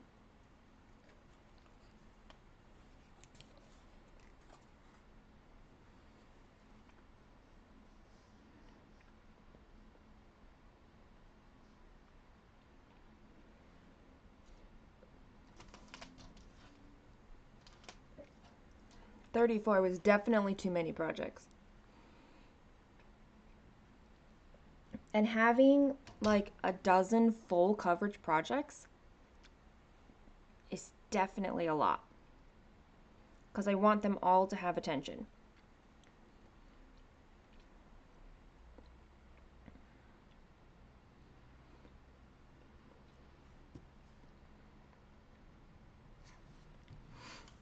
I'm excited for Mania. Is anybody else doing a Mania? Any version of Mania? I'm doing Middle Earth Mania. And I will work on my Lord of the Ring pieces. Probably mostly Frodo and Galadriel. But I will give them all attention.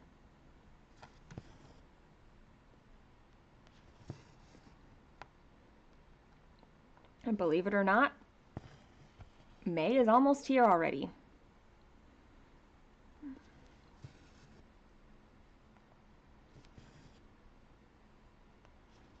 And in May is my 1.5 years on FlossTube anniversary.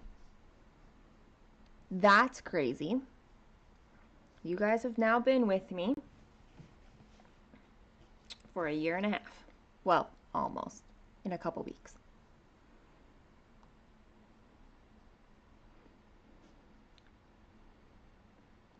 And man, so much has changed in that time span. And I don't mind in the least. You might try and stick mostly with one Ooh. A Maryland Mania.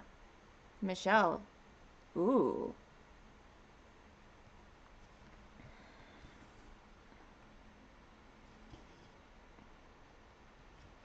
How far along in Maryland are you now?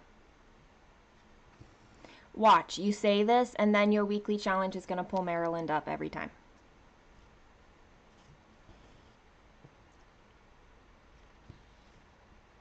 Or maybe that's just when you and I have a challenge going on.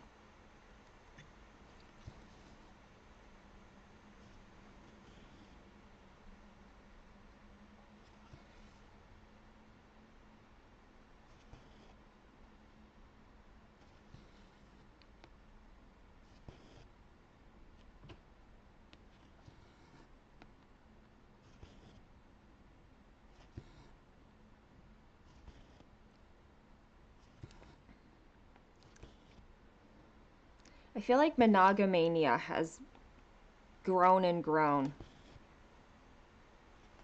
And it's kind of funny because it's very opposite the original mania idea.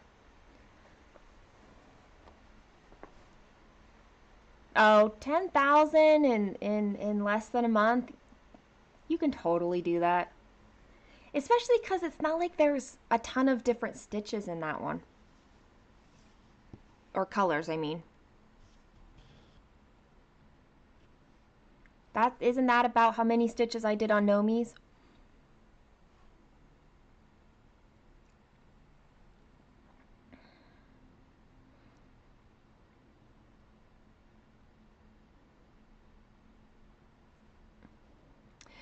It's very hard to frog, Bex. but it will feel really good to be done the frogging and to be back on the right track.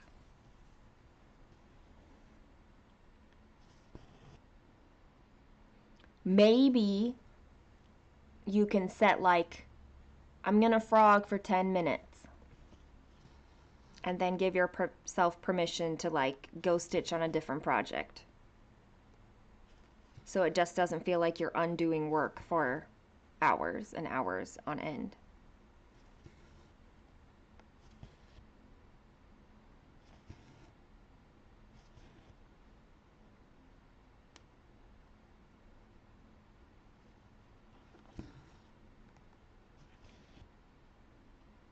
Ooh, that could be fun, Shauna. You have Nightingale now. And so that one would be one of them too.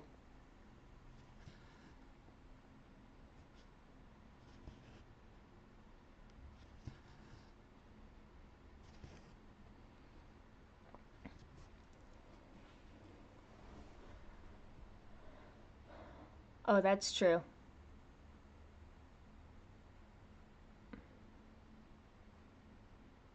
So like, you know, 20 days left in May, and trying to do your weekly challenge and whip go and 10,000 stitches. It's doable.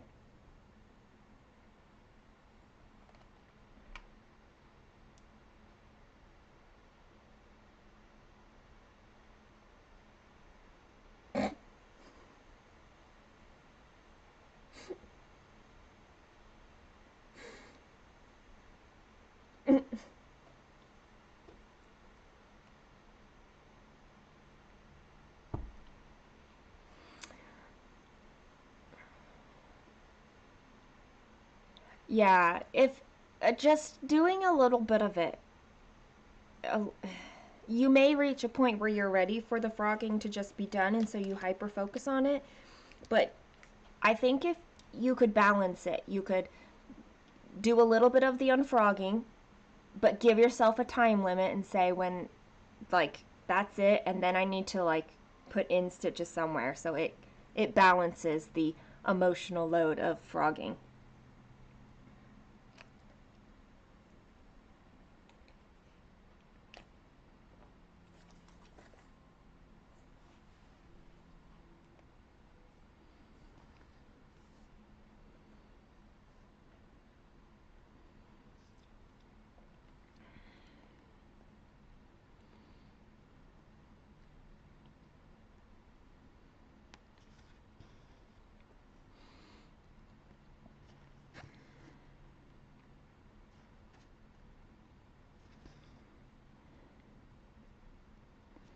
I wasn't planning on starting anything, but Chrissy, if you want to start Ranger in May, it can be part of Middle Earth Mania.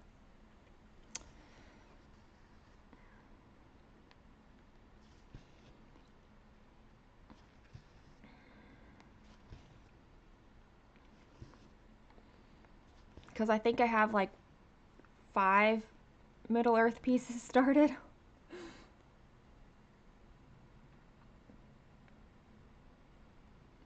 4? 5? I don't know.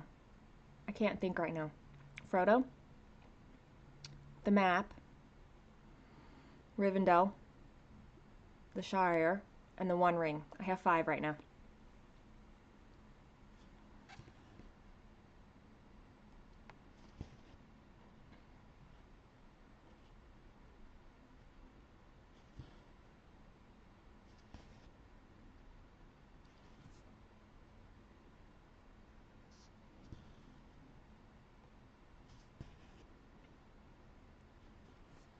Oh, Chrissy, you like that idea?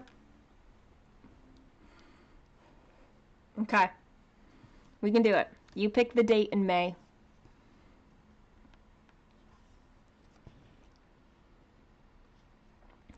Just don't pick the same day as my dance recital.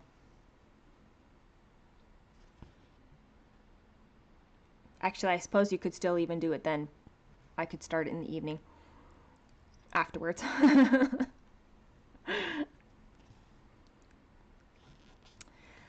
um, I have not done.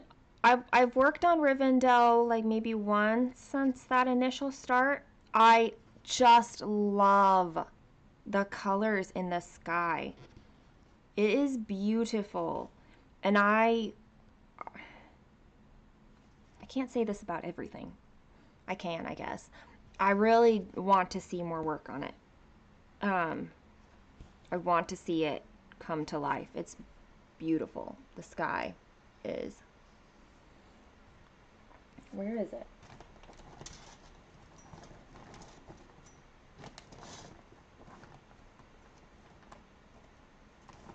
There it is.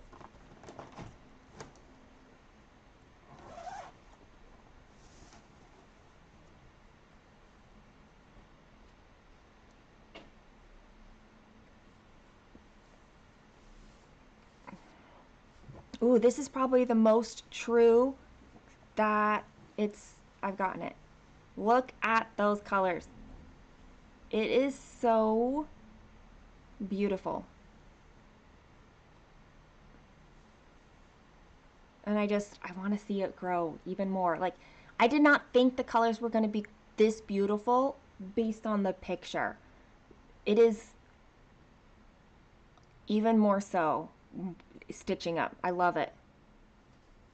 I love it so much. So yeah, I definitely want to see just more of it come to life. But I say that about all of them.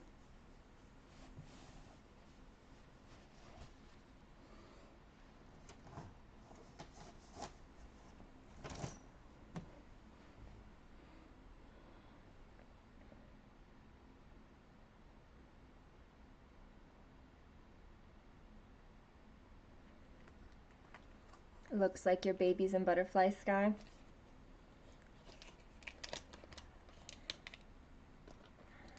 Well, then I like the sky of that pattern for you.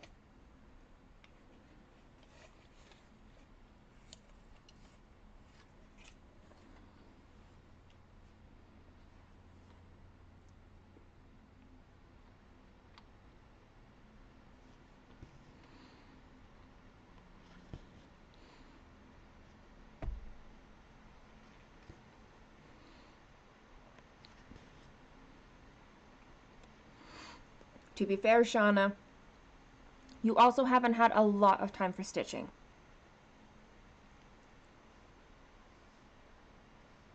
So, be gentle with yourself.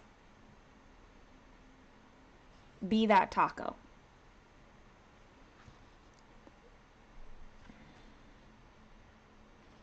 Also, I'm totally using that now. A lot.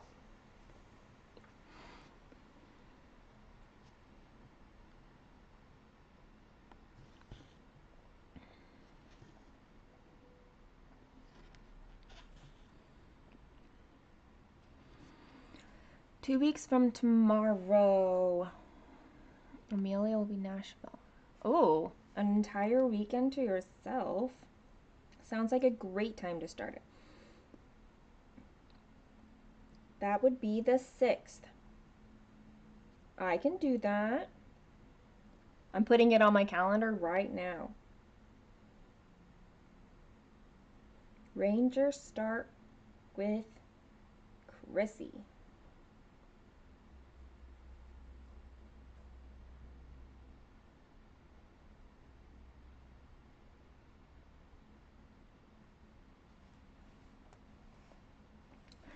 I actually really like that timing.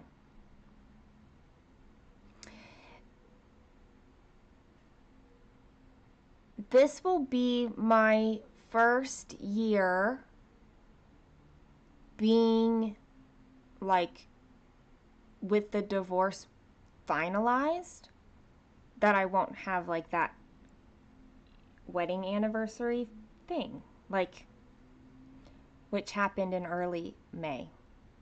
my wedding anniversary was in early May. Um, so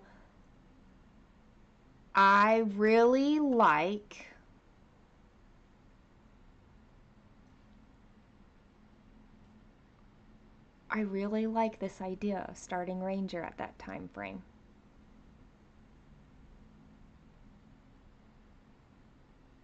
That's like extra special to me. So I think you picked a great date.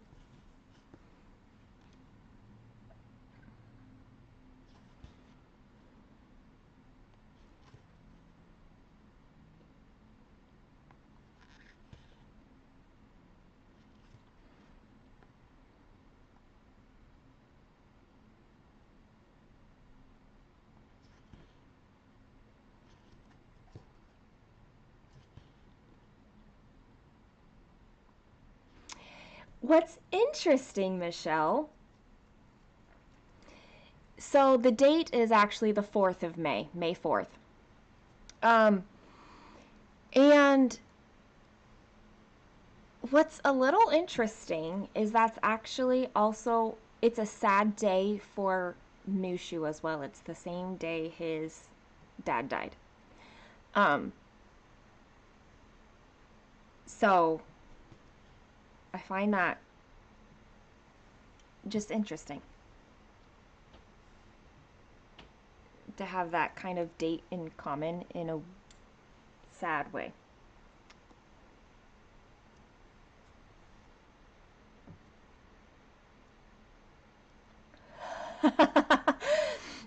Honestly, though, when I got married, I didn't know that was a thing. I did not know May the 4th was a thing. It did not even occur to me.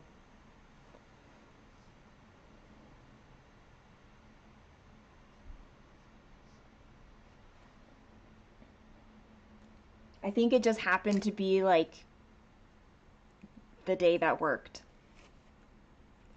Mushu is what we're calling him, yes.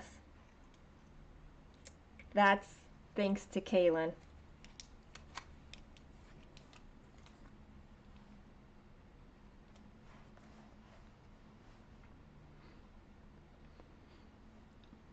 She's little brother, Michelle.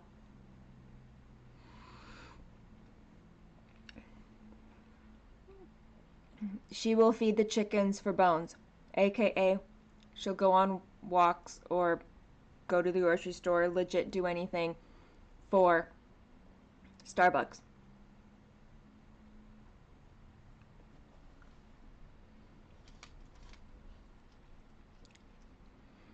One day you guys can know his name. Full out. But um not yet.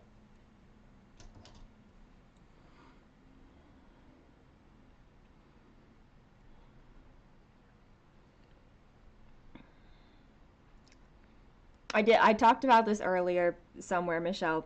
Obviously I'm Mulan. Um my ex-husband is Shifu. Um her opinion is quite harsh and direct. Um Alara is Khan, the war steed. And my man is Mushu. What does she get at Starbucks? I won't say everything. Um, it's like different every single day.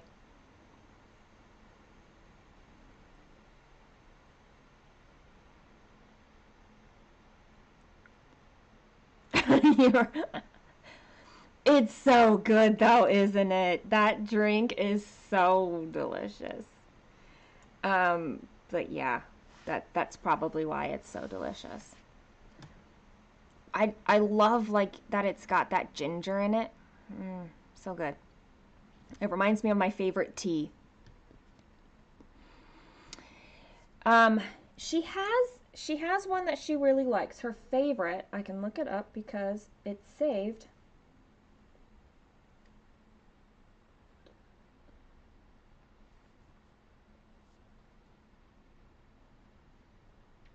somewhere.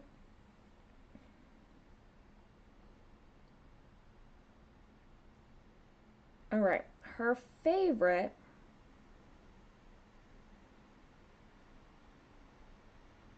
She really likes the white chocolate mocha sauce, and so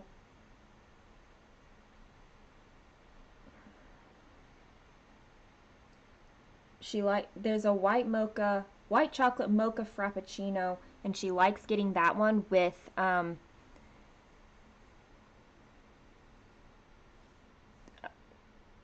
cinnamon. Dude, I got that sucker like 5 days in a row, 6 days maybe. But I also was not eating well at the time, so I needed the calories, so I didn't stress it.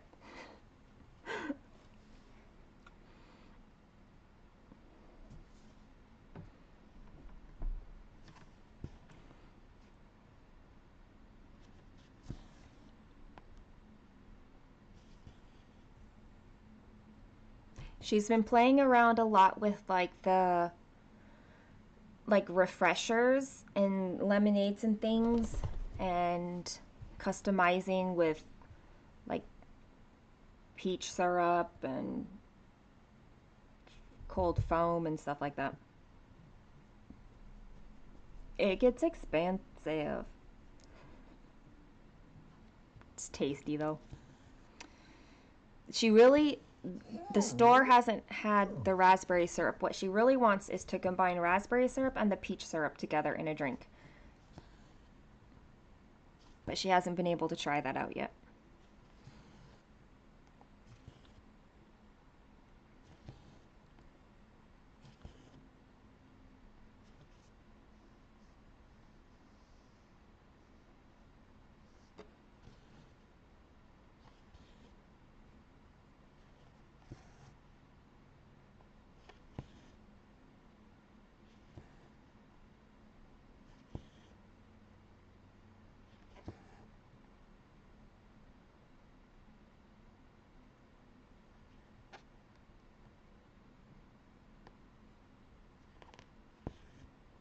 Pip, come out to the other window. Thank you.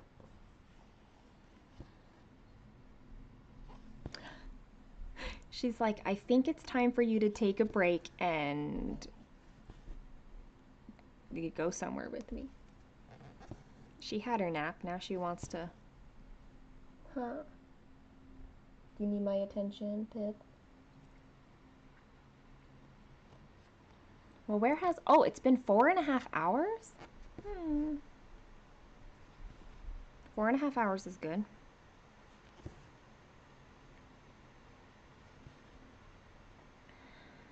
I'm gonna push her. I'm gonna go up to 5 hours. So it's a nice even number. And then I'll take my break. I'll eat some vegetables, go on a walk. Maybe not in that order, I don't know.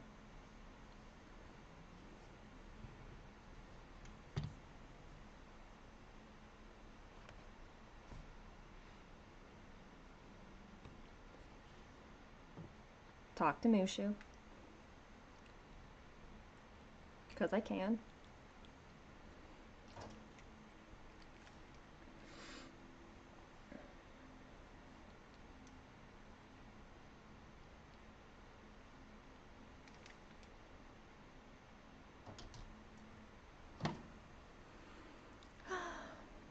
Ooh, I like seeing this. A color in which I can stitch an entire strand.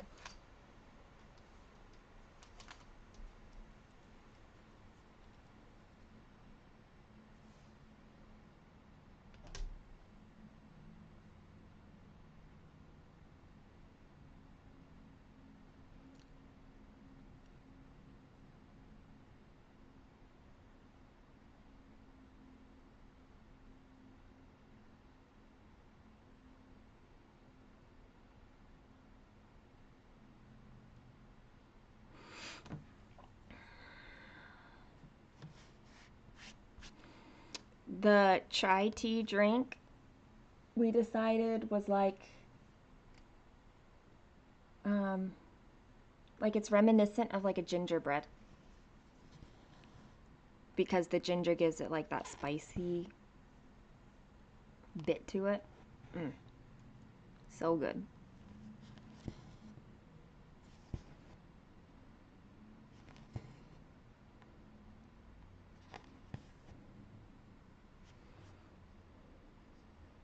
But definitely not a health drink.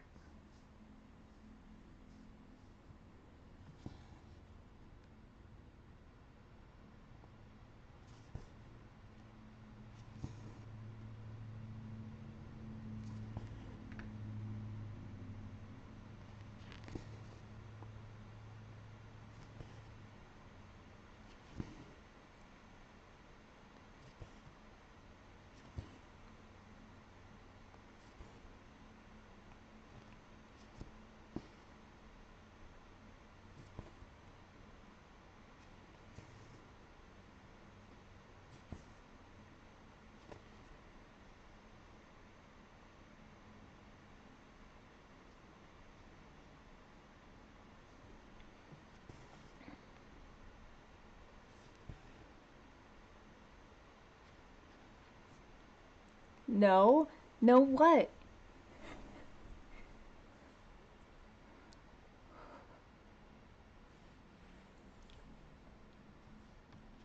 No, it doesn't taste like gingerbread?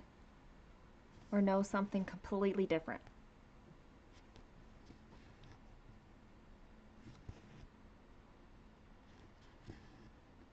Oh, health drink. Not a health drink. That's what that is, isn't it?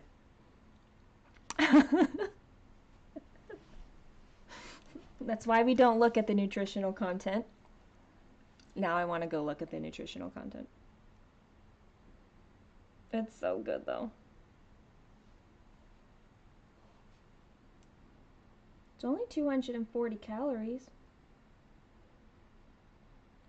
and 42 grams of sugar.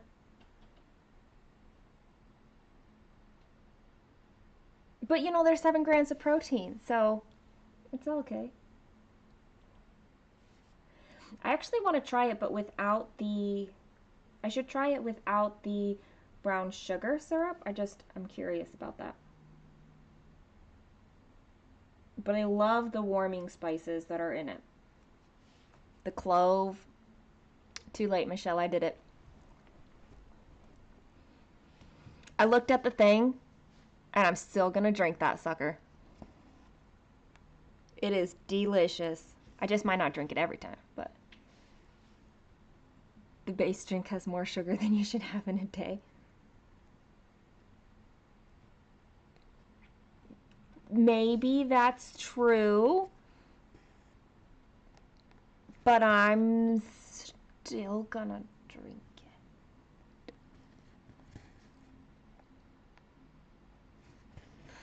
I can't be healthy in that area right now, okay?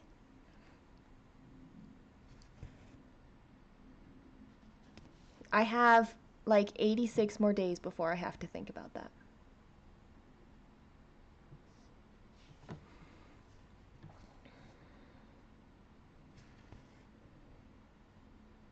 Not that I should drink that every day for the next 86 days.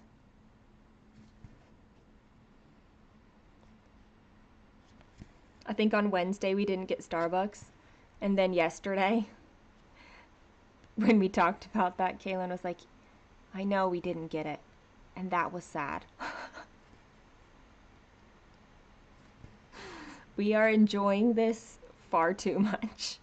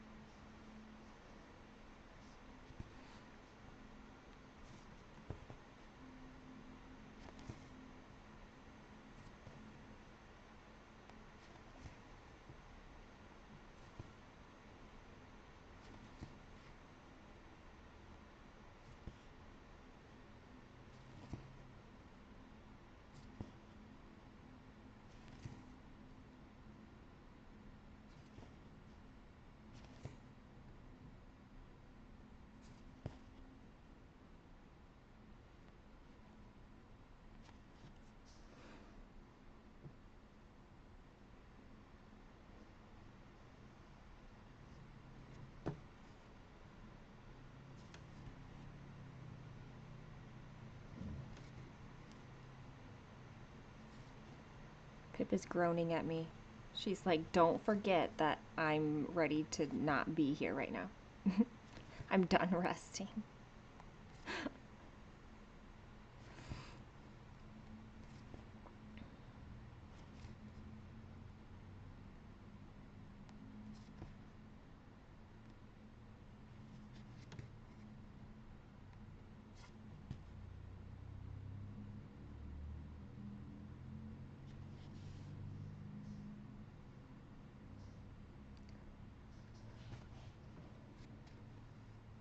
You kind of want to order one now?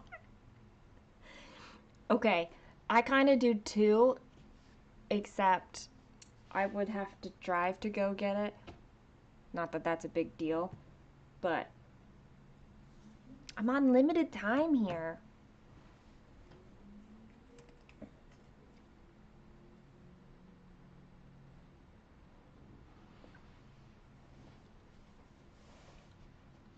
The thing is so good.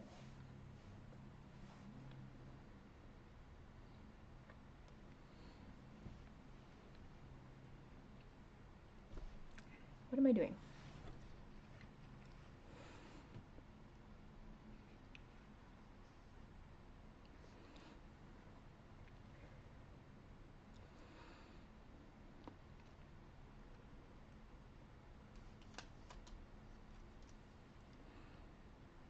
Hey! Ooh, you're gonna stitch outside? That sounds lovely.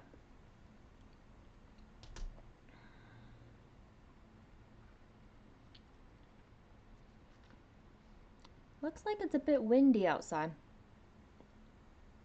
But weather-wise, it's inching up ever closer to that 90 degrees. It's 84 right now.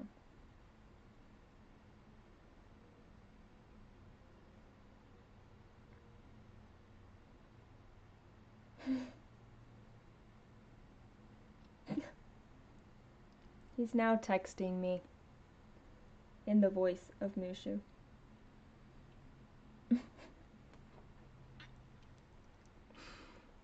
I told him it fit him well. I knew he'd agree eventually.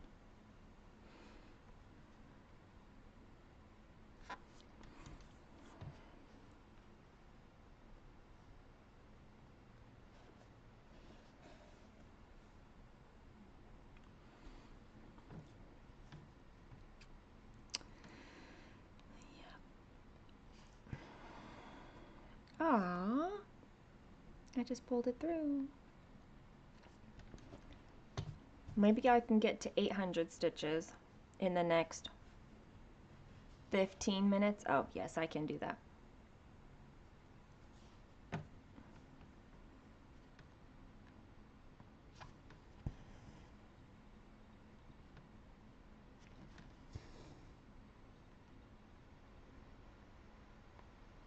We can get to 800 stitches today. Ha ha ha ha ha.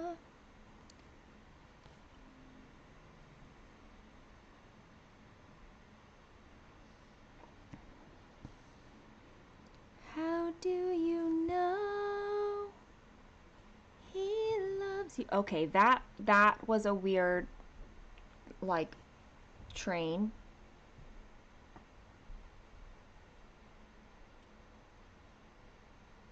Something jumped me to Snow White, which jumped me to Enchanted.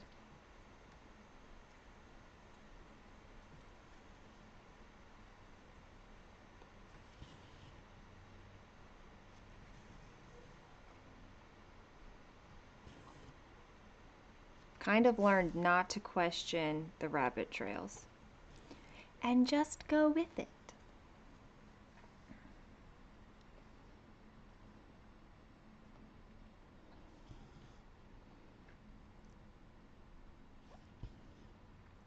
It don't mean a thing if it ain't got that swing. And then it gets so random, guys.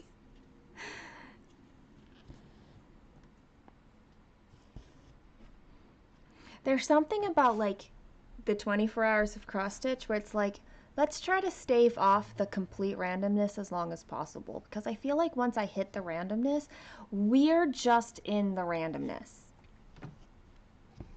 for the rest of the time. And 5 hours in may be too close to the beginning to hit the randomness. But it probably doesn't help that the entirety of my planning was, I'm starting with my bookshelf and I'm over there. And I'm going live. Like, that's it.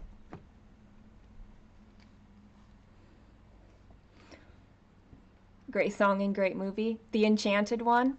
My favorite part of that song is when the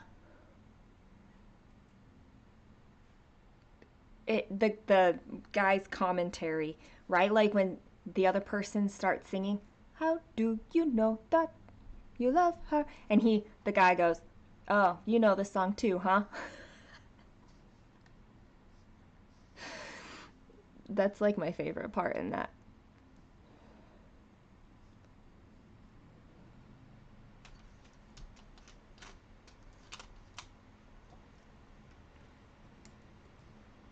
Oh, Swing Kids. I haven't actually seen that movie. So that is shoot, what song was I just singing? Because I know it as a song outside of a movie.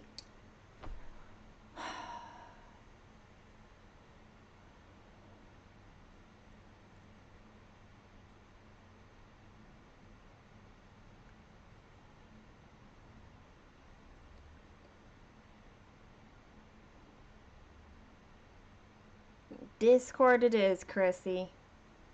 You got it. I love it.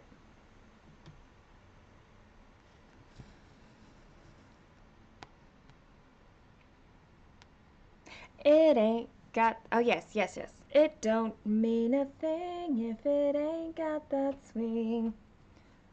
Do I, do I, do I, do I, do I, do I, do I, do I. Except I don't know all the lyrics. That's not a surprise at this point. It doesn't matter if it's sweet or hot, hot. Just give that rhythm everything you got. It don't mean a thing if it ain't. Actually, I know that from a choir. I think I was accompanying the choir. I was a teenager.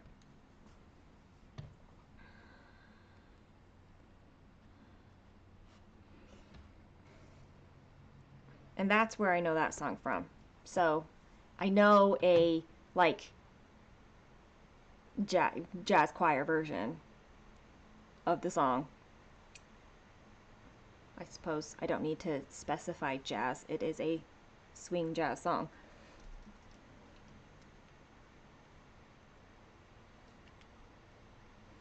It don't mean a thing if it ain't got that swing.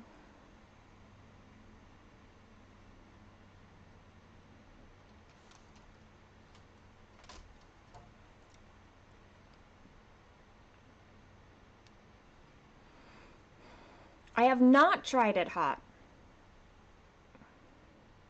I'm not sure whether hot or cold that changes the sugar content though.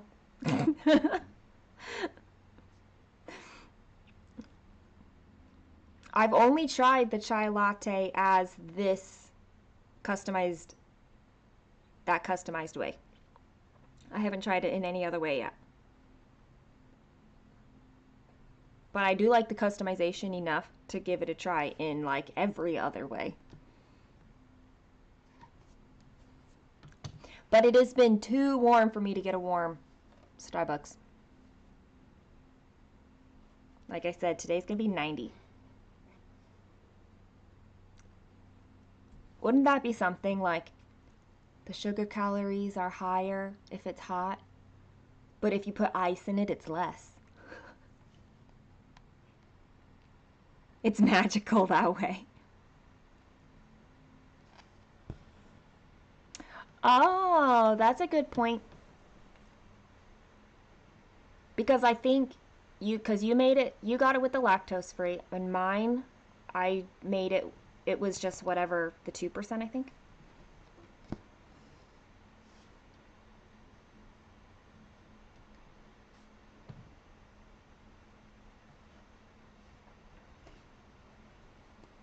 Just giving everything you got. Yeah. Well, your body shivering was really doesn't have anything to do with the sugar calories.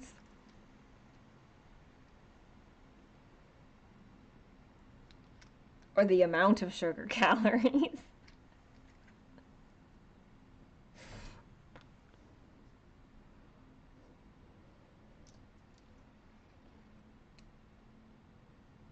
Now I'm trying to think of some of the other songs that are like in that swing. It's been too long since I've really listened to the swing songs though.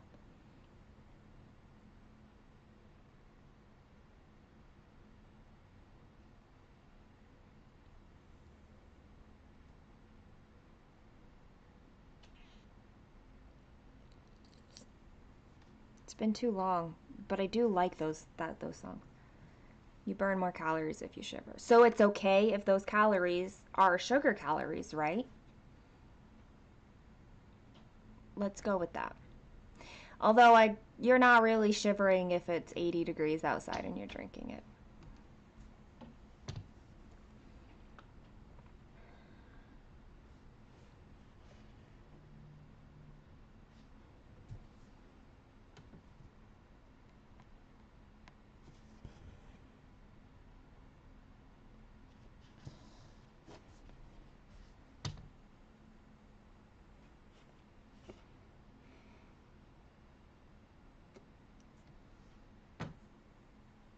That's why cold showers are good. Or ice baths. Well, that's one of the reasons. There's actually like, two ways that you can take cold showers or ice baths, and the way you do it changes the benefit that you get from it.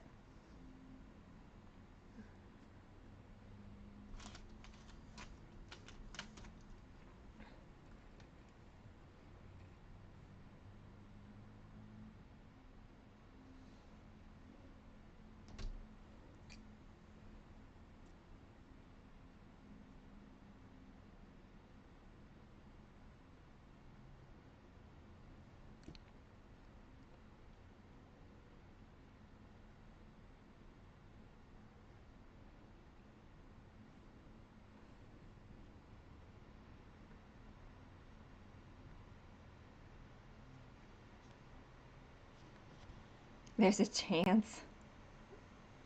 There's a chance for you, Michelle. You did also get your 3.6 miles in today, so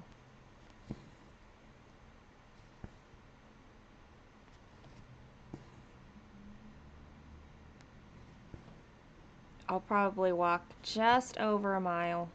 My loop is usually like 1.1 miles. I'll probably do that.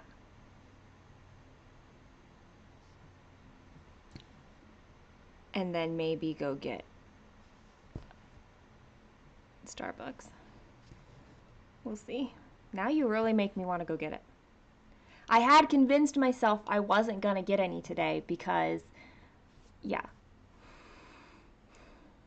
Oh, thank you, Catherine. I'm really glad to share, and he is totally fine with me sharing. So, yeah. Have a great day. Yeah, you'll walk to pick it up, but I won't because it's further than 3 blocks would be. But no, I convinced myself, I'm not going to get Starbucks today. I'm just going to live stream and do all the stitching. because I still need to fit in practicing piano or like running through piano for the performance on Sunday and make sure I get a walk in. But like also stream for 11 hours. But I'm almost at 5 hours and it's not even 1 o'clock yet. So I think we're good. I can afford to go drive to Starbucks. It's 5 minutes away. It's fine.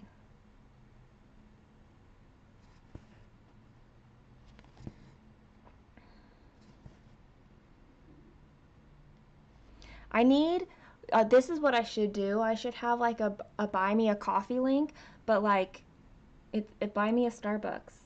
Yeah, that's what I need.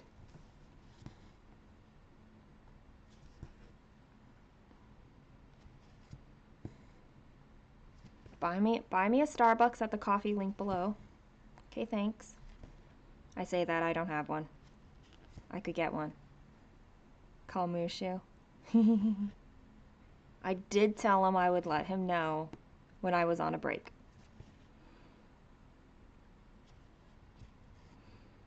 He is with his kids though, so I don't want to like interrupt that.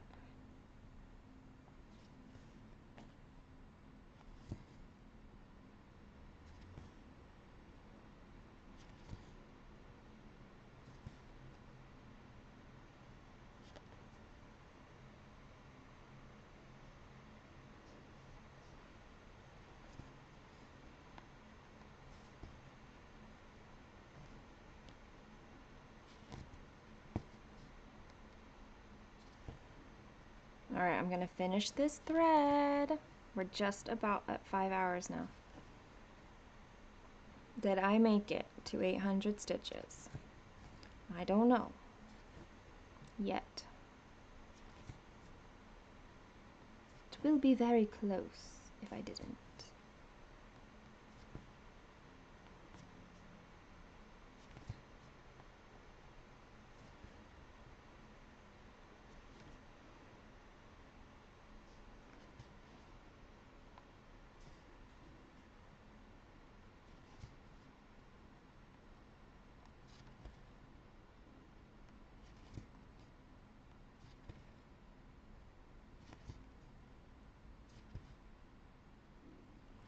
Give it everything you've got. It don't mean a thing if it ain't got that swing. 808 stitches.